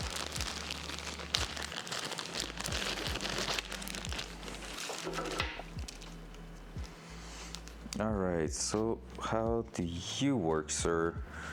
You work this way, right? Yep, and that right in there. Perfect. So from what I understand, now what we need to do is to go in here and right behind. Can you see that? No, you can't. There you can. That black label there, lift to remove. This is where we're going. Well, it sucks the way it turns there. And basically what we're gonna do is install, oh, we are not having anything for that one, I think. We're going to install that here, which is 1/8 NPT fittings going to the braided line. And that's what my friend told me. They are not going really deep in there. So we're gonna use whatever we need to thread them a bit further, because it's not just by hand that you're doing that. And then after that, we're gonna drill that in place. And since we fixed, oh yeah, it's supposed to go right here. So we have that thing there. That should be our connection there. So we're gonna try to get that done. There we go.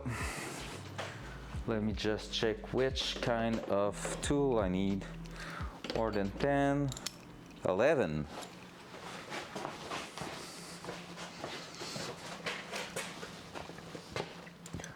So basically what I need to do is go through that. Wait, I just saw some dirt in that thread there, which is not great. That's not what we're looking for.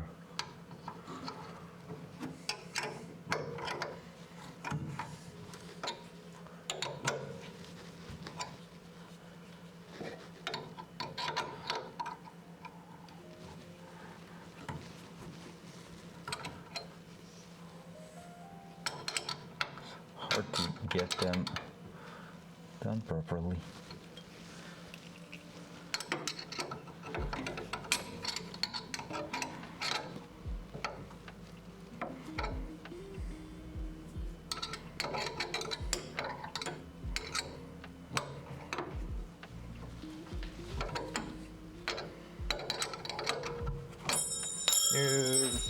Batting!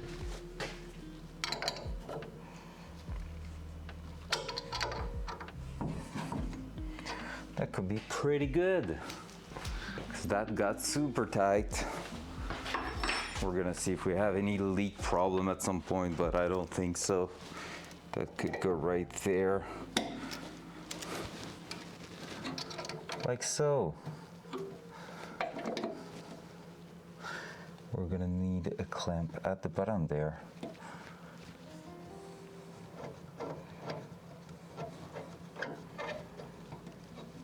So where I'm going with that is here. Let me show you. Oh, this cam is stuck there. There we go. So this is how it's supposed to go. So basically our hard line is gonna go right at the bottom there.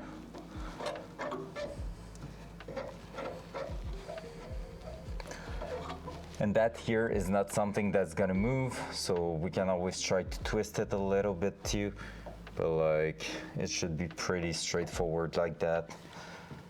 I'm just hoping that this here, we are all good with that. But I don't want to be loosening that really, because otherwise it could mean less thing, but that will be the perfect orientation there.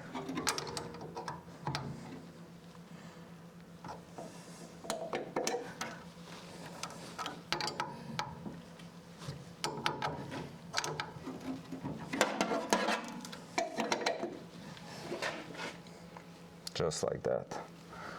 That will be amazing.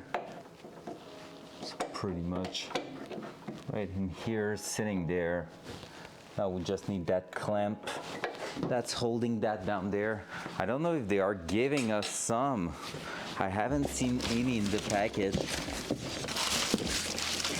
So I'm really not sure. Maybe we're gonna have to find some somewhere.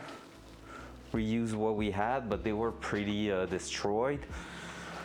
Gonna check if I don't have some over here. My brake kits.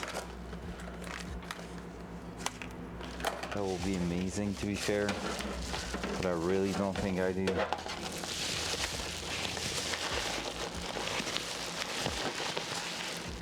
Nope. That's a classic one. Nope. That might be something for the hardware store. Oh, two.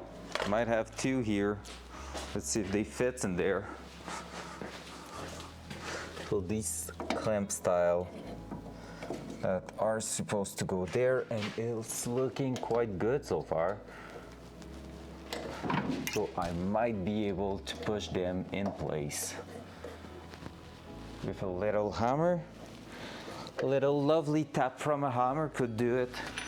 Brand new clamps from when I was working on the Camaro, I'm pretty sure.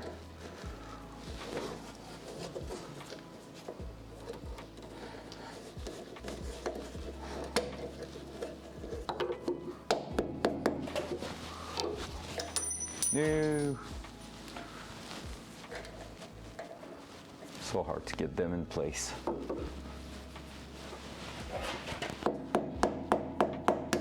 Ow.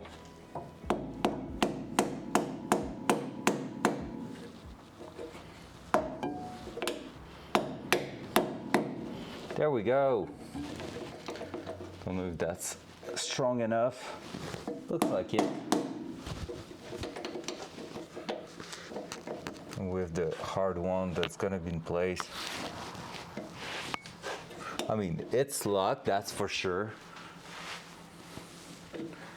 There we go.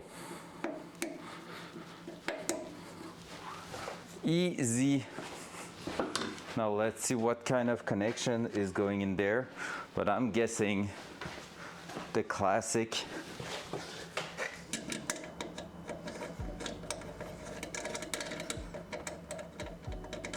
that seems a bit loose, no? I mean, it's threading too.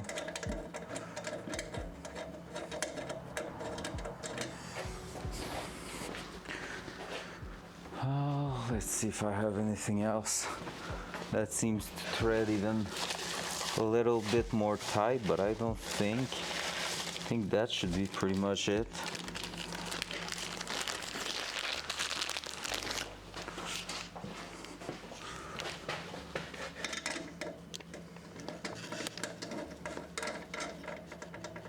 That's better. I don't know what that one is, but this is what I need in there. See, everything just went tight right there. Tell me it's not a bubble flare. Tell me it's a inverted. I think it's inverted. I'm not sure with that one. 316 tube, 10 by 1. Inverted flare, let's go. That's what I want.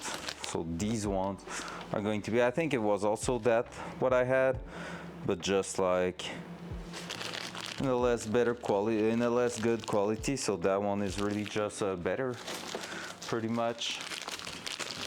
All right. So that's looking quite neat. Now. That's gonna be the interesting part of how are we getting that up there. So I have my idea right there, which is going down through here and then making just the 90 degrees there underneath the frame rail. So it's just going to be easier for us to work with that. However, still not the easiest thing to do. And we are not some professional doing that. So it's gonna be quite interesting. I need to also make sure which end I need at the top there. Oh, I can actually access it. Let's see if these fittings are also fitting up there. I don't think so.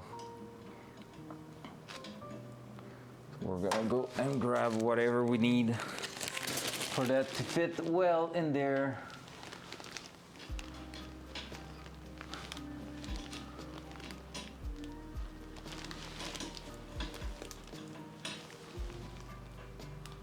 Let's try on the rear one. I have difficulties to get access to that. That's gonna be an interesting one to do. Because basically I'm not exactly sure on if I should start at the bottom here or connect at the top. I think connecting at the top will make more sense. And like throw that all the way through here, and when I'm getting close, cutting it and finishing the thing.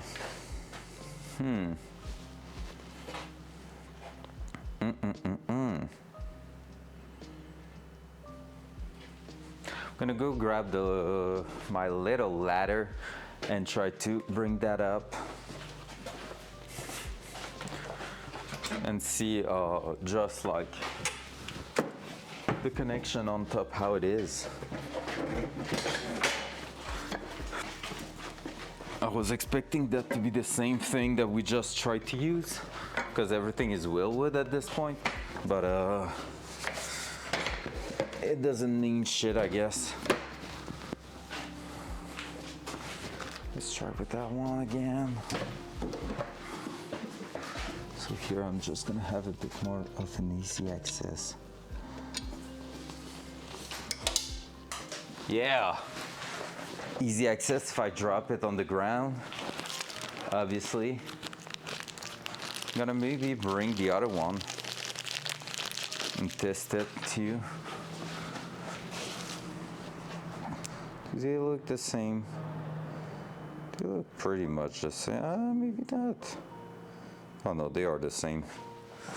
I'm pretty sure. One is silver and shorter, the other one is longer, that's all.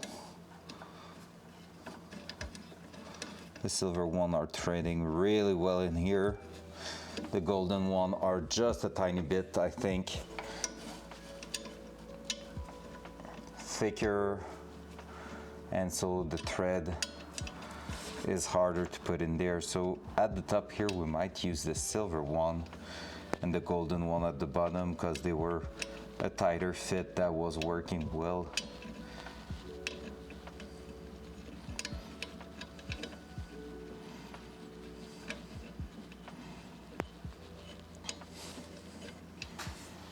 But both of them are inverted flare, so that's perfect. Let's start with that. So yeah, I think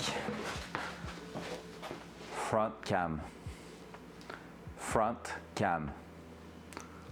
I think the easiest way is gonna be to basically prepare one end of the brake lines, connect it there, then mold the entire thing going down here. And after that, like once it's all molded, bring it, cut it, and do the fittings on the other side too. And so we're gonna be basically able to make everything closer and closer, because like if it's connected over there at the top, like fully bolted in place, it means that we have to only worry with where it's going. While if we connect here, we do connect that here, it's gonna be harder to push the line all the way up and have some precision on how it's going down.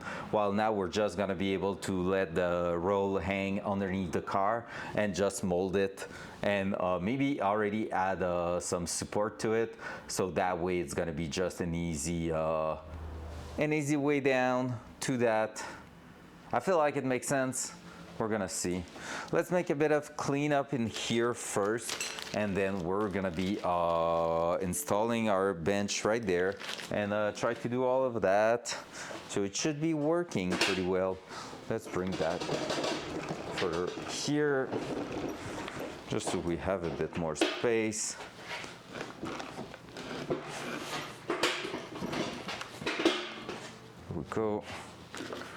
Let's reconnect one of them at least.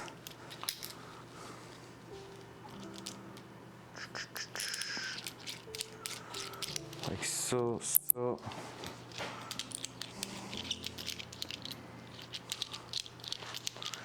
Let's put that to the side here. Pump, pump, pump, pump.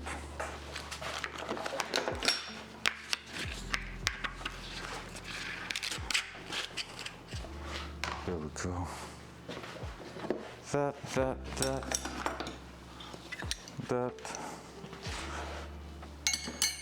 15, 16, 19 mil. So I was about to maybe like install all the braided lines everywhere, but I think we're gonna start one wheel at a time, so that it's gonna just be more straightforward in the way that we just have to think about that specific wheel for now. And so we don't have to worry about maybe like, I don't know, I mean, both way will have worked. That I think of it, it's no big deal right there. It's really just about like a matter of I've started that. It's gonna work well. I've bought also some stainless steel small hanger for those kind of line to connect that, like to stick them to the chassis and the body very much, so that there's no movement in them, because you need to avoid any expansion from happening left to right. So that's what we're gonna do also later on. That here, I'm gonna throw that there with the drill. We might need that in not so long if we need to go crazy with those things. With the exact thing I was talking about, the little hanger. I think they are over there on the workbench. That we might need it.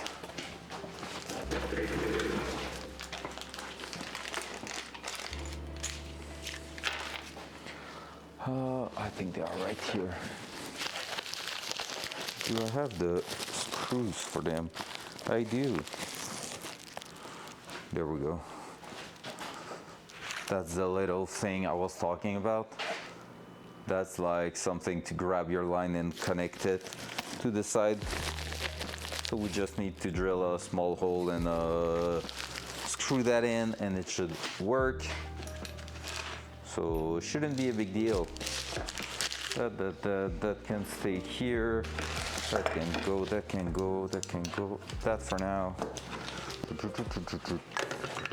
A drill bit wise, I'm gonna need one because I'm always cleaning the center part there. Gonna bring that too. Right there. What else? I think we're pretty good.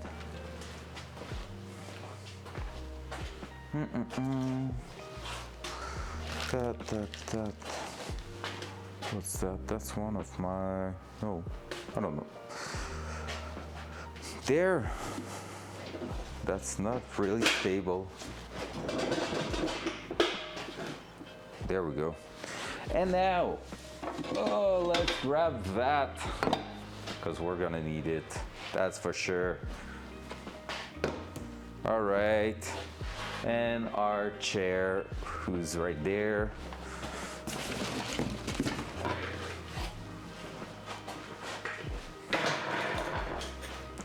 We're gonna turn the cam a little bit lower, like so, and bring our inverted flare thingy. That one. There we go. So for those who do not remember that, what we're about to do is some brake lines. We already did one a while ago, like legit a while ago. I think it was maybe just like a month and a half ago. Seems like it's been forever, not gonna lie. So what we're gonna use here is a little kit that's made for us to be used in a visor rip like that one. So we're gonna go somewhere around here. I'm guessing like something there. And we're gonna need a 13 and 14 mil thingy if we want to make that happen properly. So I'm just gonna close that.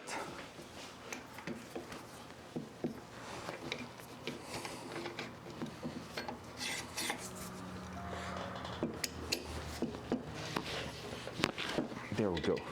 So now with that in place, basically we're gonna use the side here to start doing our things, which is compressing everything in place with that tool here.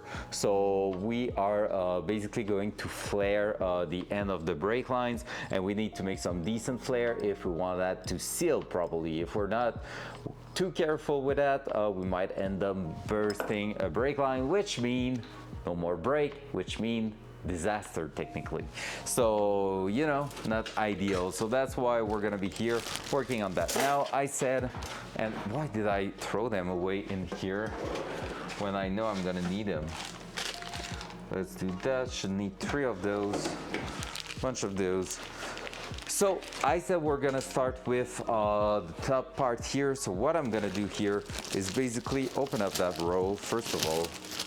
So now we're gonna need that for some real epic stuff. So what we're gonna do is just, you see, it's really easy to fold these rolls and all. So what we're gonna do is go in there in the 3/8, the 3/16, I mean, and we're gonna start working our way with that end right here. And from there, we're gonna try to do our first flaring. Then we're gonna go into the car, thread that up there, and we're gonna start molding that to the side of the car to make sure it is matching like the shapes. And we're gonna bring that towards our front left wheel. That one's gonna feed the hydraulic oil for that brake at the front left. Then we need to bring one all the way to the front right, and then one to the back. From the back, it's gonna be like splitting from left to right, which is like the easiest one to do pretty much. So let's start there. I'm gonna already see what I can do here. So which one's gonna fit in there perfectly and which one is not. So that way we're gonna be just bringing the drill with us. That's just a tiny bit too big, so that one should be perfect. Yeah, boy. All right, so let's do that.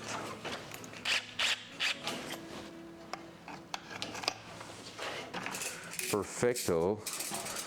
So here I'm gonna use that drill bit to make sure we open up the space up and clean up the hole once we have cut it, the thingy. But otherwise it won't be used that much. And so 3/8 should be that one. 3/16, 3/8 will be big, man. Let me check. That's 1/4. Were we using the 1/4 last time? I can't remember. No, we were not. Impossible. 3/16. That's a perfect fit. All right. So what we're gonna do, I think we're using the 1/4 here. That's what we were doing. Were we? Not even sure about that info. Probably not, because otherwise it wouldn't. Yeah, it won't catch. So we were just using the proper things in the end, because we had difficulties at first last time. So that's why I'm asking questions like that. So I said we're gonna need the 14 and we're gonna need the 13 for sure, because I think the one at the back are 13 and the one on top for the tool is 14, if I'm not wrong. Or the opposite? Oh, the opposite. That's 13, so that's gonna be 14. So let's go like that. All right, the one golden rule when doing that kind of things. Do not forget to put the flare on top on the right orientation, otherwise you're gonna hate yourself. And I've done that one too many times last time, so let's go like that. Let's throw that here. And now what we need to do is make sure that it is close to that basically. Is that how? No, it was that way. Just check there. Yep. It is to the bottom side there. But basically that minus a touch was the way it was working the best.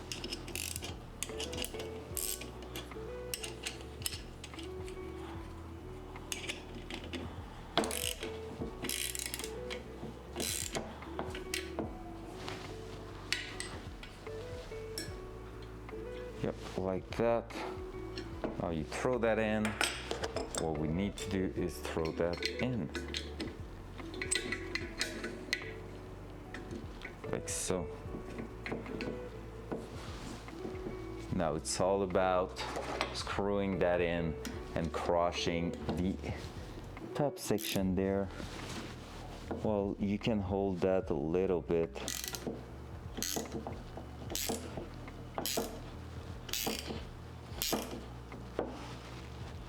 That seems pretty solid.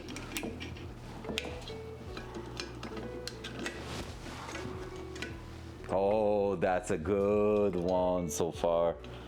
All right, let's see now if we're finishing the double flaring setup.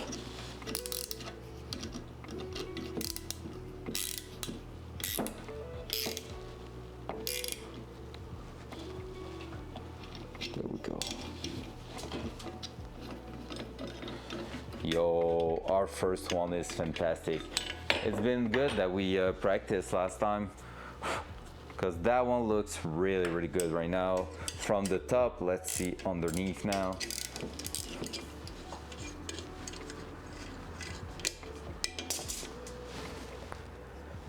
Not so good from underneath.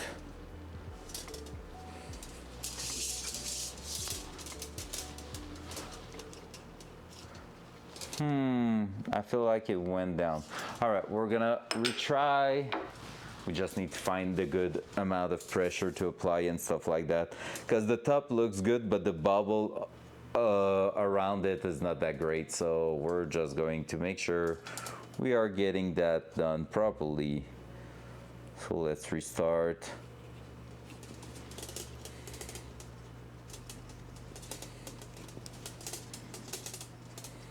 Better do that than trying to go too crazy, and that's where I'm a bit afraid of like losing my shit. Basically, if I'm trying to do that and it do not work as I wish it would, basically what's going to happen is that we might end up doing one good side, put it in there, like follow the shape of the car all the way to the actual fitting that we need to put in there, and then from there we're gonna have the hard time, because if we don't get it the first shot, we won't have that much loose, because you don't want to leave a lot of loose there, because basically it's gonna be also like annoying to deal if you have it first shot with the loose. So you know, it's gonna be like a in-between thing.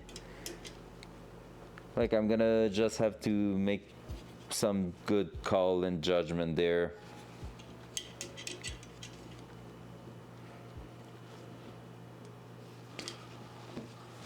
Let's try like that.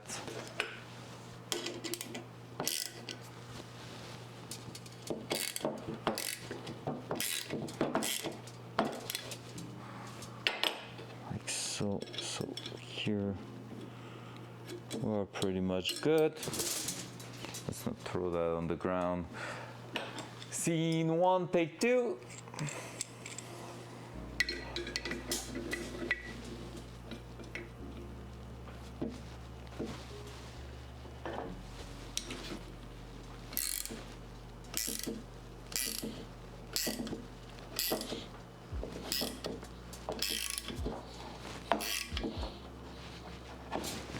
That one seems to be doing a bit more bubble stuff.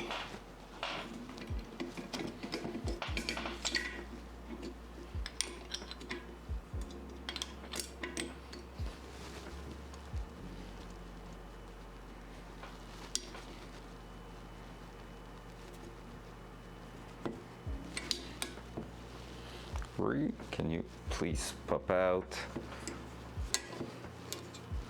There we go. That one seems better already. We'll see if that's true or not in a second.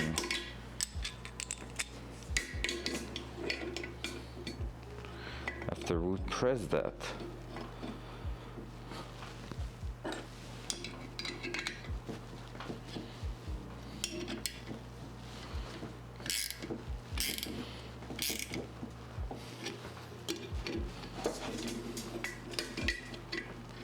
That's looking good. At least everything's looking good here, so that's cool. Now let's release that.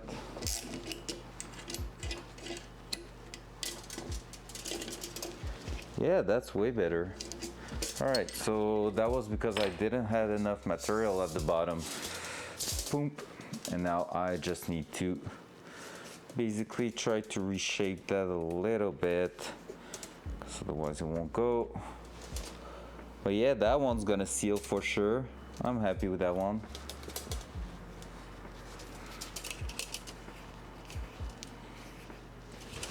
It won't go up. That's the shitty part there.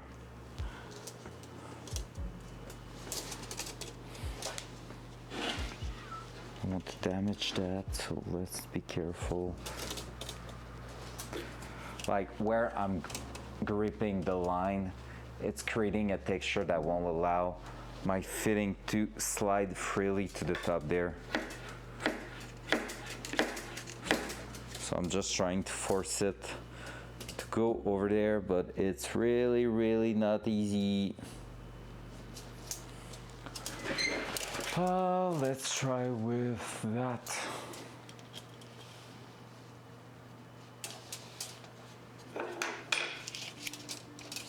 That's better, but it's not that the problem.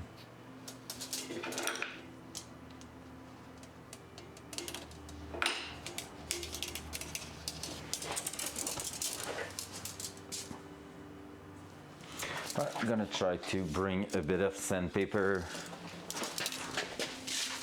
That one here, I don't know if it was for that. I was having that one on the ground. All right. It's such a calm stream today compared to the last like few weeks. It's crazy. I mean, I'm still doing my shit and having fun. It's just so different than what I was used to lately.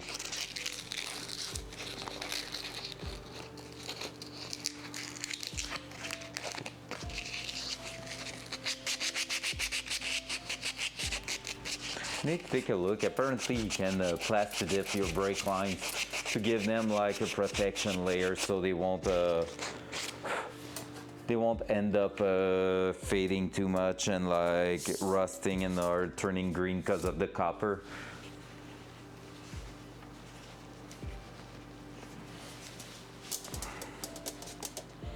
Right, why are you scratching on that? Did I really deform that bad? I don't feel like I did.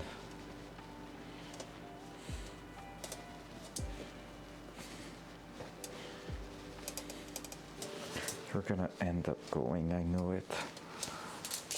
It's always like that. It's always rough at first. Then all of a sudden, boop, it pops up there.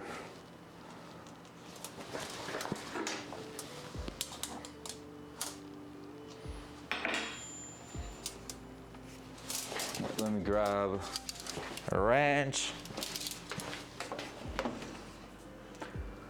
10 mil ratchet should do.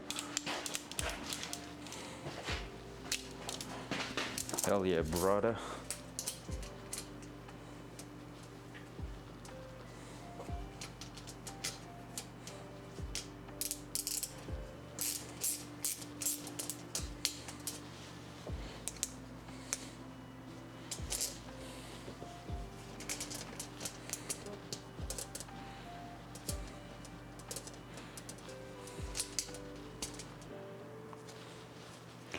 Making its way slowly but surely.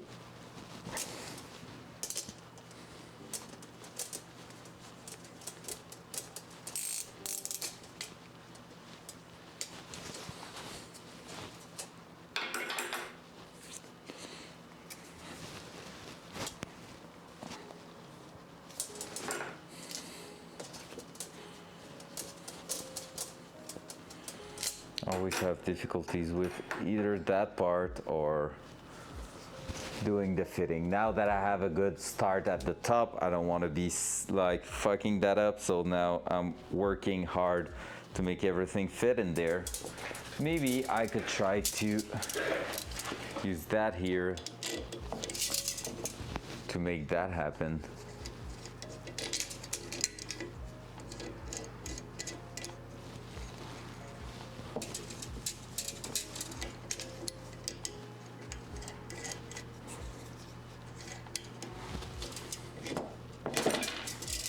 Like if I was able to smash it down here,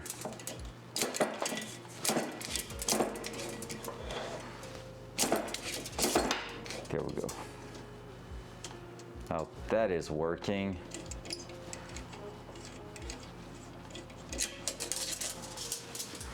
Now I should be able to spin it. There we go. Just like magic happened. Easy peasy. Heck yeah. All right, are we trying our first line? Let's go.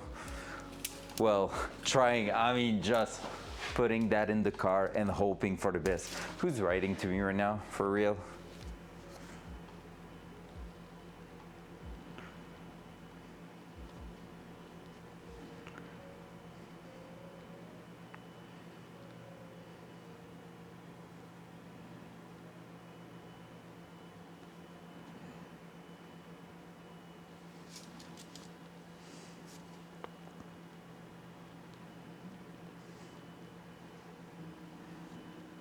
There we go.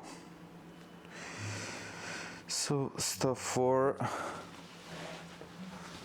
that is done. All right, let's try to throw that at the top here. That's where it's gonna get funny.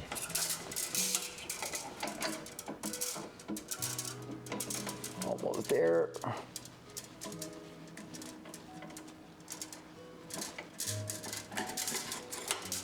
No. See, now it is going by itself. So fun time.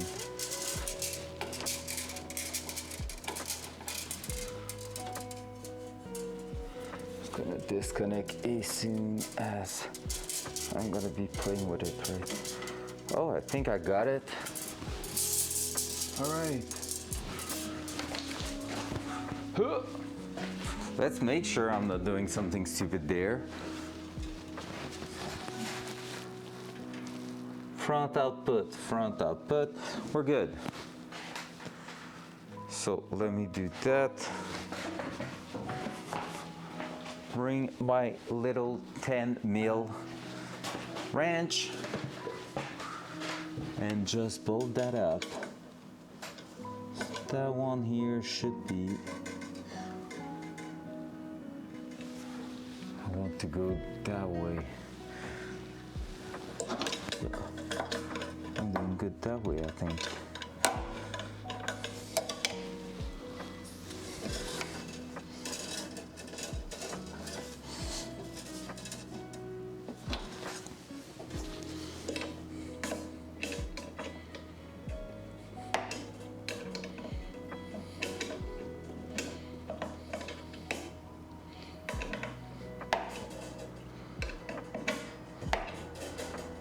Those classic.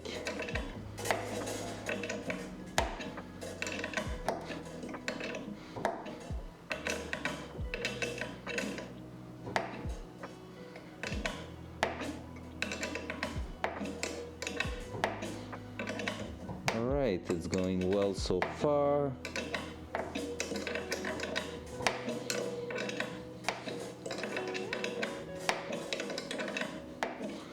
So reason we're starting with that one, I repeat that just because, but like basically it's because it's the shortest one. So if we have a mistake to make, at least if we're losing some brake lines, it's gonna be on the shortest one. So it should be pretty straightforward to fix that later on.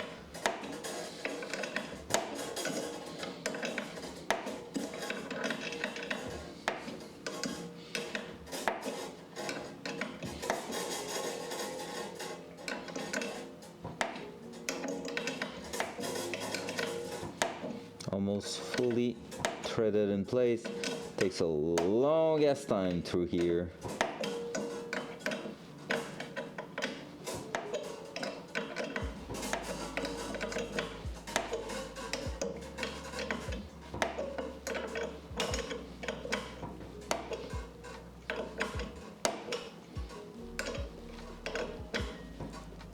There we go. I can feel it get tight. There we go. I'm pretty sure that will be working. Hey, my head is cut. All right, so there we are, having that right over there. So what's up now? We're gonna start molding the thing inside of the engine bay. I don't know if I can bring you. Yeah, I think you could maybe see it from here.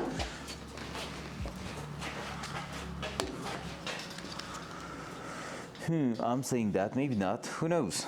Gonna test.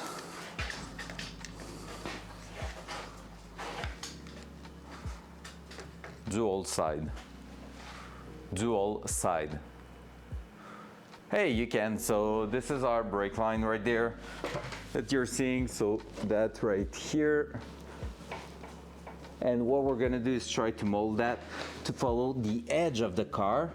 So going next to that here, and then from there going to the front wheel, and that should be pretty much that.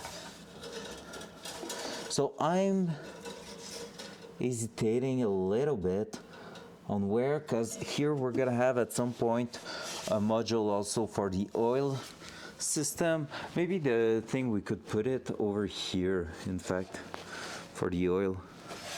We'll see. Because I thought of putting that there, but I'm afraid for the heat a little bit.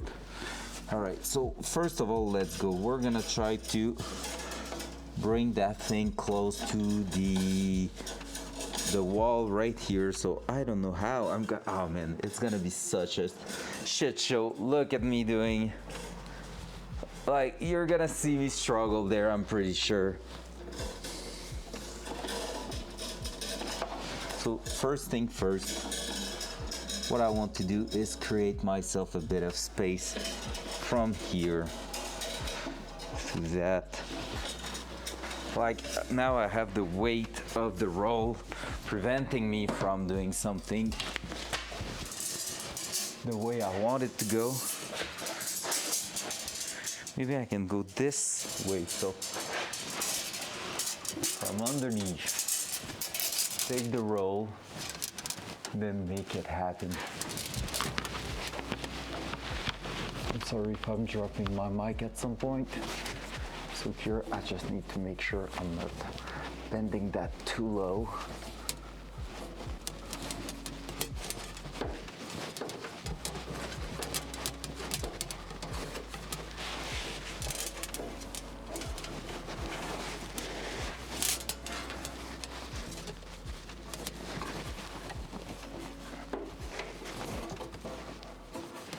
And that I'm not kinking the line. That seems good so far. It's up here. I'm afraid of that a little bit.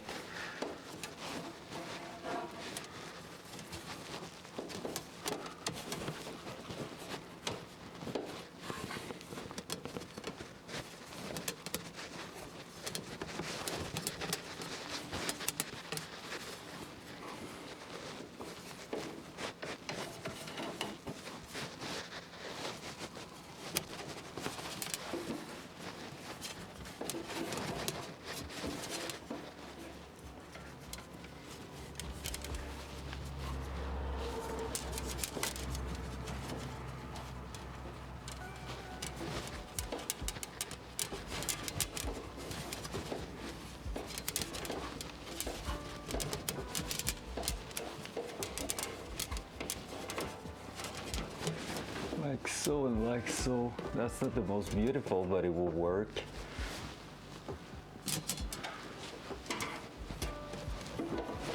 Like, I could hold that easily there and there, having a pretty good clearance. Then I can go around here. That's where it's getting a bit sketchy, but so far that first one is not doing too bad. Let me grab a socket that I'm gonna be able to use as something to turn around. 17 mil, the radius seems pretty good on that. And so, right about here, we're gonna go ahead and do that. So this way, if I'm about to clamp that here, I'm able to go like that.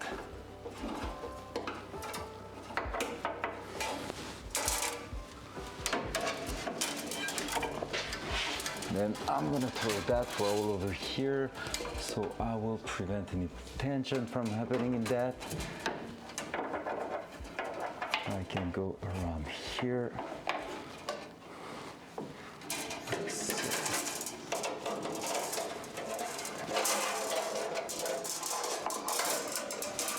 Is that going to work?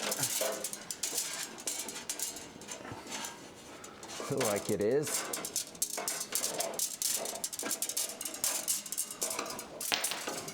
Maybe no.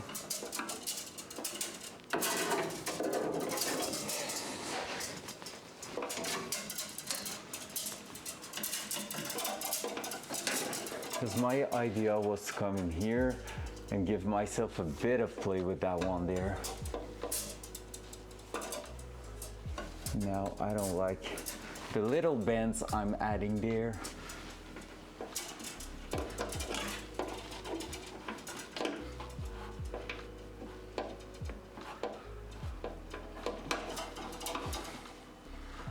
Like so.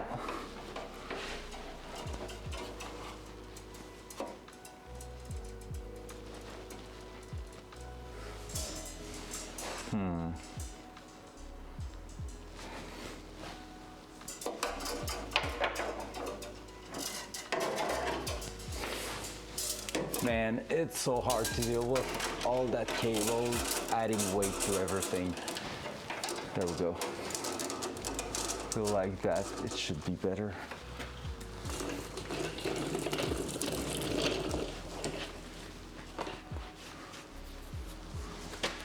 Watch out, I'm gonna drop you guys. If you want to follow what's going on here. Ugh.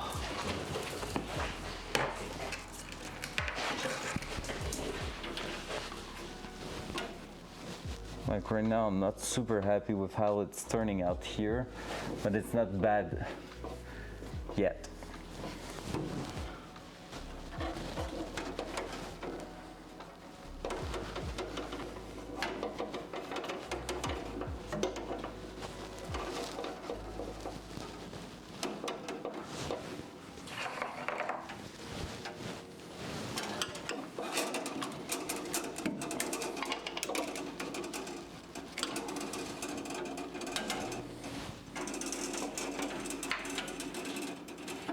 That's okay up there.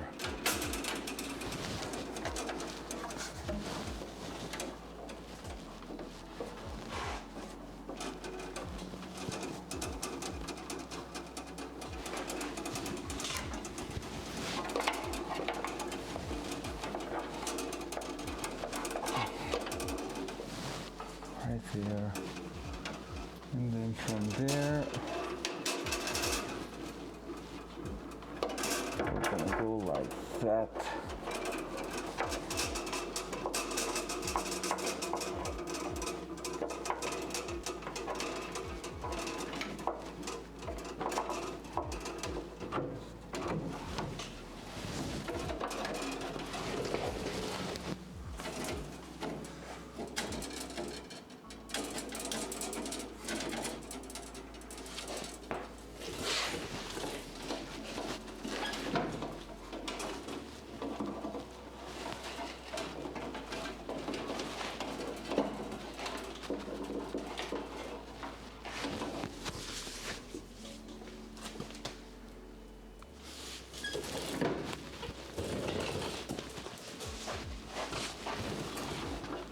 Like all that right now is not bad at all. So if I was able to go right in there.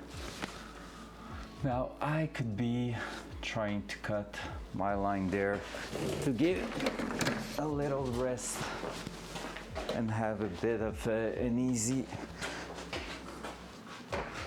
way out there. Like if I'm going right there, I'm gonna have a bit of a loss, but it's gonna be so much better to work with that this loss is worth. I don't know if that's the only roll I have right now or not.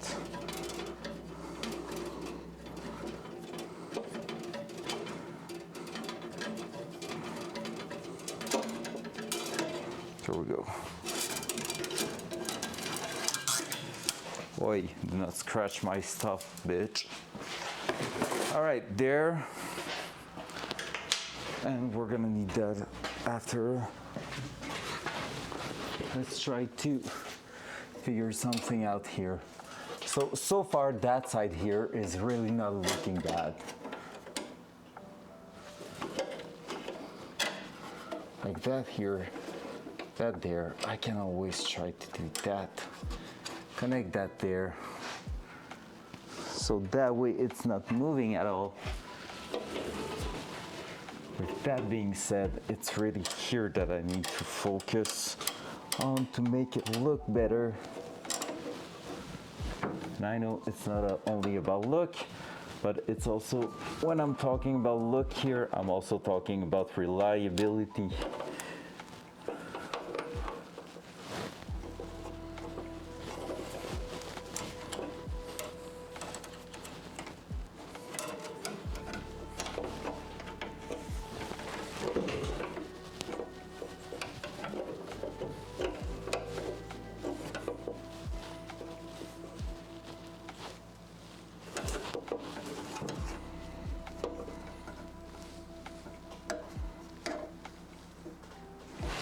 Because part of me is tempted to bring it towards here in the end, like so. That will make sense.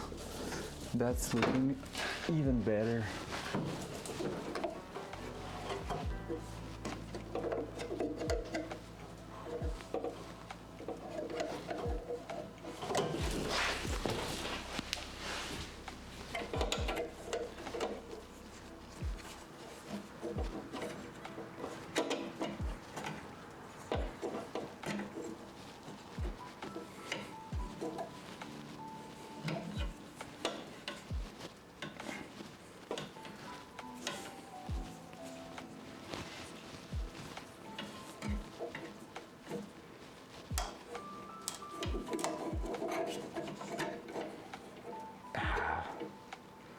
Not lining up there.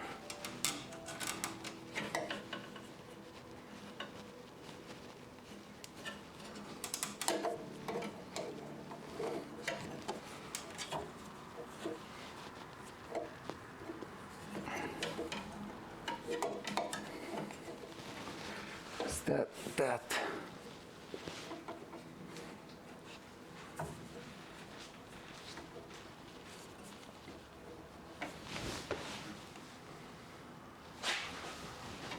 If I'm getting too close to that for my bend, it's not going to be fun. So what I should do then is go back down here,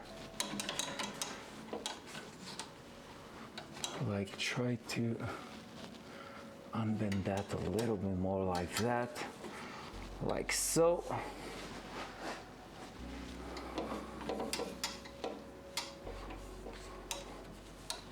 And try to unbend that too.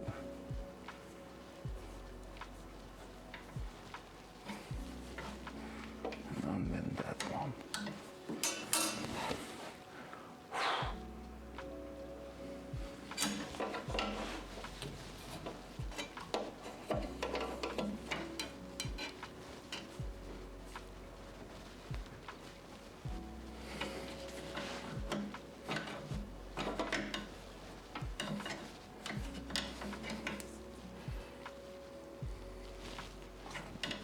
Let's try that.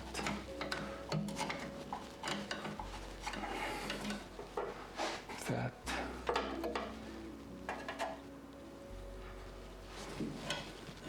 Needs to fold a little bit more aggressively.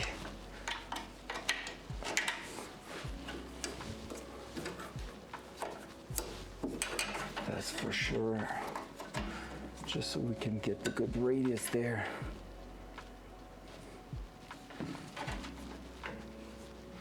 And then move up from here.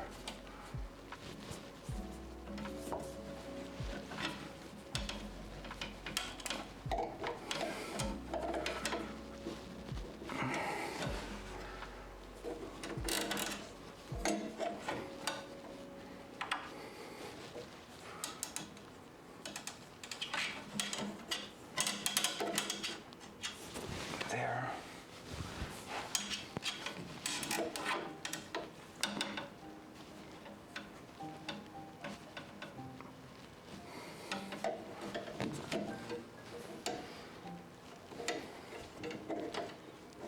And I know that will do. Let's cut there. Sorry, just lost power at work and I don't get any service here to watch on my phone. It's all good. It's all good. How you doing? Is it back? Is it back? Hopefully it is. Otherwise it sucks. Well, depends. Might give you a break from work, which is always good. Oh, it's a rough job, brake lines. To try to do them properly at least, which I'm not even sure I'm doing. But I felt that one is pretty up there. I think we're gonna be good to go with that one.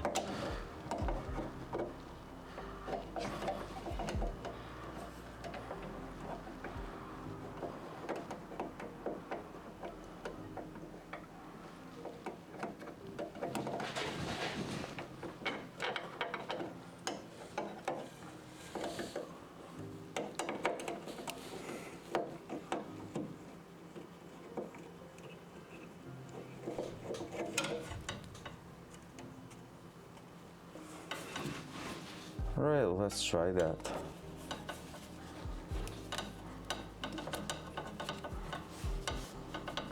So I think we have like maximum 2 tries to keep that one without losing too much material.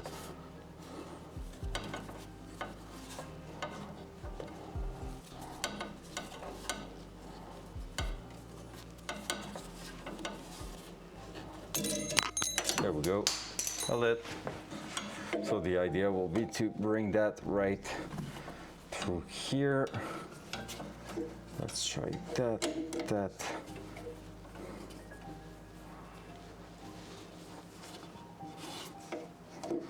Pretty much right there. Maybe like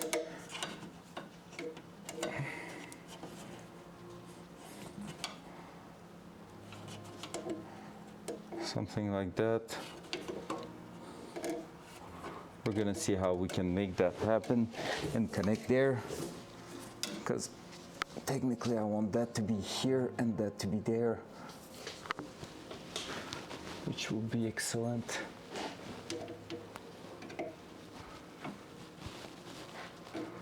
That is pretty much spot on.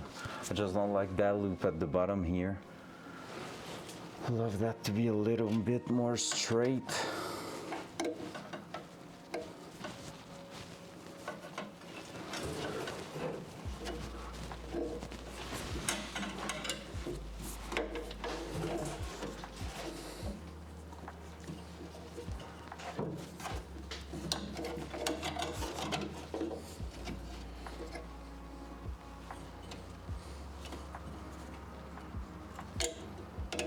More like that. That will already be way better. Once connected right there. So really bare minimum line exposed. All right, let's try that. Not the prettiest, but it's a first try. Ow.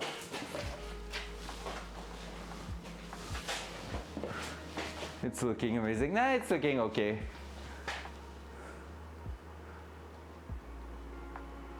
Yeah, right? It's so cool. I love it too, man. I love it too. Let's try to not kill ourselves there. All right, gonna disconnect that, bring that to the bench and try to make it work.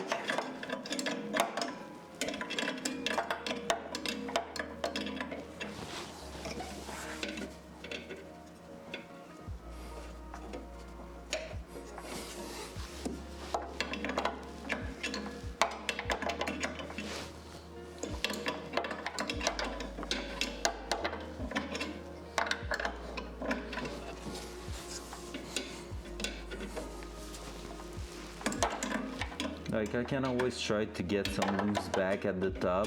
What I'm afraid of is when I'm gonna try to throw it back in the car, it won't work anymore, which is not exactly what we want. So I feel like I'm gonna be stuck with that. Maybe I should try to start some 90 degrees bend in there already at first to avoid any big problem basically.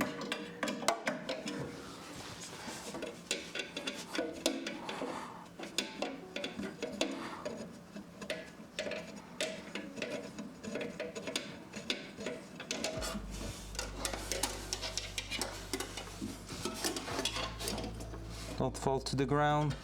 It's gonna fall to the ground, let's be honest. Point. I knew it. It was doomed to happen. All right, so front cam. Front cam. So this is our first line. What I don't like with it is the way it bends at first here. So I'm maybe going to try to like readjust that just a tiny bit like that, like this. Because right now it's going like, there's no sharp turn really. So it looks a bit odd the way it's going in. But yeah, we're gonna have to deal with that. So it is going where it is going pretty much. So basically we're going from the valve, we're going to the wall. We might be able to put a hanger right there. If so, that will be fantastic. So with that hanger in place, basically that's going next to the frame rail.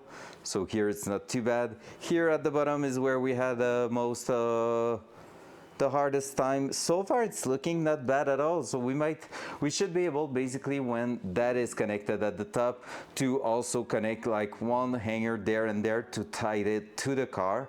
And so there will be only that is free to go, which is really not bad. It's not kinked. So far I'm okay with using that line without a problem. Like I don't see a place where it really bent in a bad way and that I'm like, maybe it won't allow enough fluid. So far not too bad. So yep, we're gonna try to work our way with that one. Like there's a few shape right around here, but nothing I can really do anything about. So let's try to nail that first shot on our bench here. This is the spooky part now, because basically, like I said, I think I have maximum 2 tries, like that one and another one, and if something goes wrong, we need to restart that entire line. Now we could at least like begin that with a shape there that could work. That's what I should do. I should just use some wire steel and shape it first, then come on the bench, start bending the line close to that. That's what we're gonna try for the next one. That just sounds so logical. Hey, you know what? I almost failed because I almost forgot to put my freaking adapter there. Sheesh, that would have sucked.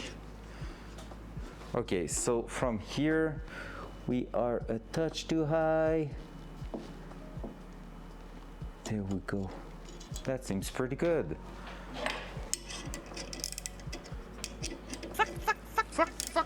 What's up, Hulk? Welcome back. How's it going, mudding on TFG again? Hope it's not too overwhelming today with the 1,000 people saying, hey, how's the game, bro? There we go. May.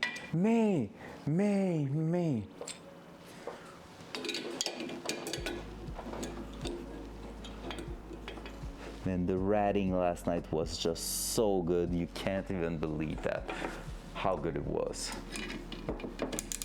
All right, please work.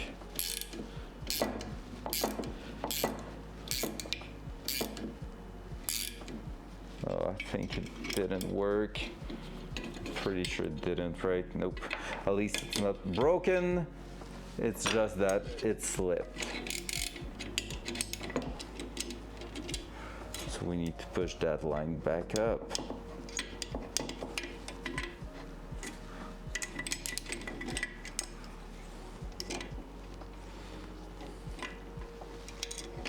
Oi. Maybe Hulk do not even have time to mud that much if she's busy at work.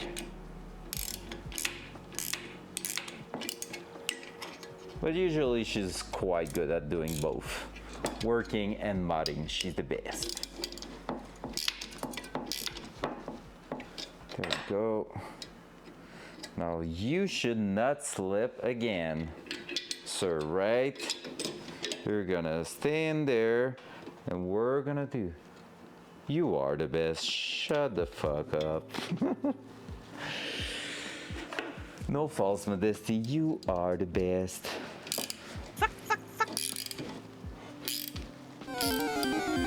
What's up, Siphon?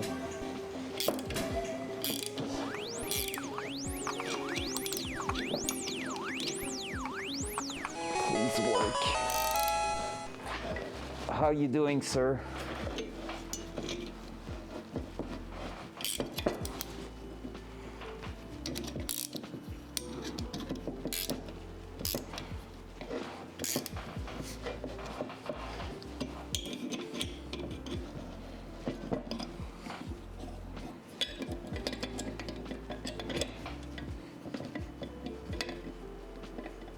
A chicken hawk, heck yeah.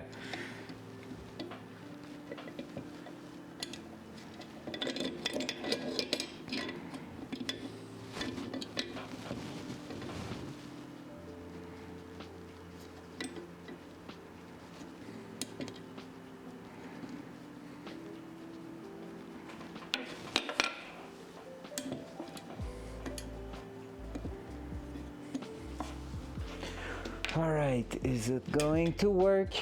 To work, to workity work.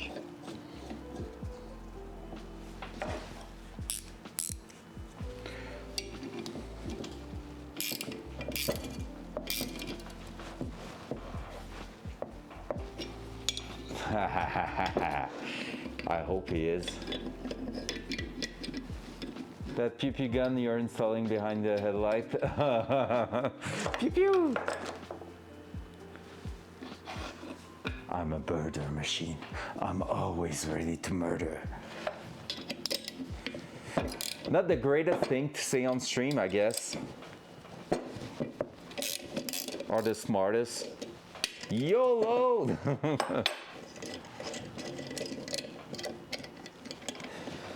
Oh, it's looking good. It's looking good. All right, not bad at all. Oh, it is going right in place. We love that. We love to see that. All right, so we got flare, fitting, everything's gonna crush in there. Are we able to fit that? Is that a first shot success? All right, let's see.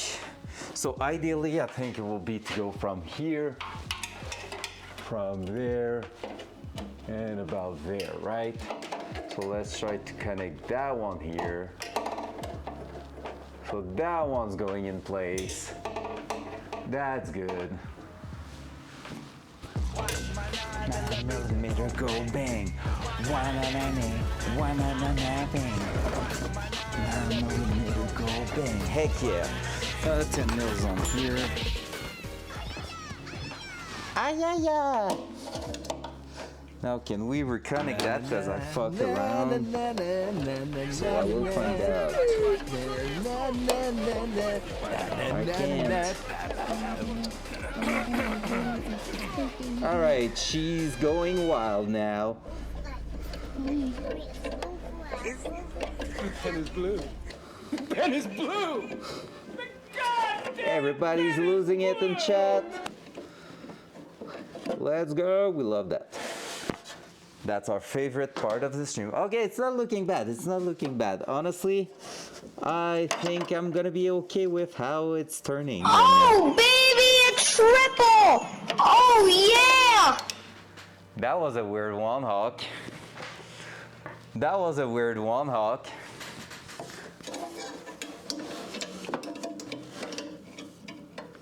Everybody, just note that it was Hawk playing that sound. Wow. Wow. How do you feel about that, Hawk?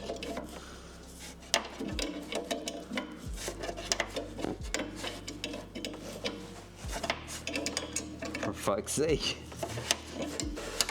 Just saying, you are the one who played it, not me.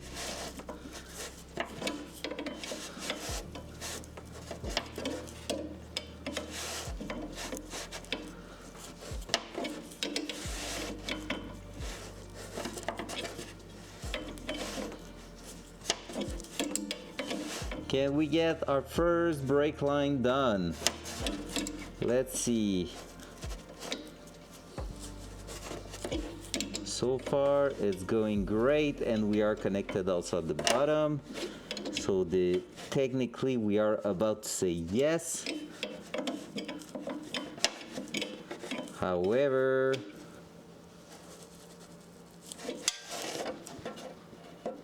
that seems like a connected line to me.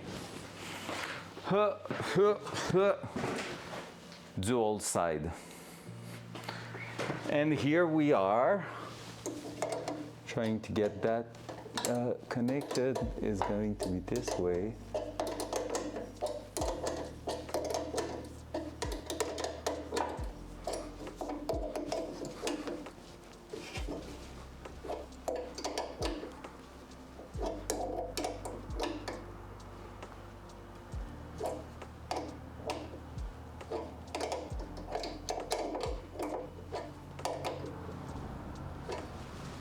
That seems pretty connected to me. Let's go, progression. So that will be a first part of the brake system done. So this is getting there. We might have to revisit that, but basically, if I'm showing it to you, it's going all the way up there to that system over here. Not the greatest, because I have a hard time molding them, like doing what I want with them, but this is looking quite good. It is like fair. Not a lot of play in it. We might try to find a way to just tap it like that, so then it couldn't move at all.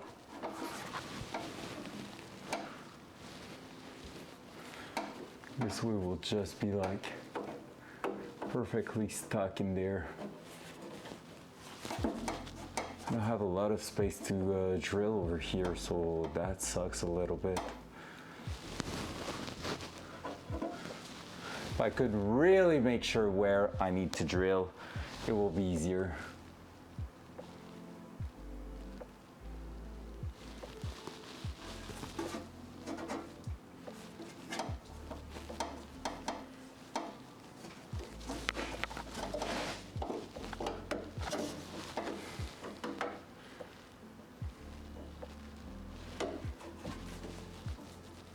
Because right now I don't think there's a big chance of that causing a problem right there.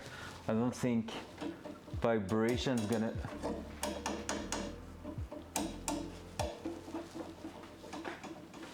Oh, that? Wait, what? Okay, it's not sealed at the top. Something's wrong at the top there. Let me check.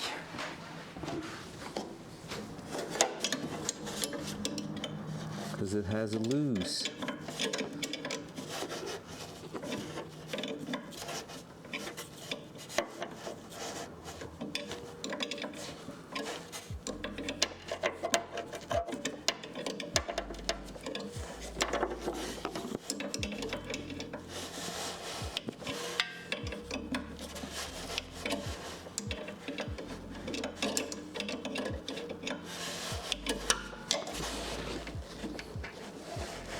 Please tell me it's not the fitting that's stripped. If it is, I'm gonna be so pissed. If we cross-thread anything in there, it's pretty much good for garbage. That will suck so much.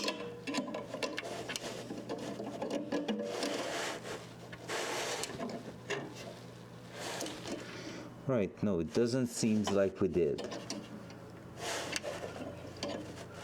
So maybe just the angle then?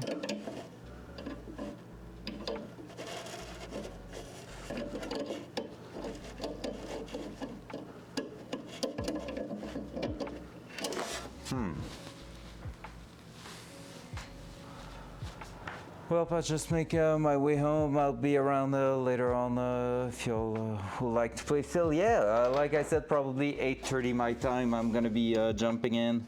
So make sure to be around. Just drop in my Discord and I should be there.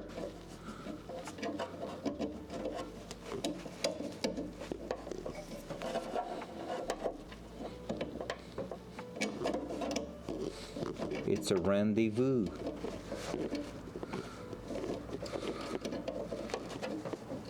Are you using that word in English?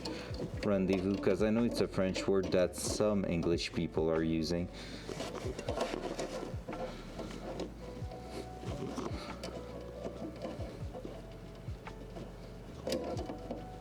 Alright, come on.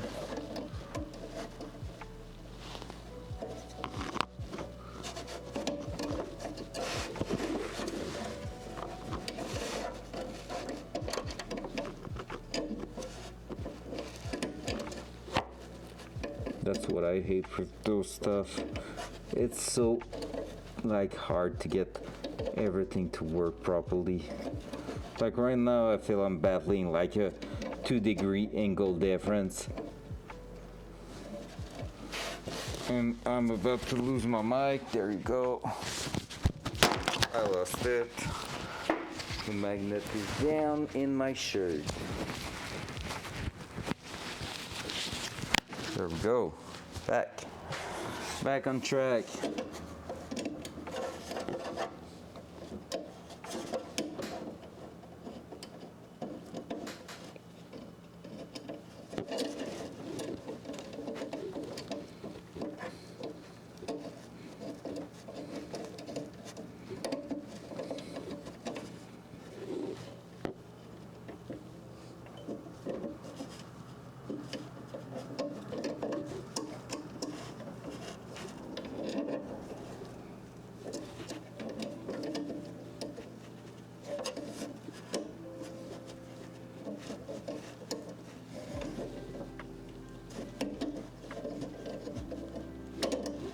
Oh man, come on, just get in there.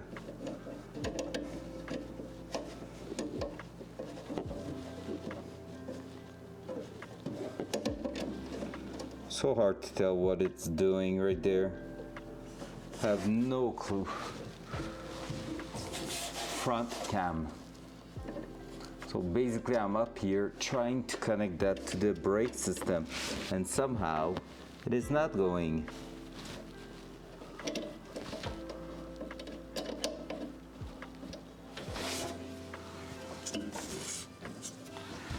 Oh,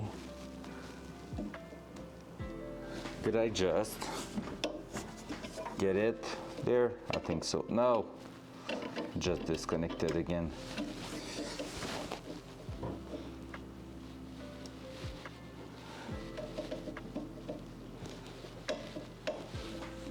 Now it feels good. Let's try that.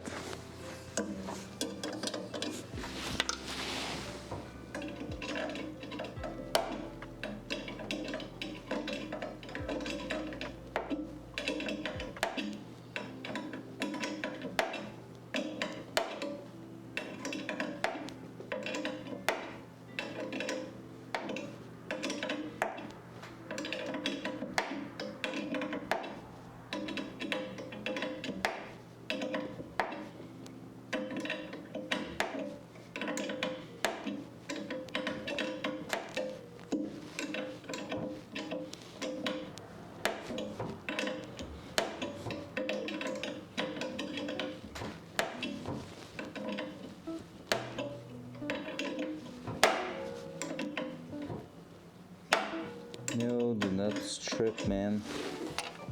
Do not round up.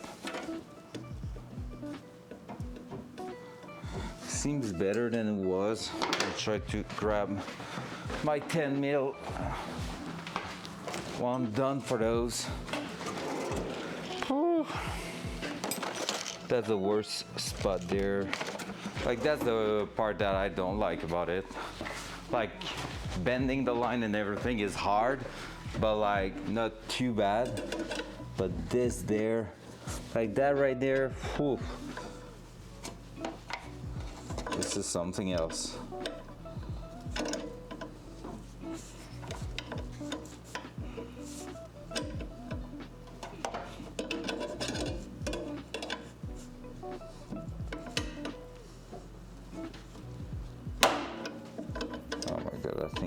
started to round up, which is no good for us. Well, I mean, now at least it seems like it's not leaking or anything.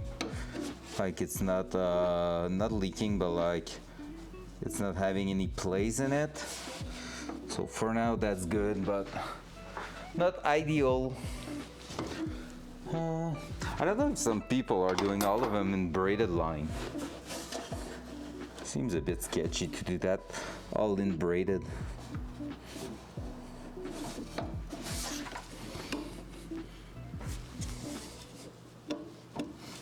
Never mind, I can hear that it's not fully connected. Have some play in it. Yikes. That sucks.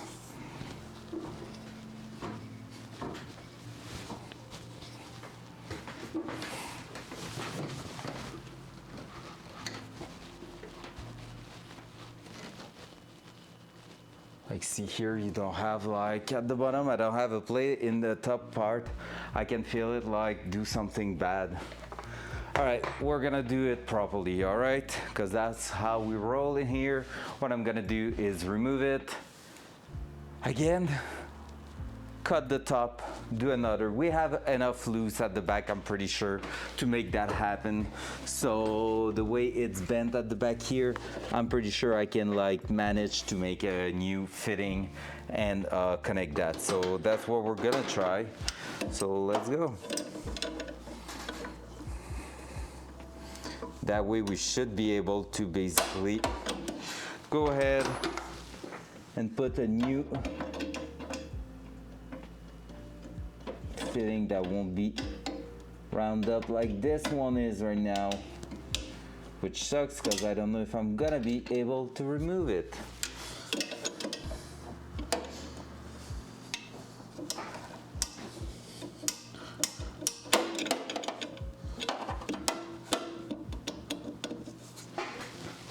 Because right now it's not.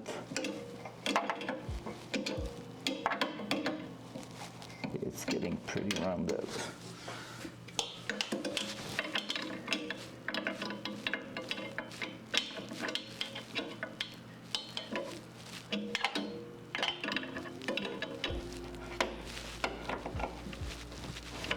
Come on, just go and round up. Just go ahead and unlock. Yeah. Like so.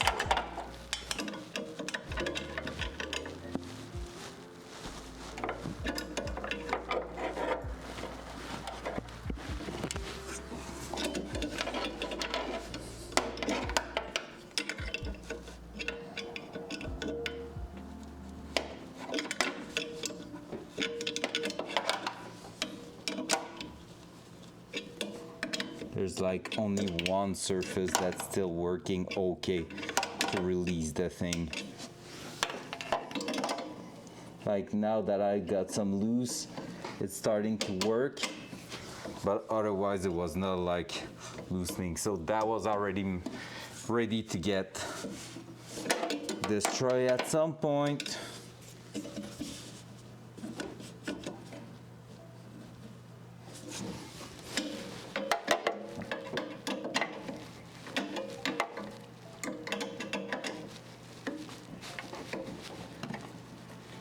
Fucking hell.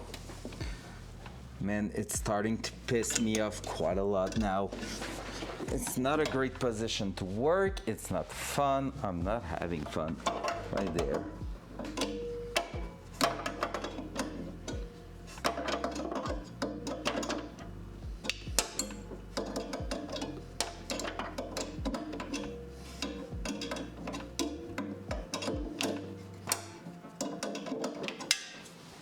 Yeah, I feel like that should have been something I've done without the engine in. That helped. That's for sure. There you go, disconnected. Now at the bottom here, ow, that was my hand.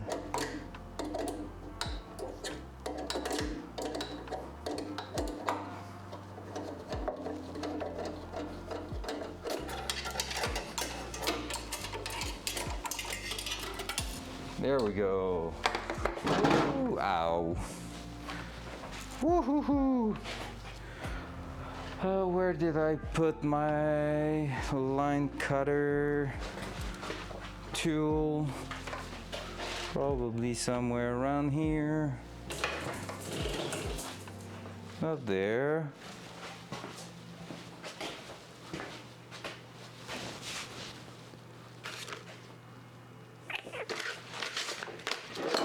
Hello? And I'm losing my shit.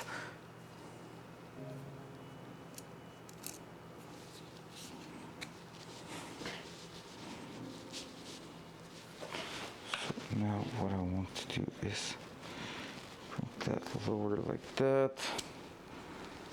I just want to cut that basically. We're gonna be reworking all that shape here, I'm guessing. I just need my thing to cut the line, and I forgot where I put it. Oh, it's there. It fell to the ground when I finished.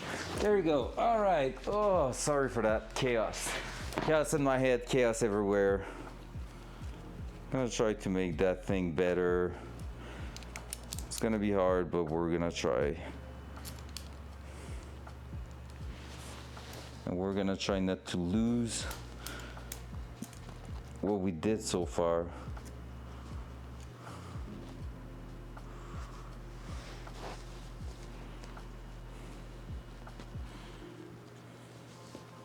Because like 90% of the shape is looking good. So it's really all about successfully connecting the top, and the top just stripped basically by itself. So that wasn't great, and so that's why we're gonna go with another one. I'm gonna try to make that a little bit more flat.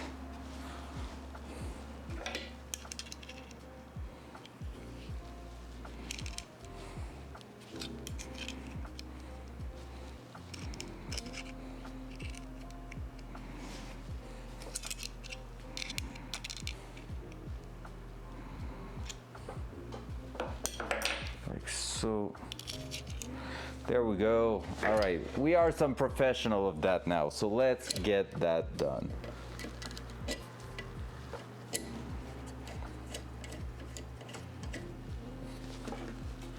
I say that, we are not. We are not professional, but let's try to make it happen in one little go.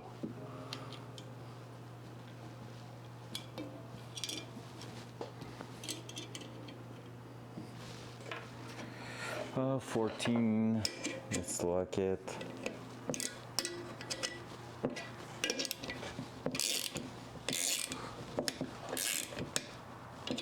There, like so, like so.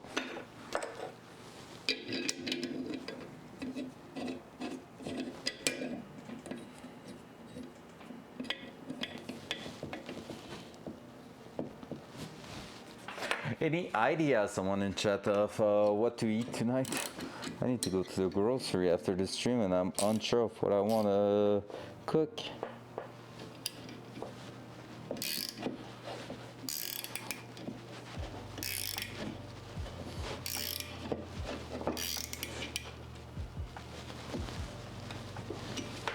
That's looking not bad at all.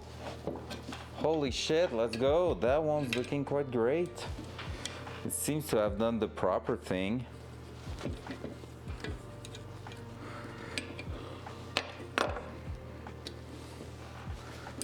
All right, let's try to get that. I get it. A use of hue there. I think so. Let's go. Hell yeah, that one's looking amazing. Perfect. Let's keep going. Let's smash that one in there.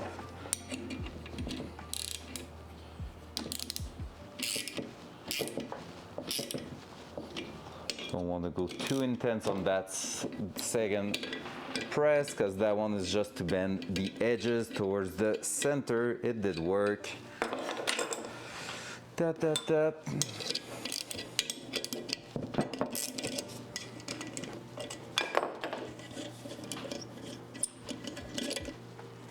Now pushing that, hell yeah.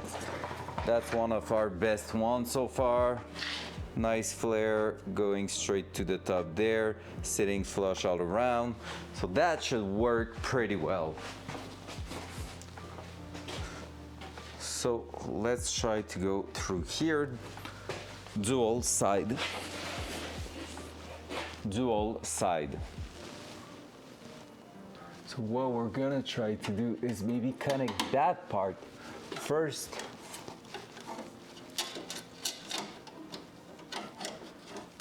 Because now nothing will line up, pretty much. Since I've modified that little, let me straighten that a little bit more. Might help to get everything about lined up. Yeah, that's better.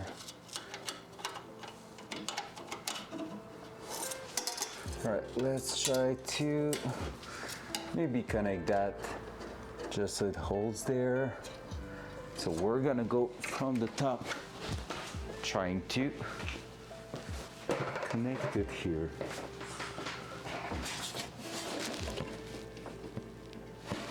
Now it needs to go all the way there.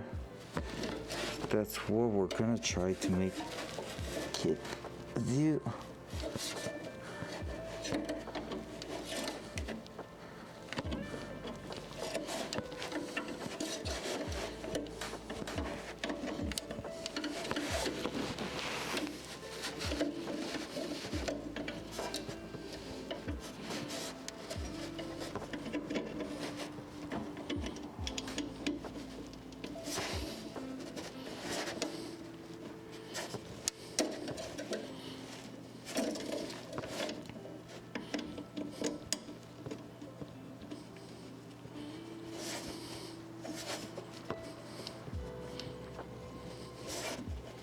Seems like it's going.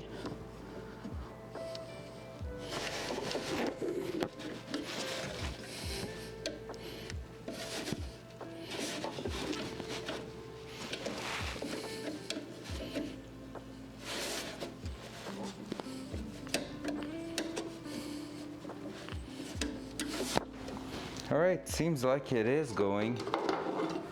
So I'm gonna try to finish pushing that one in place at the top. I won't be able with that one.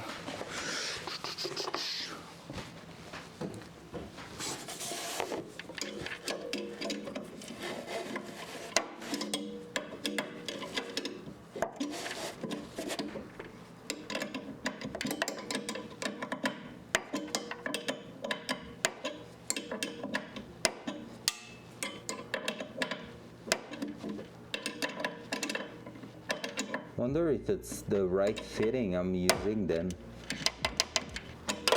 Not let me round up. Okay, no, I was just not at the right spot. Alright, right? No.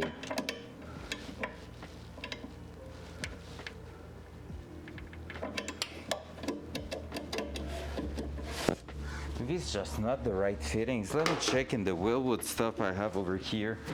Because if the fittings are supposed to be way shorter, that could, no, but it should just connect on the other end. Doesn't matter the length of them, technically.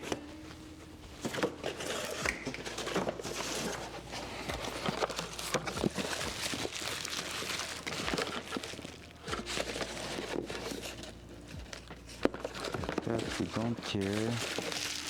That we don't care, yeah, no.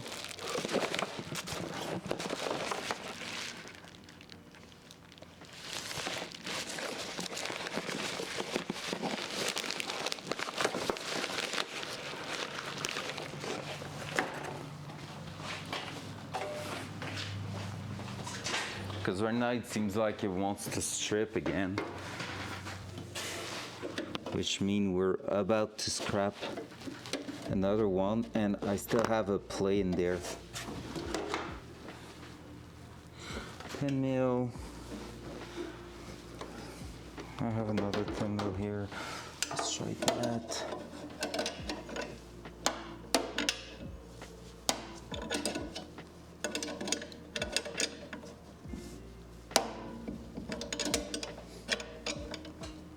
Except if it's not 10 mil but 3/8, and that's why.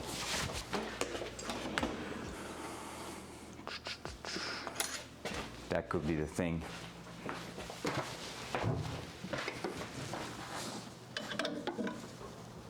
There we go. This is what was up. We had too much loose in the 10 mil.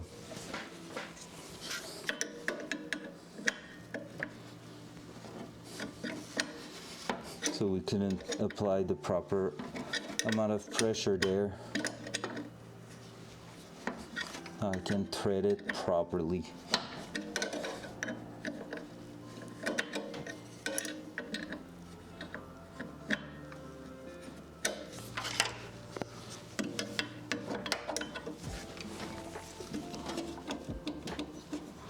Kinda.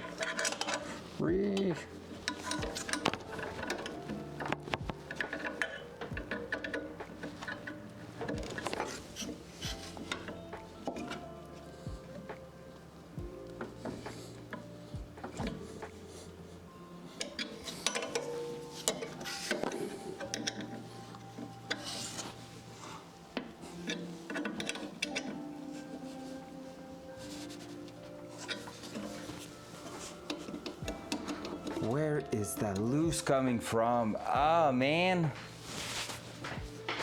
I'm really starting to lose my shit on that system, because that should be just clamping by now.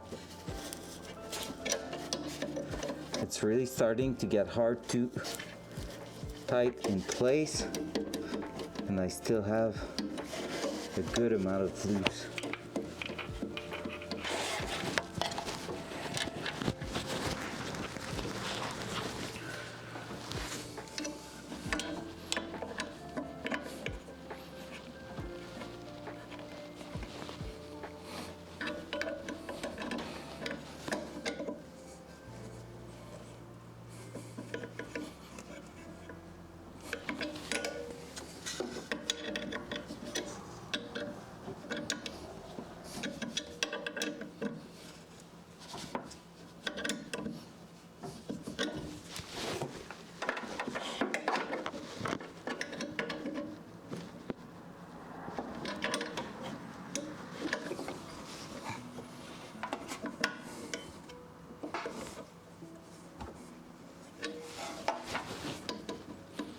Almost nothing left. All right, we might be getting there, but like it's really hard to put in there.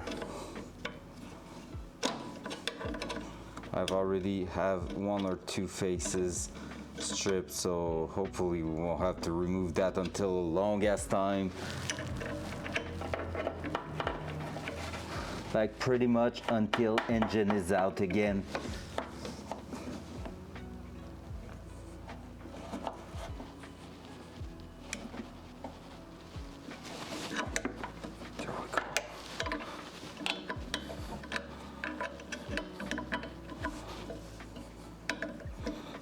We need to basically seal the line up there, but right now we have a lot of difficulties doing so.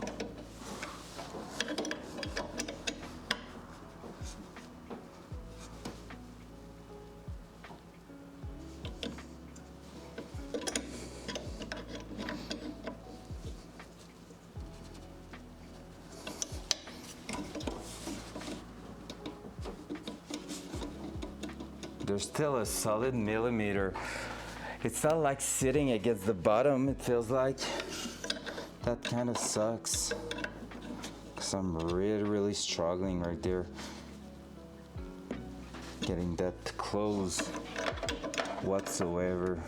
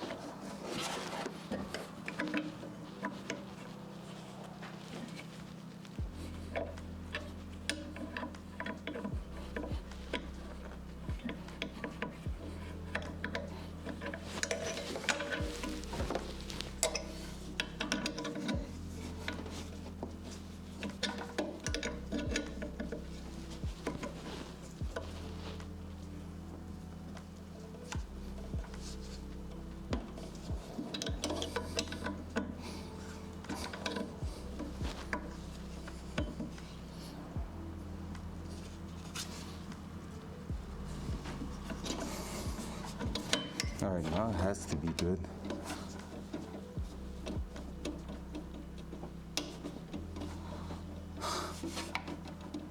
I just don't get it. Front cam. So honestly, I just don't get it now. I just feel like I'm trying to tighten this shit out of it in something that's not worth it. Like, it's not working. So I think I'm gonna try to remove that again. Hopefully there's no cross threading happening there. Doesn't feel like it, but at the same time just feel like the last turn I've added to it, I didn't get anything out of it. That's gonna be that way, right? Yep. So I'm gonna get it out again. We're gonna go see if there's anything that happened with threads. Only thing I'm about to figure out pretty much any ways of making that thread in there. So there's that. But like, I have a double flare set up. Everything should be going right in, tightening in place pretty well. And right now it will just not go whatsoever.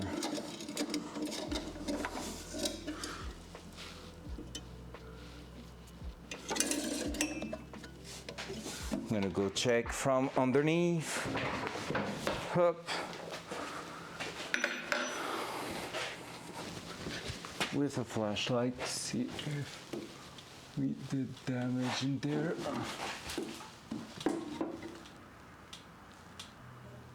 I think that we sure did.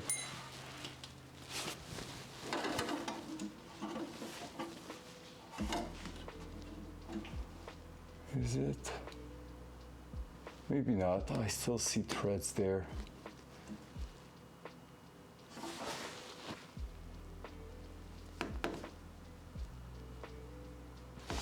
All right, I'm gonna go check the proportion valve thingy.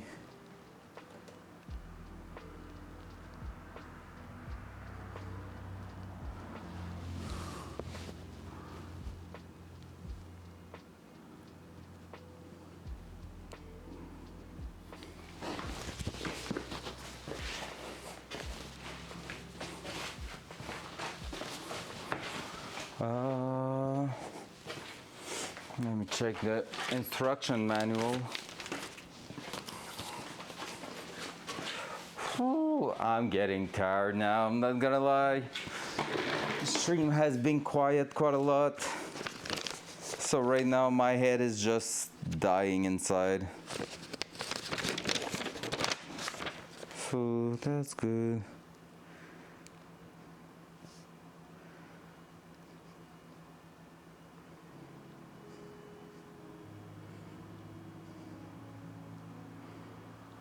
We will need to remove, we're gonna need to remove some part of the lines of what we installed.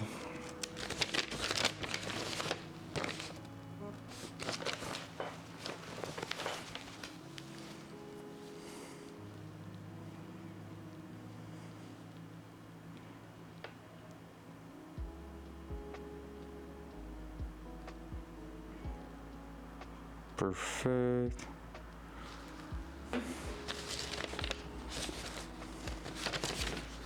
Just trying to figure out if it's telling me it's bubble fitting. I'm gonna cry because I've been working with that the entire time.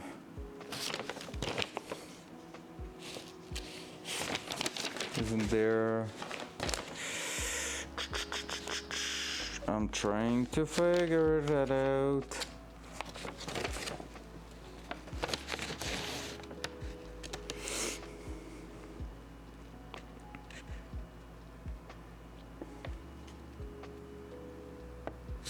Yeah, it's not saying anything.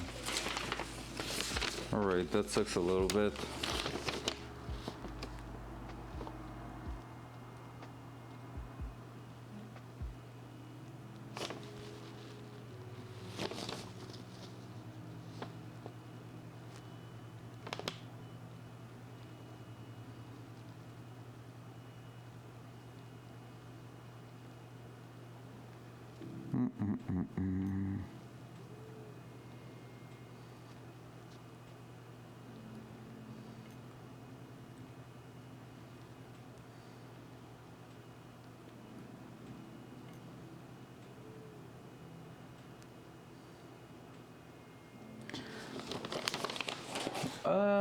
All right. I'm honestly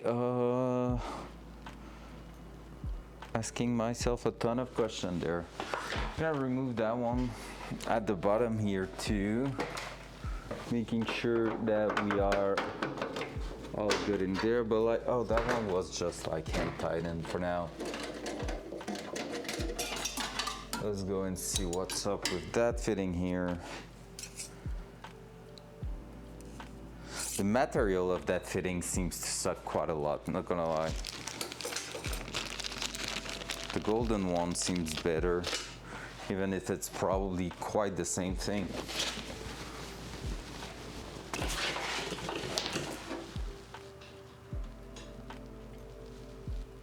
Let me check with that one. If I can thread it in there.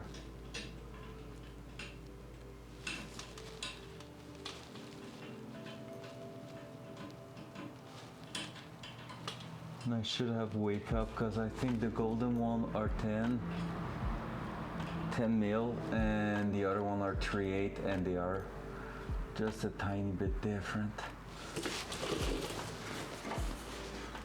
Yeah, that one's not threading in there for sure. And so if I have another silver one laying around somewhere, could be testing that. Yes, I do. I won't bring you. You should see the size of the lift. At a place I delivered to, they have a lift for double deck buses. What? Holy shit, that shit's probably so intense.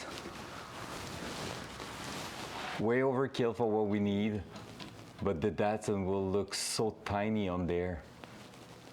All right, I think that answers that.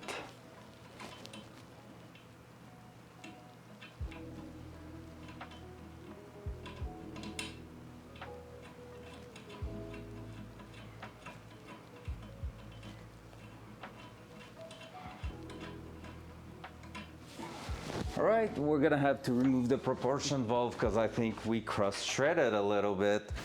So we're gonna try to clean the threads in there. Really not what I wanted to do today, not gonna lie.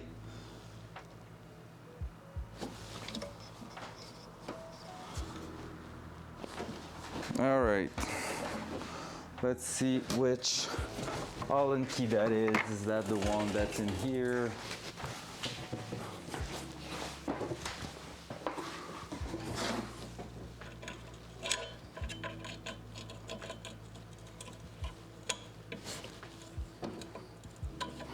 Nope, I think that one's too big a little bit. Let's remove that. It's gonna give us that space that we need. Yeah, that one's just one size too big. Or maybe it's because it is some Imperial one, that one. If I remember correctly. Fuck. What's up, Jamal? Yeah, that's how I feel right now. Feeling like I have cross-threaded something is pretty much the way I feel. How you doing, sir?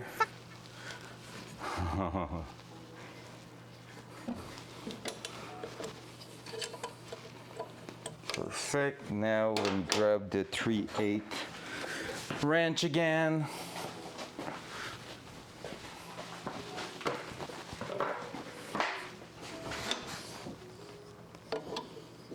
To remove these.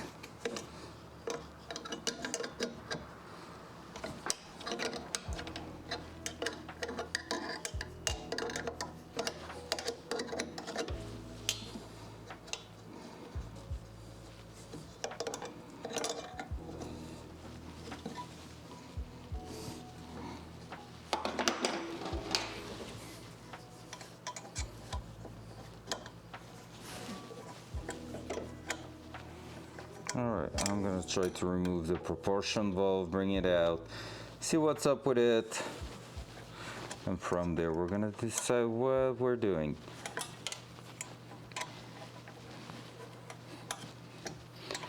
Because I can always reorder one if it's really too badly damaged, but that's not my plan. I'm not gonna lie. That's not what I want to do.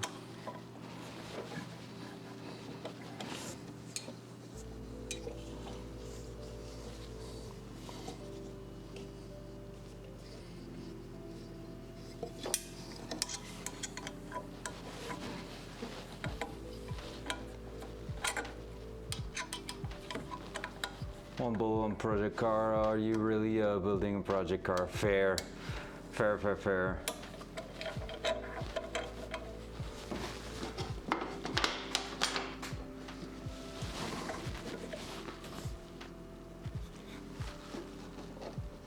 Let's take it was just one he didn't notice pretty much. Yeah, I do agree with that.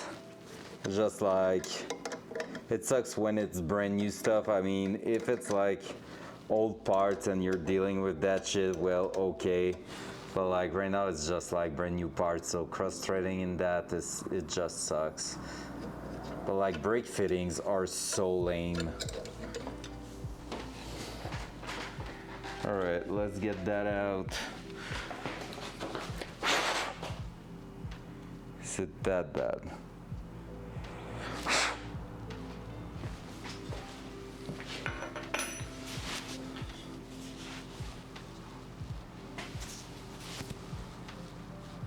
For real? Oh shit, that's crazy. Let's see if I can just get that like this, then bringing that back.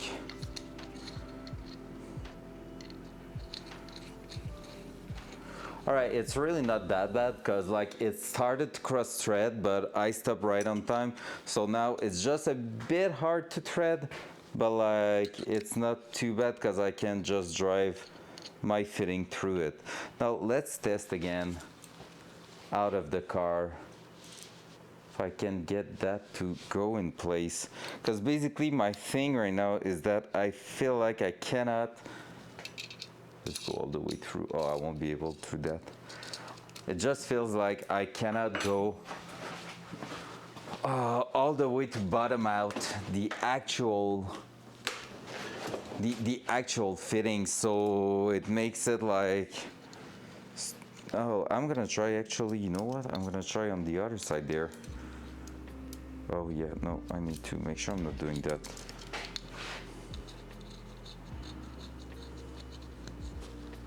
Just see if I can get it to sit there. On that side it's fitting perfectly.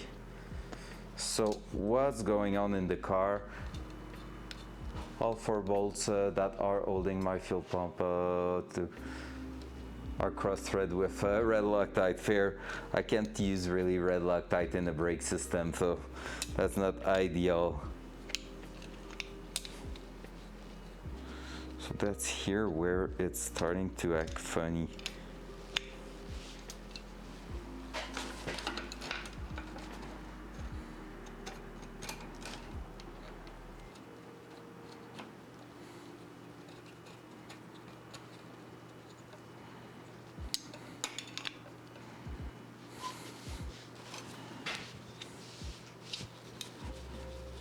And now it works. All right, I feel like it's just the angle I was in there that was not good. Because see, now that line is properly connected. Are we trying to send it like that in the car? I feel like it's gonna be the way to go. I feel like it's gonna be.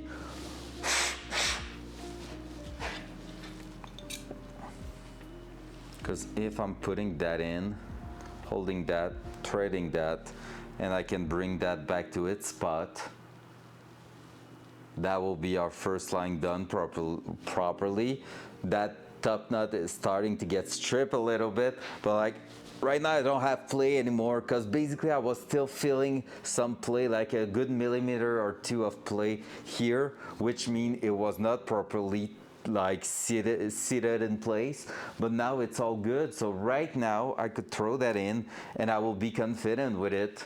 So let's try that and we'll see how we're doing with the other ones, but so far so good, and that will prevent us from losing that for now, because we will need to redo that eventually, but hey, I can deal with that.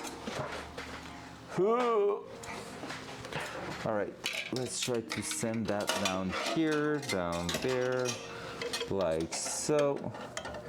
What I'm gonna do is to start that one there, that one there. If both of them are started up, and I'm throwing that here, I'm starting to thread that in place.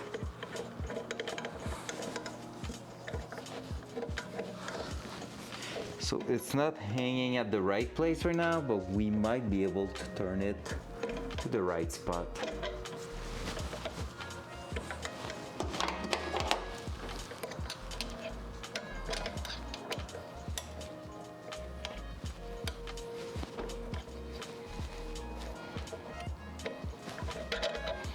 Come on, dude.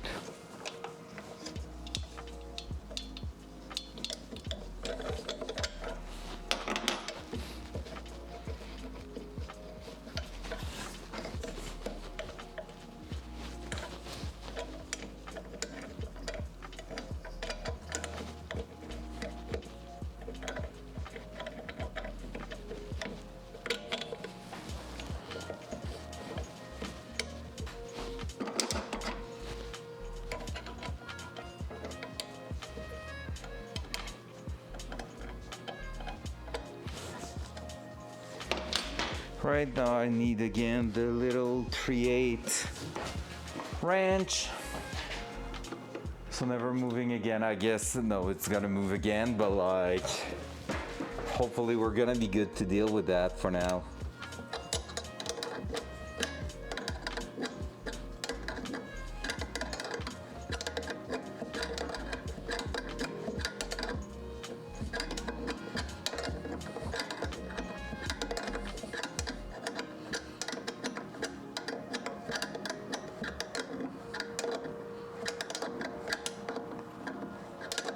Like it's really not ideal, but it's not like, if it's sitting properly, it's the kind of things that always get stuck in the rust anyway over time. So, and stripping, and also, you know, it's the classical, just that it's a bit premature there.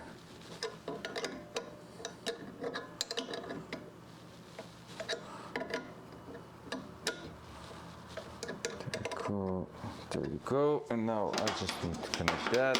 Then we're gonna go take a look underneath, and I need to look at my message because my brother-in-law just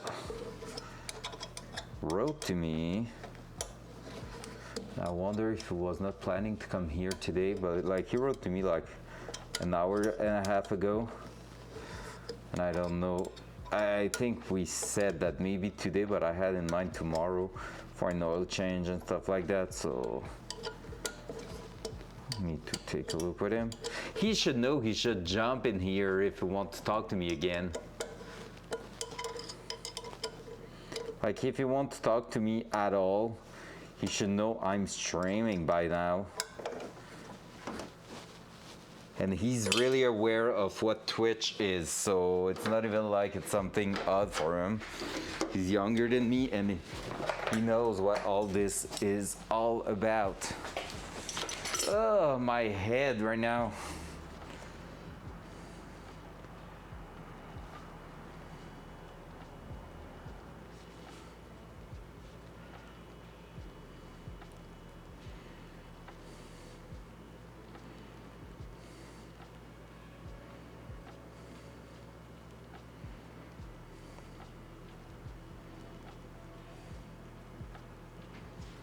All right, seems like he might be here tomorrow morning So we'll see. All right, can we put that back in? Dual side. Dual side. There we go. All right, so here, there, let's try to twist that. So far, so good.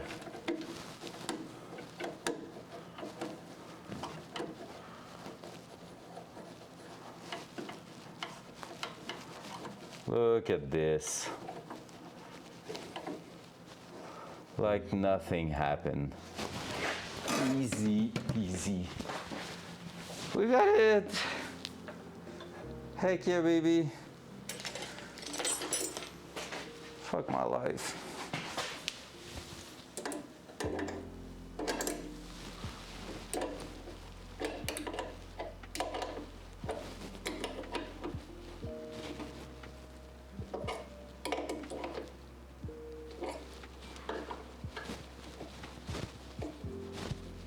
There we go. That's going to its place. That here's just a little bit going more straight to the thing, but nothing's hitting anything there. Like everything's looking quite stiff. Could even go like that. There we go. That's the best I can do. But it's looking fantastic. So now we need to remove what's up here.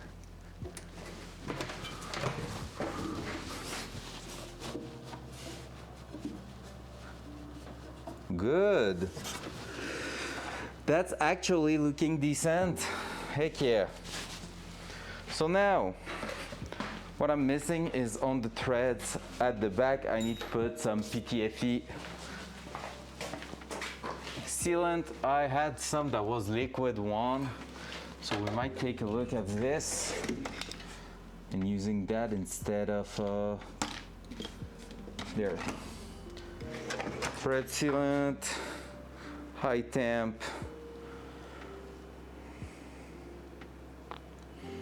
24 to 72 hours of drying, not a big deal.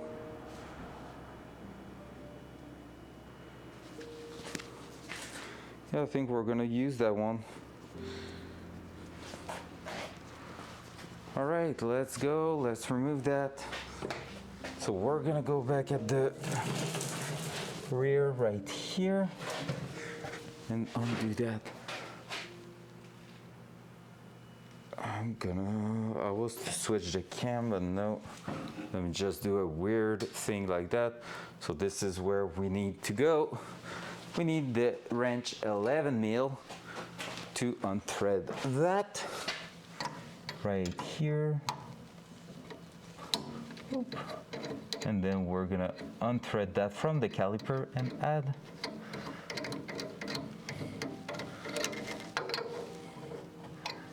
what we need to add. I'm being dumb now.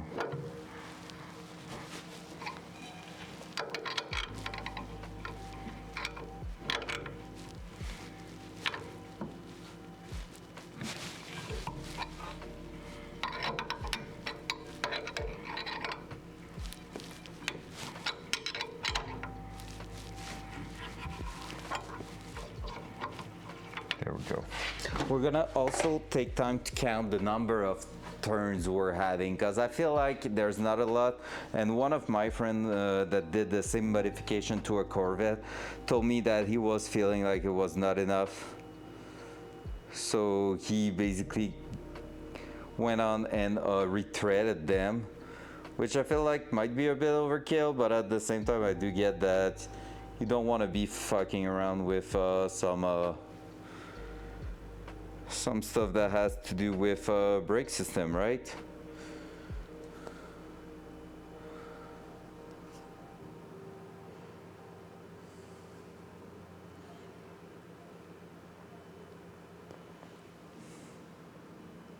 There we go. Let's throw that back in.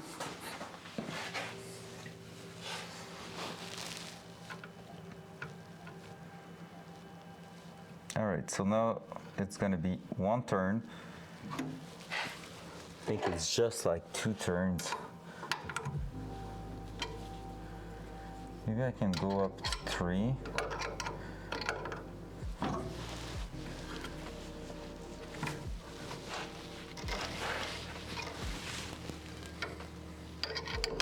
Again, we don't want to cross thread. Yeah, I think we're up to 3. So 3 turns is really not that bad. Can I get it done too?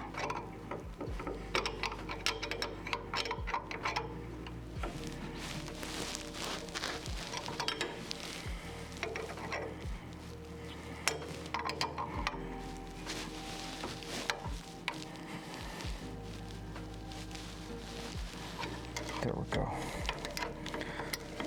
We need just a little bit more to be able to come and thread that in. That's maybe a little bit too bent. So can we go for a little bit more again?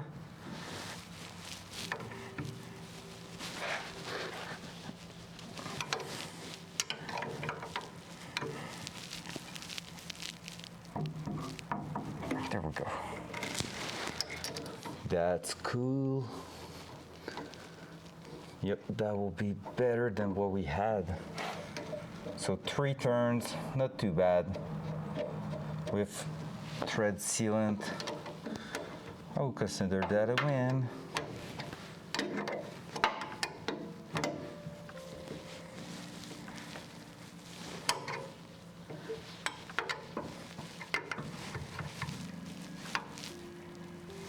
There we go.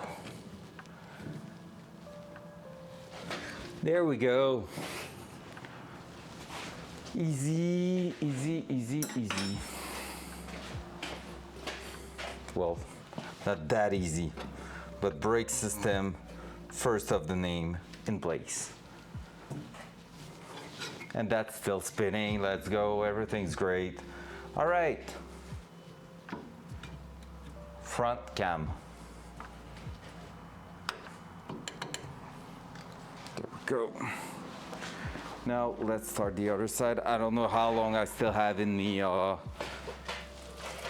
to work on the car. I'm really getting tired right now, so we're gonna keep going just a touch. Maybe just adding, you know, the fitting there so that it can dries. It can just start drying with the PTFE lock for the threads, well, sealant. And then after that, we might go, we'll see. All right, dual side. So same deal right here. What I'm gonna do, let's go from underneath. I'm gonna try to push you a little bit to the side there. Maybe do that. Cool, so I'm gonna go and remove that here.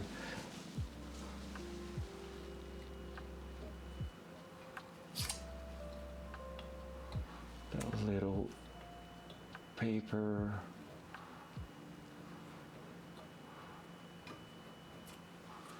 Make sure everything's super accessible. And now from there, let me clean that. All right. I'm gonna be adding some thread sealant again to my little fitting here. Then we're gonna start threading that in.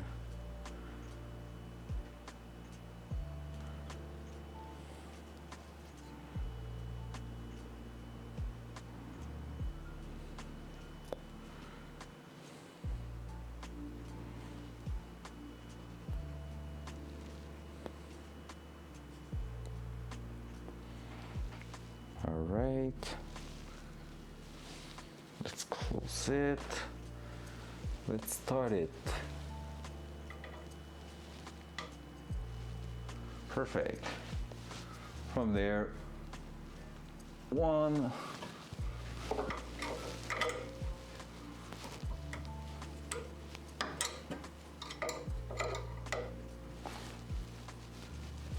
2, 3,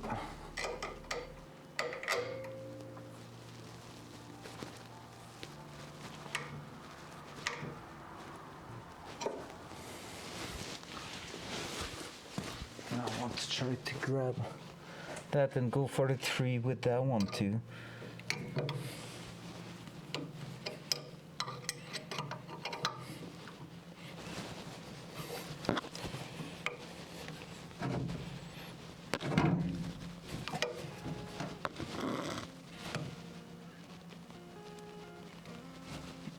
Almost there.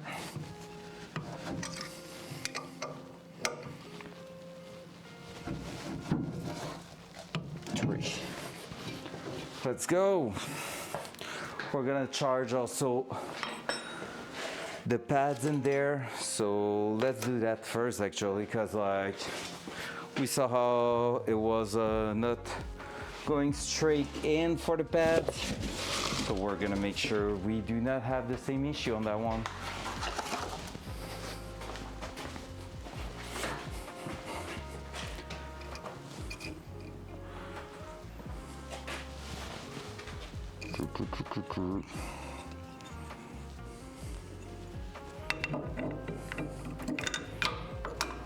Pretty sure we're gonna have the exact same issue. Yup. Well, it's no big deal. We now know how to make the difference, like how to make it work. Ben trop gros pour ton char, ça pas mal sûr que j'ai plus petit que ça sur mon Bronco Top, plus petit que ça, c'est sûr, c'est freaking huge les breaks. Comment ça va, JS? Plus que ça.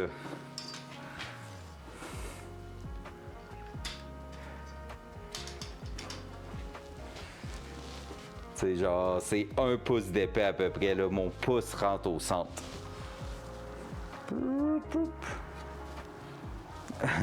C'est freaking huge. Big ass brake, because that's what we like.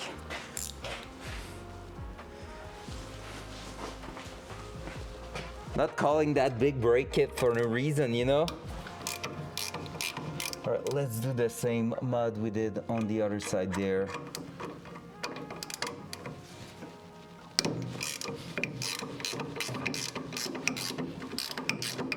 Just for the clearance issue, pretty much.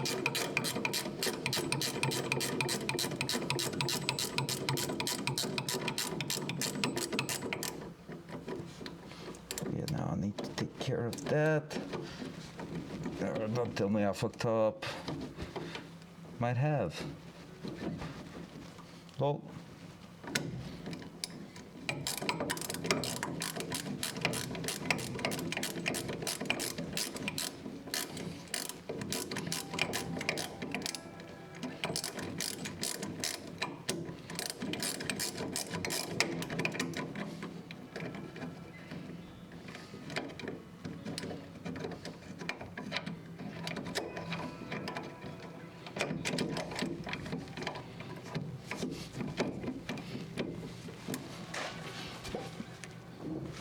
That's not changing anything, right? Nope.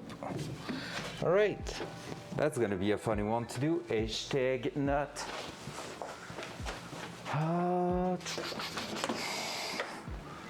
That 14 mil here.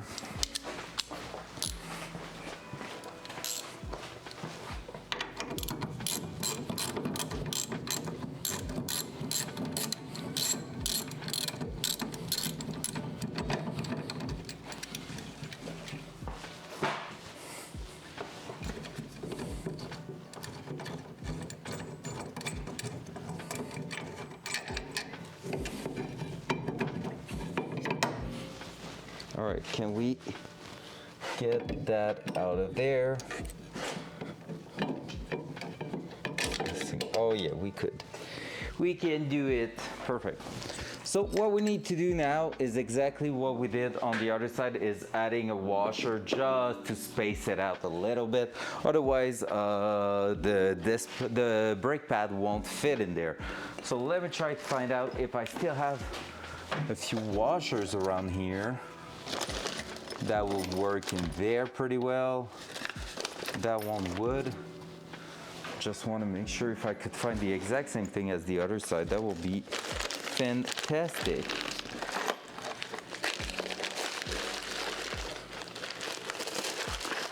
It's really like an easy little adjustment pretty much we're doing. What are you, sir? I don't know. Head to hub, not the right one. These ones we need to replace that, that's true. No washers in there. That one's too big. Do we have any? Oh yeah, we have plenty that are left right here for the rear suspension setup. So are we missing some washers in there? Maybe we should find out, but it doesn't seem like it, to be fair. So I don't know what they are for. That's never a good sign when you're saying that though, right? I don't know what that thing is for, lol. That's what happened when they do not provide some decent instruction, to be fair. I'm gonna have to check it out, but for now, these are going to be slipping there to basically space out the bracket itself. So basically the entire bracket for the caliper is gonna slide out by about 1.5 millimeter, and that's gonna provide the exact amount of space that we need there. Now where is my 19 mil? Mais pourquoi ça fit pas quand c'est brand new? Parce que c'est trop de trucs modifiés. Basically, not bolt-on cause we're fighting some tolerances that are different from what a manufacturer. Like there's a lot of handmade thing in there, and that being said, it means tolerances are not as good probably as a robot basically. So part of it.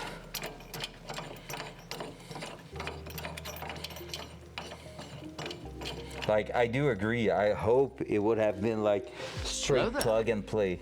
Hello there. Whoever is that. I need to watch what after I drop my washer on the ground or first shot in the place. First shot. Yeah, first shot. Who that?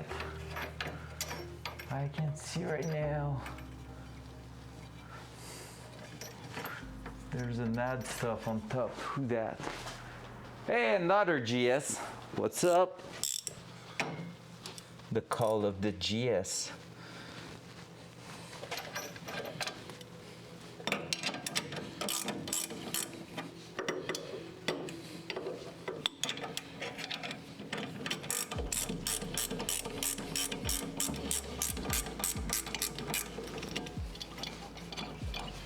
All right. But let's try to throw that in.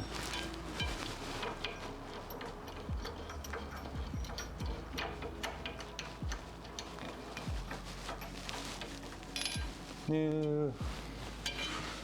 I need to be on this side, it's gonna be easier. So basically I'm just really spacing the bracket by not much. And it's just giving us the amount we need to make everything work, or kind of work. There we go.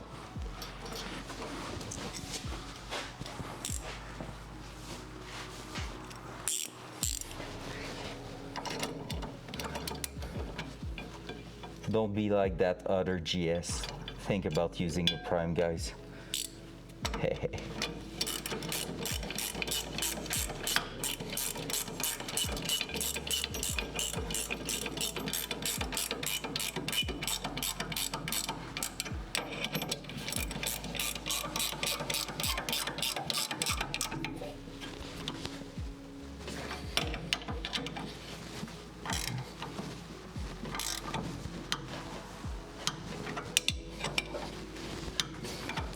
There we go.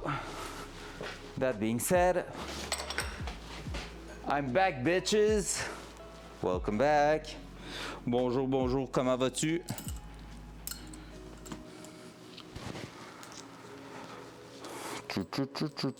And now let's try. Because yeah, premier JS. Pourquoi ça fit pas, entre autres, c'est parce que genre, tu sais, c'est pas, ouais, oui, techniquement c'est que ça fit pas, mais en même temps c'est ça, c'est que ces exemples, ces calipers-là, c'est des calipers que tu pourrais acheter pour te faire un kit custom. C'est beaucoup de pièces ramassées à droite à gauche, ce qui passe triste de tout ce qui se passe. Ouais, I mean, ils ont forcé la note un peu en allant à l'encontre de trucs qu'ils avaient dit. Fait que I guess que c'est karma back to them. Mais ouais, ça. Fait que, en gros, ce que je disais, c'est tout ce qu'on a ici, c'est des pièces qui, techniquement, tu sais, le disc brake, c'est un disc brake Willwood qui pourrait aller, exemple, sur une Corvette. Le caliper de même. J'ai un ami qui a pas mal certain la même affaire, tout ça. Fait que, genre, tu sais, c'est tout ça mis ensemble fait en sorte que c'est des kits qui sont adaptés, puis comme je disais, avec beaucoup de travail à la main. Donc, le niveau de tolérance doit être, genre, un peu trop grand, ce qui vient qu'à causer des problèmes éventuellement. Il parle en passant. They are speaking in Geekanese. Ce qu'il parle, c'est qu'au fond, il y a eu du gros drama cette semaine avec Battle State Game pour Tarkov. C'est en gros un shit show en ce moment parce qu'ils ont sorti un nouveau package à 250$. Tu sais, quand l'ancien était déjà à 150$, ils ont enlevé l'ancien juste avant Noël. Puis là, ils ont sorti le package, puis genre, ils ont mis des trucs dedans que. Mais genre, ils ont mis des trucs dedans que, basically. Qu'est-ce qui arrive avec ça, c'est qu'il y avait des choses promises dans Edge of Darkness qui est, au final, ils ont rajouté dans le nouveau package. Yeah, c'est ça, exact. Comme mettons, Edge of Darkness devait au final donner accès à toutes les DLC. Là, dans le nouveau package, il y a un mode offline co-op. Fait que tu sais, un mode que c'est contre des AI seulement, fait que du PvE. Que genre, il est inclus dans le nouveau package, mais Edge of Darkness l'ont pas. Mais au final, c'est un DLC. Tu sais, c'est le même jeu, dans le même menu, dans le même affaire. C'est un add-on au jeu.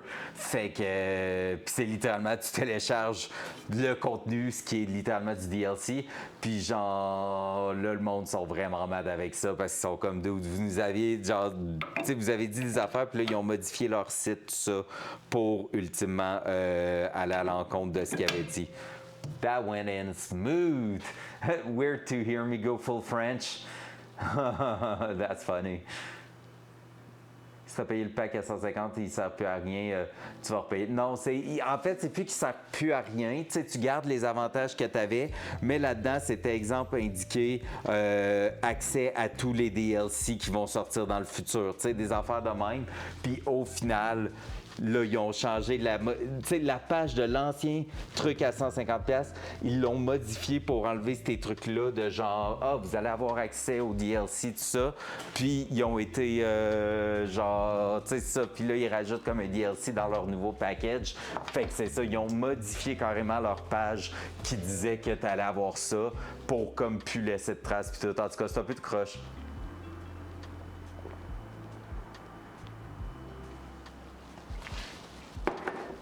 Fait que c'est quand même cul.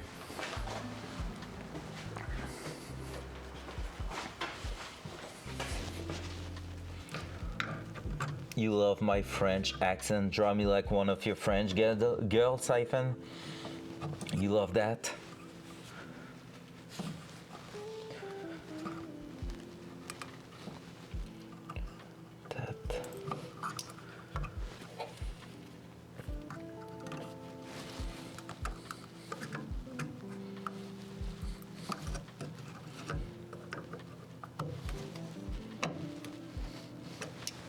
There we go. As easy as that. And now that should be spinning still. Ish. There we go. There's one spot that's gonna buff itself out. There we go. We have a brake system. No thanks. That was funny, the double view there. Ouais, man, ça saute quand même. Parce que pour de vrai, tu sais, j'ai 2 amis qui l'ont acheté le truc PVE. Puis genre, tu sais, qui ont acheté en fait le nouveau pack. Puis tu sais, ils adorent le mode PVE. Tu sais, ils trouvent c'est agréable. Tout ça, quand il n'y a pas personne de online un soir, tu te mets à jouer en PVE puis t'es chill, là. Alright. Well, that's another brake system in place. Let's try to put the braided line. Look how good it looks. That's my first braided line I'm getting for a car also. Apparently it does a big difference on the braking power of your car, but I just never had the chance to try one. It's just making a better feeling, like it's less progressive, more direct, like direct hit when hitting the brake pedal. Because basically with rubber lines it's like allowing some expansion, while this one it will just be no expansion or almost no. So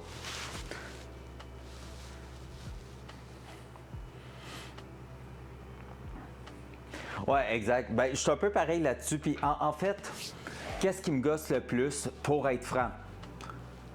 Stage plus grosse, rien à battre. Les crates qui valent environ 9 millions qu'ils te donnent au départ, rien à battre. Genre, pour vrai, tu sais, ça fait chier, mais ultimement, c'est dans l'inventaire de la personne. C'est pas genre de quoi qui affecte le gameplay. Mais quand tu parles, Scav qui tire pas à 60 mètres, quand t'as le petit truc, Sniper Scav qui t'ignore, tu sais, des trucs de même qui commencent à modifier le gameplay énormément. Là, j'ai un problème avec ça. Pareil un peu, les skills à la limite. Tu sais, level 3, c'est pas si pire, mais encore là, tu sais, c'est un avantage pour les quests qui te demandent le sniper level, tout ça. Fait que genre, là, je commence déjà à avoir un peu plus de misère. C'est tout ce qui affecte le gameplay puis la progression directe. Ça me gosse un peu plus. Ce qui se passe dans l'inventaire, rien à chier. Le nom en bleu, le logo, je veux dire, on a notre nom en orange, tout ça. Fait que le truc d'escave, ça ne change pas grand-chose pour le chat. C'est quand la dernière fois que l'escave nous ont fait chier. Ouais, mais... Tu vois, je suis d'accord, oui puis non, parce que, exemple, Shoreline, la Fishing Island, like Fisherman Island, tu sais, celle-là, les scaves agro des fois, tu sais, des trucs, c'est pas grand-chose, mais ça peut être juste assez pour changer que, justement, pas le Chad, mais le Timmy qui crab walk tout. Se trouve des spots qui vont faire en sorte que normalement il se ferait spot par un sniper scav puis il va sit là puis tu sais tuer des chads tout ça, puis genre rendu là c'est comme c'est pas l'idée. Tarkov, le but c'est tout le monde même genre le même environnement puis se fait chier de la même façon, puis ça pour moi c'est ce qui vient un peu le throw off là-dessus, plus encore une fois les promesses qui avaient été faites à EOD tout ça. Alright, that one. Now we need to add the bracket underneath. We need to clamp that in place. Oh well, where's that little thingy I need to put there? Yo, I had it there.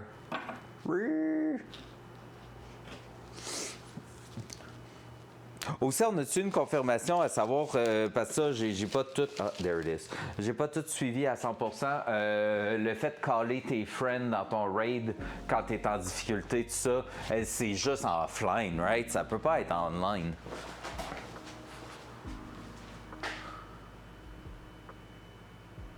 C'est ça que tu parles, le beacon, c'est clairement ça. Ça peut pas être en online que ça fait emmener tes amis. Alright, from here, guys, we're gonna go in there. We're gonna do that. We have our braided line.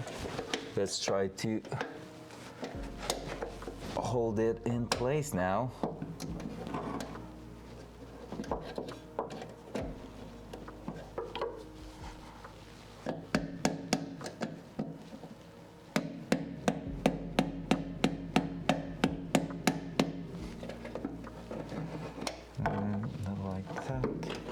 Should be going in.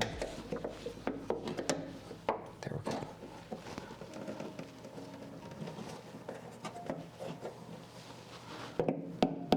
I'm also going to hit my fingers there. It's such a bad spot to hammer in that thing.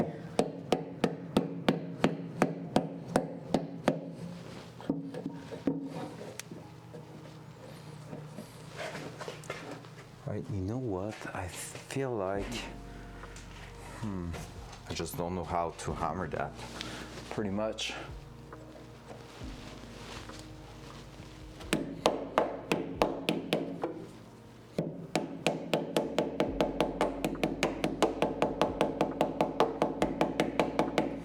Oh, I think it's going.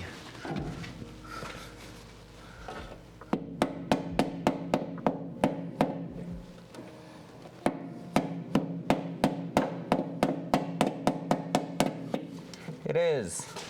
All right, can I get a better angle? I cannot.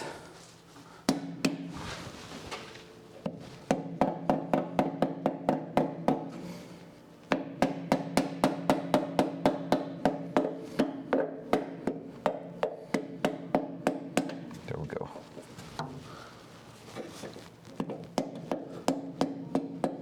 There we go, easy. One tap. PvP, PvE confirmed. What? That sucks. That's stupid. The beacon is also online. It makes no sense to me. It just makes no sense to me. I need to understand how that works precisely. Like, I mean, you're in trouble, you're throwing the beacon, it send an invite to your friends. How are they getting spawned in the map? Is it like, is it like, okay, let's bring them in, they have to go through the 3 minutes loading and they spawn with you, away from you? Like, what's up with that? I'm curious. Are they scavs? Are they PMC? Like, you know? Oh yeah, they are waiting. Yeah, because that part is not released yet. That's it. That's why we haven't seen it in a raid yet.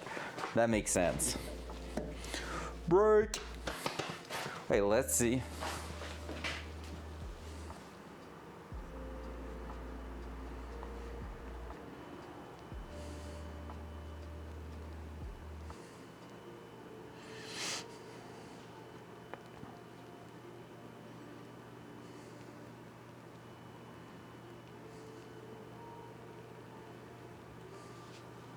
All right.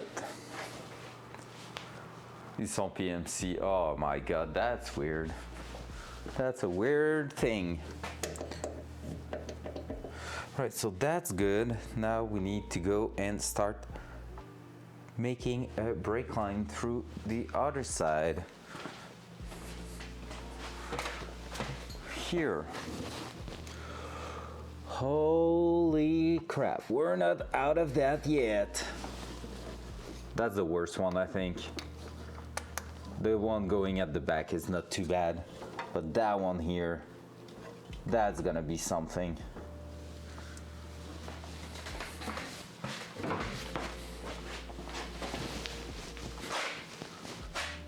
Really need to drop the car back on its wheel and readjust that that leg on the hoist, because it's almost slipped out. Wouldn't be too bad, but it will suck. All right.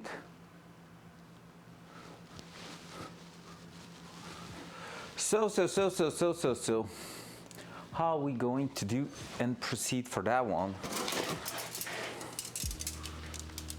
I think the idea is gonna be to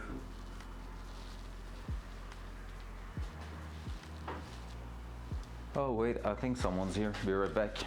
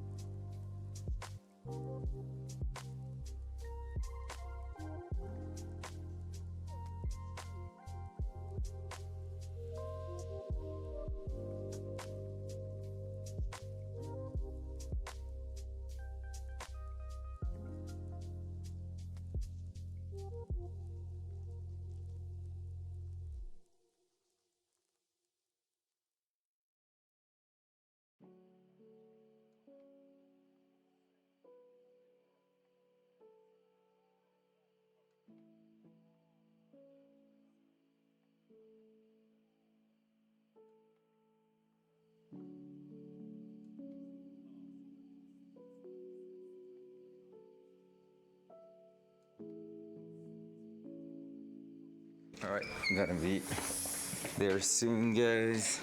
I'm just helping a friend. Be right back.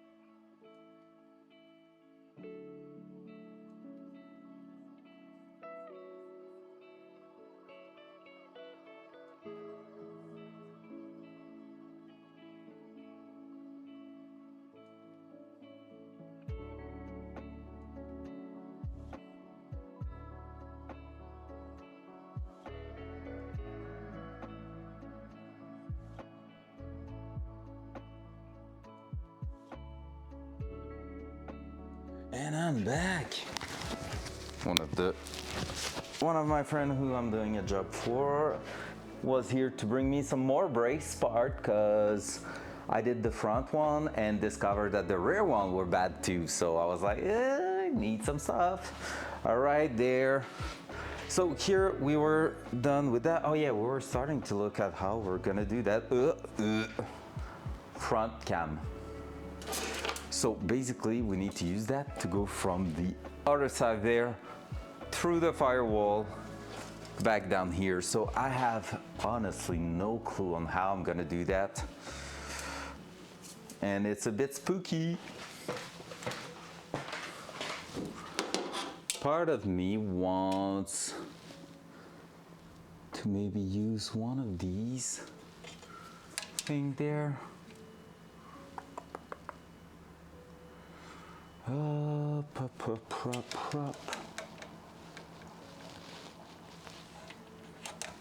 If I was to use that, come back there. All right, let's start to just open the line a little bit, just to give us, nailed it, a rough idea.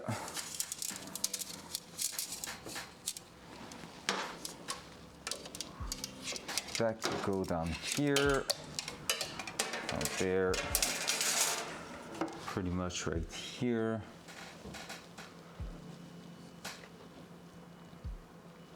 I think I want it to go quite low in here, or right above the steering column. That could also work, I guess, but we have the brake booster in here. That's going to be a bit of a pain in the ass.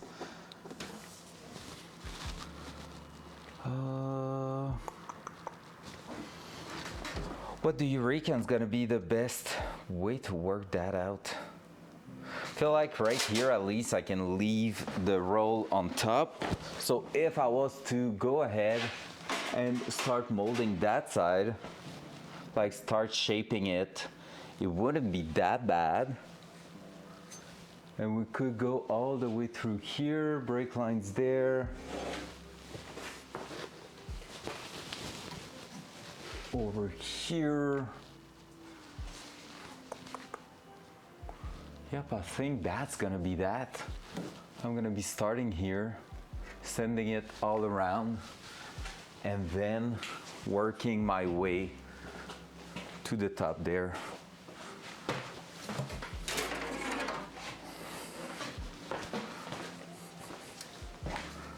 Uh, 16:42.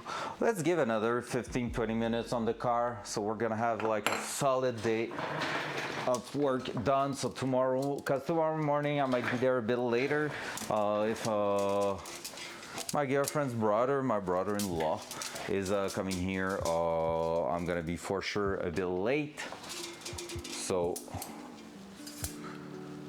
might as well push it a little bit further tonight, so we are in good shape for tomorrow.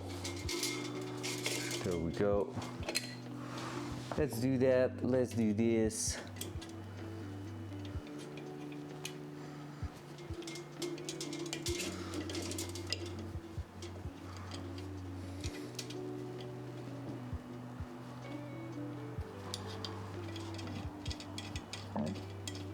That was not a nice sound.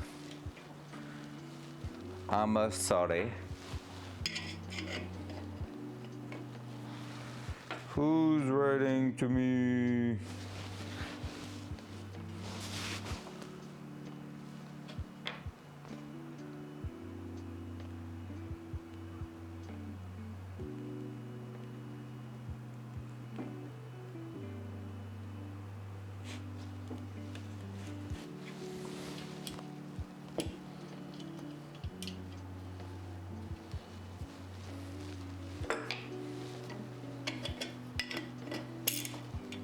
Oi. Like so. Like so.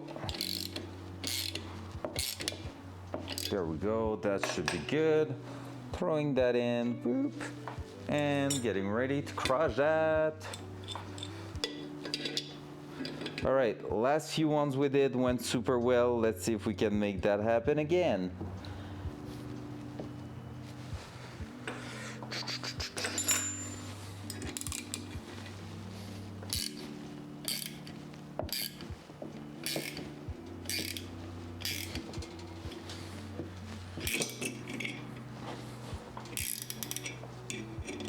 That seems to be quite straight. Let's remove that. Use that again to remove that part here. Oh yeah, that looks pretty neat. Like so.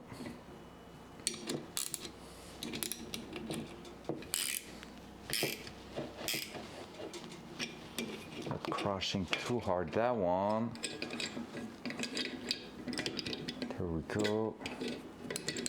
Now let's see how good it is underneath.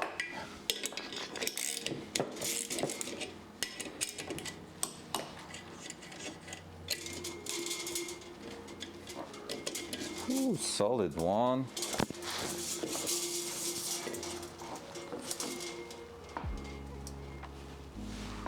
So again, we're really getting not bad at doing flares. That's a solid flare right there. So it won't focus, but hey, believe me, it's good. All right, so from that one now, what I need to make is pretty much go down here.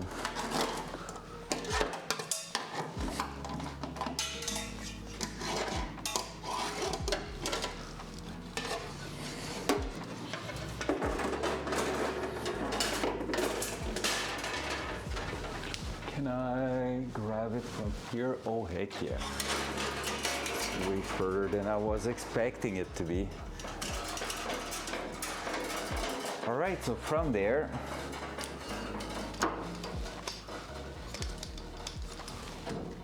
dual side. Well, we need to connect that on the top right here, through here. So let's grab our little,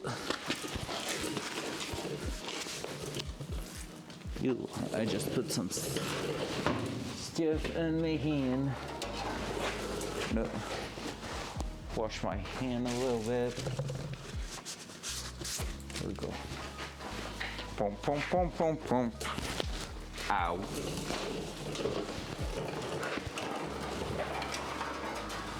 So here, the idea is gonna be to go and connect there. I'm wondering if I should not shape it first from underneath and then remove it, move it back to the top. Just seems to be more logical there.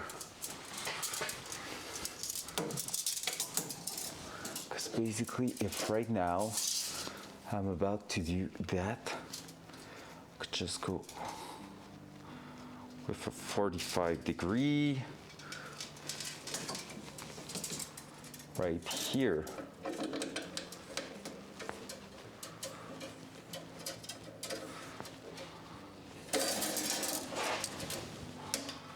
Sorry, I'm hitting the cam there.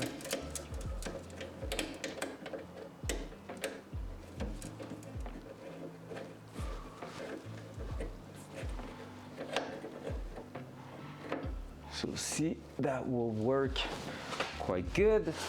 Now, if I shape that part right here,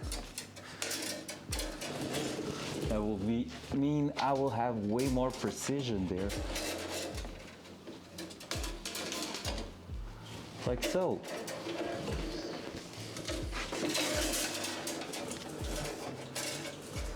And from there,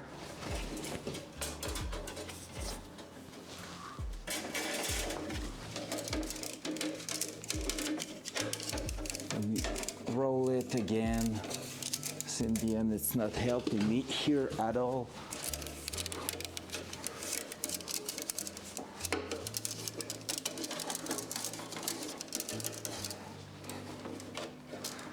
Because I need to go up, basically here.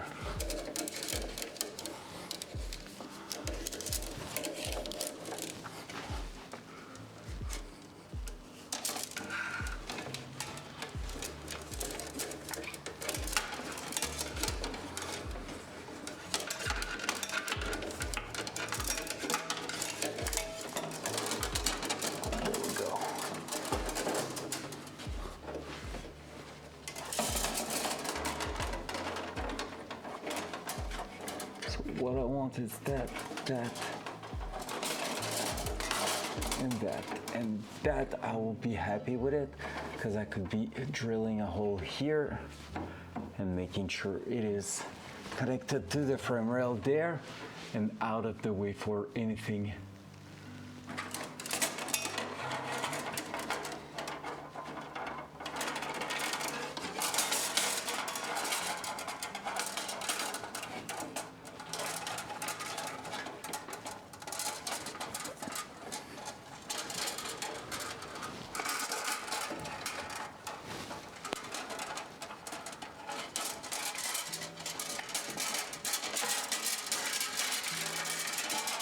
There we go. All right, we're getting somewhere with that. I will need a clamp now to put it in place right here and hold it there. But that's a solid first shot for that line. Now we'll be happy with that one.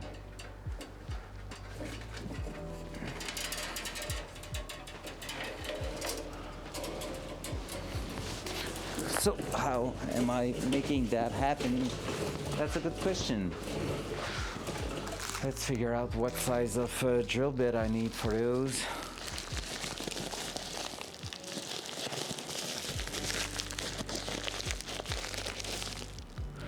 Oh, they are made to be used with that. Not ideal, are they? I'm not sure I get how they are supposed to be used. No, definitely not. Don't know what these are. So let's try that first.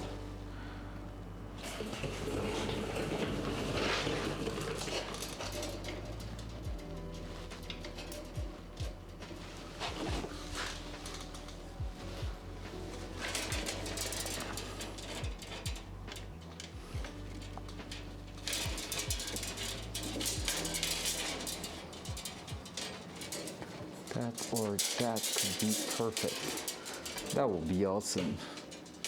All right, let me try to find out.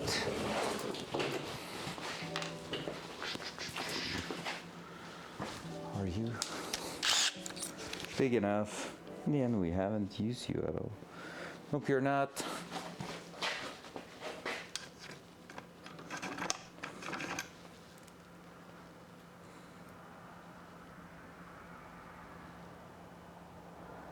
That one could be, because that one will probably be too small.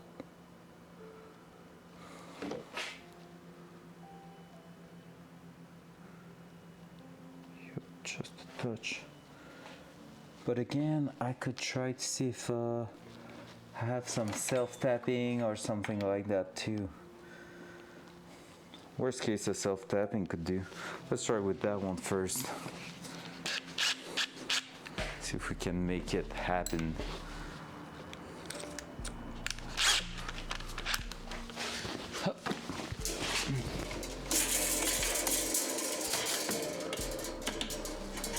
Can I drill that?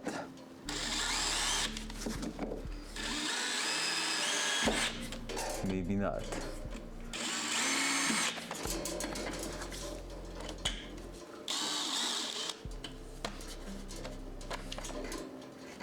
I don't have the space.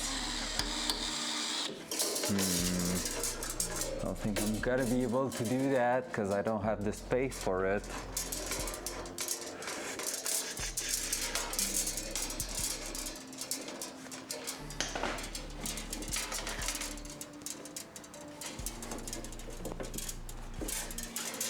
And here, do I have it? Nope, nope, nope, nope. All right. Well, that's not an easy place to work on, because I just can't drill a new hole there. That's for sure. How are we going to do that then? Weld it? No, I'm kidding.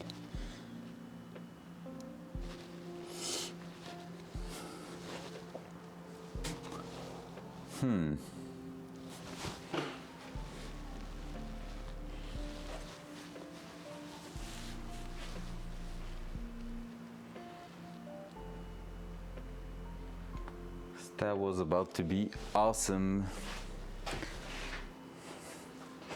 And there's no way I'm removing the engine to drill some holes for a brake line. Oh, hell no.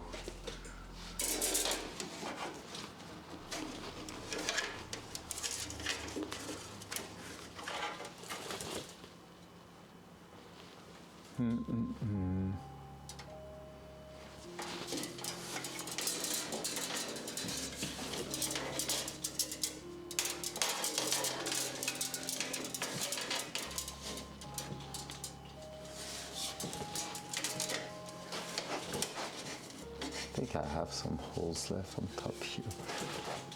It's a really neat setup so far.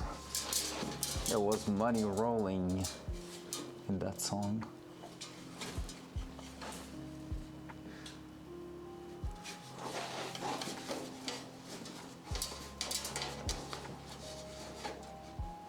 If I could get that to stay there, I will grab my little step there.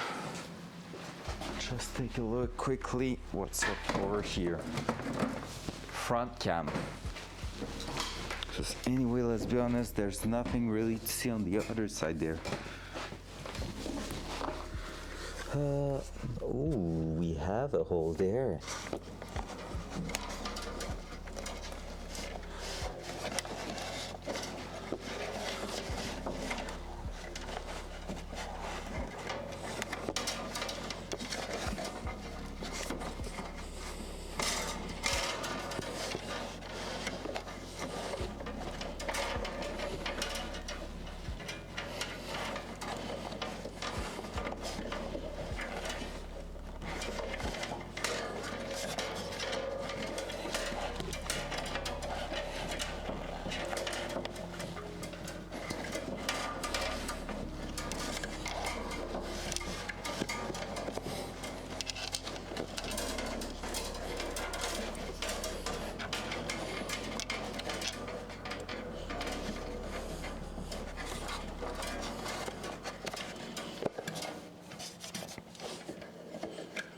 Could be working. Okay, let me try that. We have holes on top there that we might be able to reuse with some existing bolt that we had. Wouldn't that be amazing? Or maybe we're just gonna have to re-drill that a little bit, like that bracket there. But we could put a holder here if that bolt's going through that hole. And I think it is. Are you?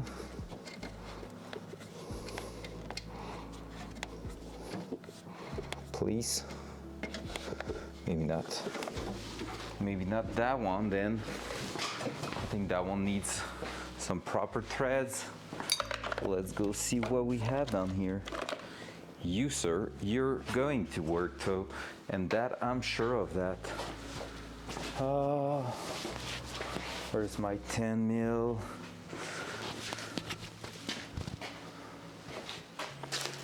I had a 10 mil. Where is it? Where are they? Well, for now, I can just test it.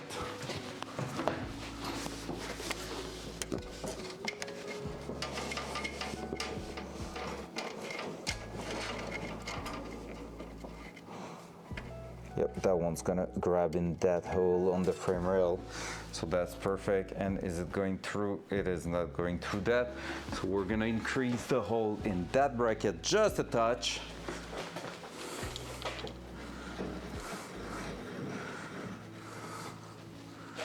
And then we're gonna be good to go.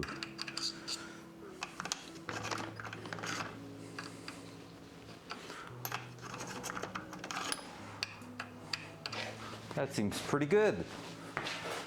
All right, gonna go on the workbench, be right back.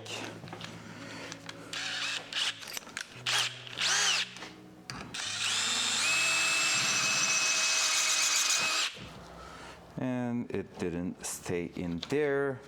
Let's remove these then.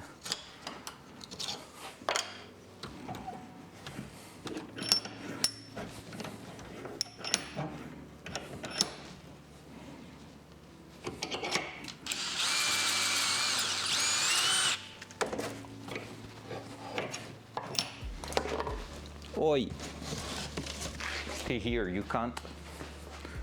All right, that, have that. Now it's going through, right? Could be a touch bigger. Oh yeah, it's going through. Perfect. Now let's find back our 10 mil that I probably have left somewhere stupid like the top here. That's pretty much a 10 mil. That's pretty much an extension there. Easy. That's how it's gonna go in there.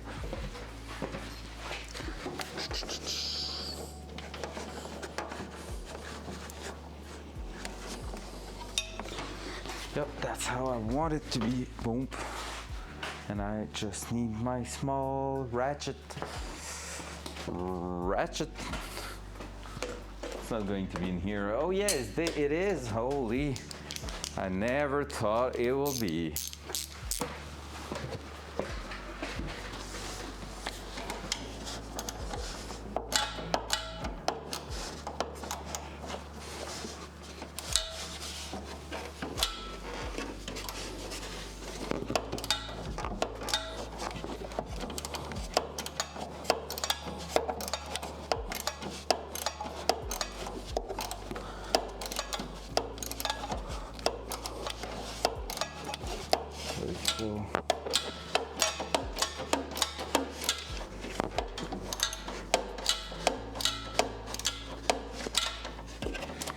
So we have something now holding our brake line on top of the frame rail.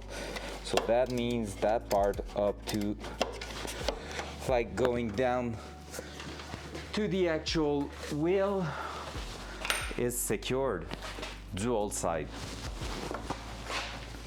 So all that here cannot really wear out of that. So it's all going to be that here, pretty much, like so. Perfect. So that won't be able to move much. We're gonna be able to finish putting that in there, but hey, that's pretty good. Now we need to move that roll towards the top, and that's gonna be awkward. Because we need to kind of twist it.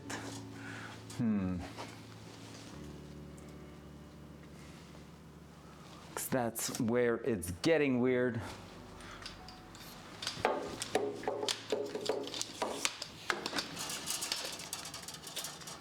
Dual side. Dual side. We basically need to go in there and try to make the roll go up. So we might have to remove everything for that to happen.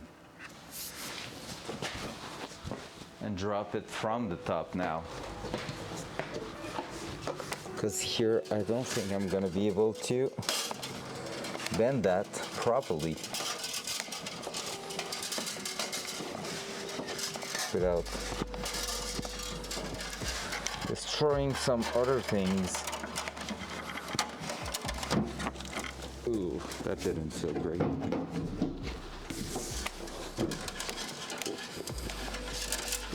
See what's going on there. That's not what we really want to happen. Let's see, it's starting to go.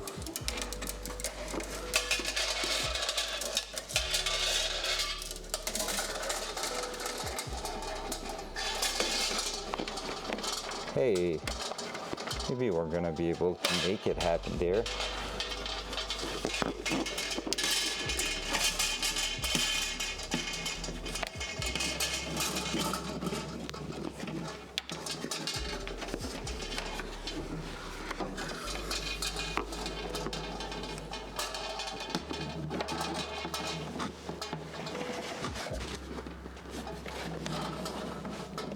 That could be it.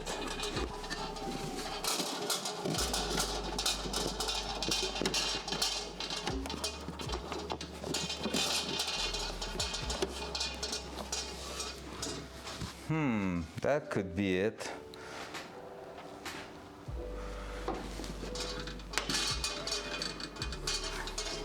That's going all around anything I could be worried about. Let me try to find another bolt and throw that in there. I don't think I have anything here, right?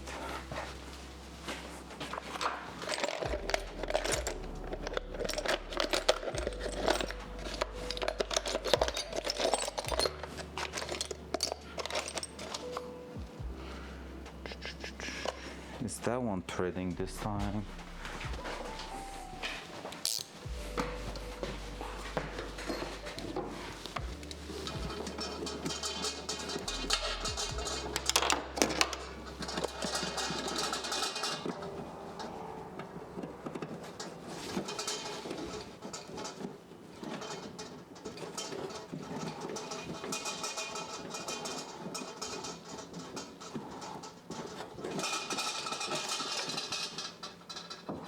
Nope.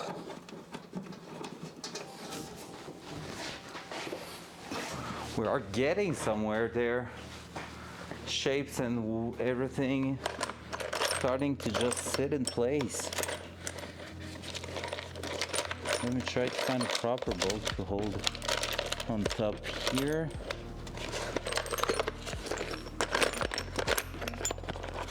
So after that one, we might be good to call it a day and come back tomorrow and keep working on those things.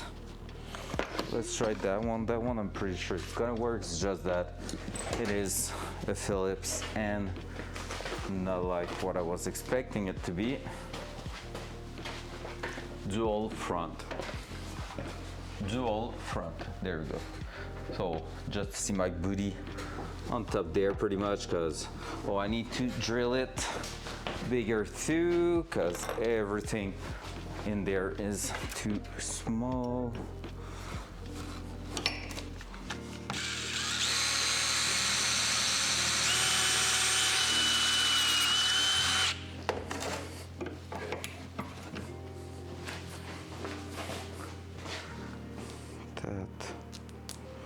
That's way better.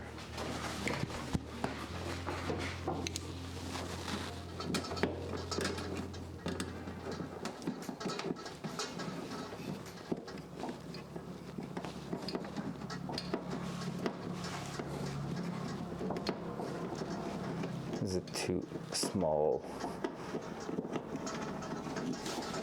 Maybe that's not the right screw for the job. Shit. Let's hope we're gonna find something then. I just want to find the thing that's gotta work in there, that we're gonna be able to put in there, be happy, enjoy some food. Just looking in all the box of all the bolts we removed so far. I don't think that one's gonna work, but let's try it, I guess.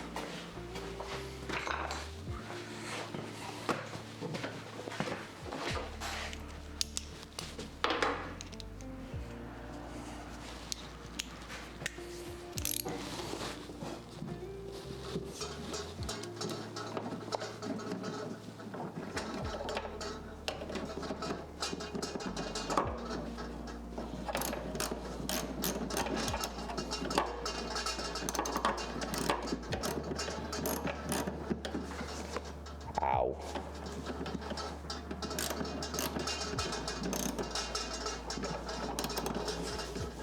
Well, it is bolting.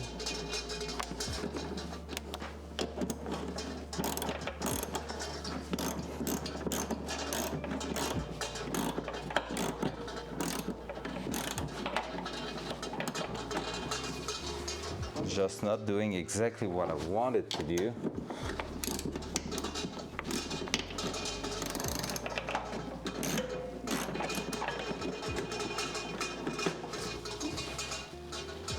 Because here it is getting stuck.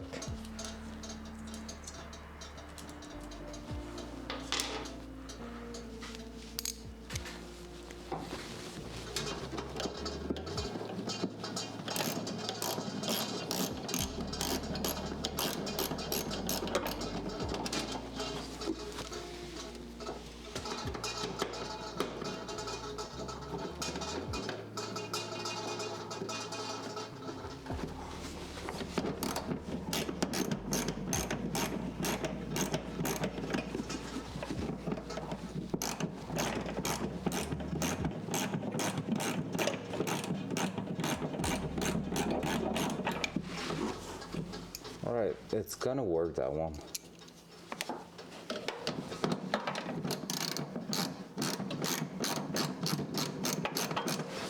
ish. It's not ideal. Still feel like the screw should have worked too. Let's try it again.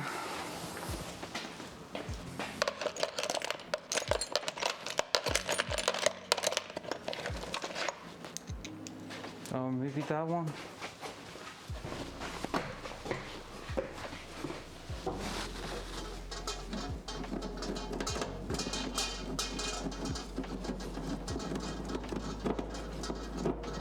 Yeah, that one's bolting too. All right, let's try that one. There's a less intense washer there. Still a little too small, that hole. Expand that hole even more. I feel like it's jumping quite a bit there. YOLO. There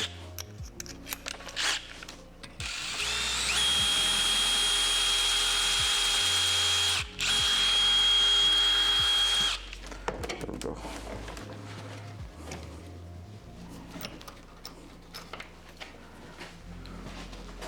All right, that, of course, I lost the screw I was supposed to use, not that one.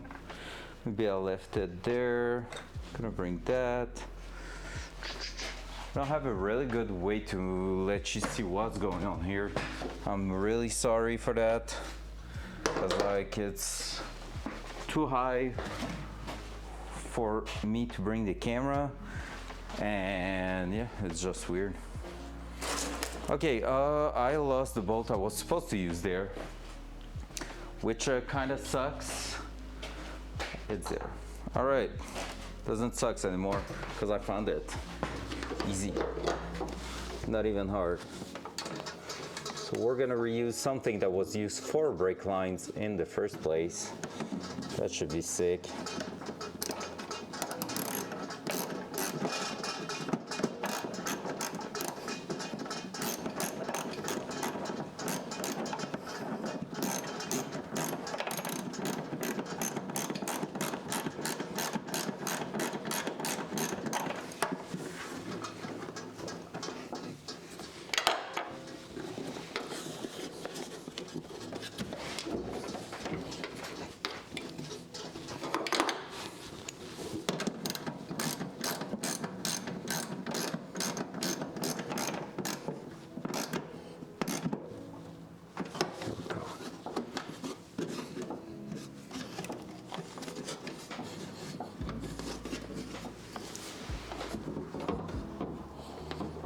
Worst case, we're gonna add another one there.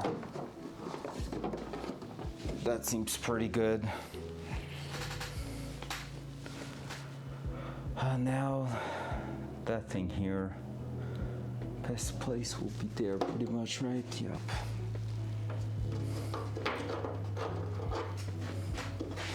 And the rest, I think it's gonna be from the top side. All right, guys. I'm out of energy. It's gonna be that for today. 7 hours, let's go. We did a lot today, so GG to us. And on that, I'm gonna leave it there and we're gonna go for a little stream. Well, I say little, not little. We're gonna go for a full ass stream tomorrow again. Keep going on the brake setup. So we're almost there. Like, we won't be able to finish the fuel system this week because of what we were missing, but brake lines, pretty sure we're doing the worst one right now, because the other one is from the front to the back, just following the frame rail, so shouldn't be too hard to get it done. I just jinxed myself, we know it. But yeah, basically should be that. And at the back, it's gonna be kind of straightforward, where we put a T that we have somewhere in there. Oof, that sounds like something we're gonna be searching for. And from there, we're gonna be able to link that to both sides. So really, there's a lot more play at the back than here at the front, where you need to go all around absolutely everything. So yeah, we should be able to get that done tomorrow. I think tomorrow the first thing is gonna be to basically disconnect everything and push that through one spot there at the top, so we will see that tomorrow. On this, guys, thank you for being here as always. I love you all. I'll catch you tomorrow morning, so see you. Have a good evening. Bye.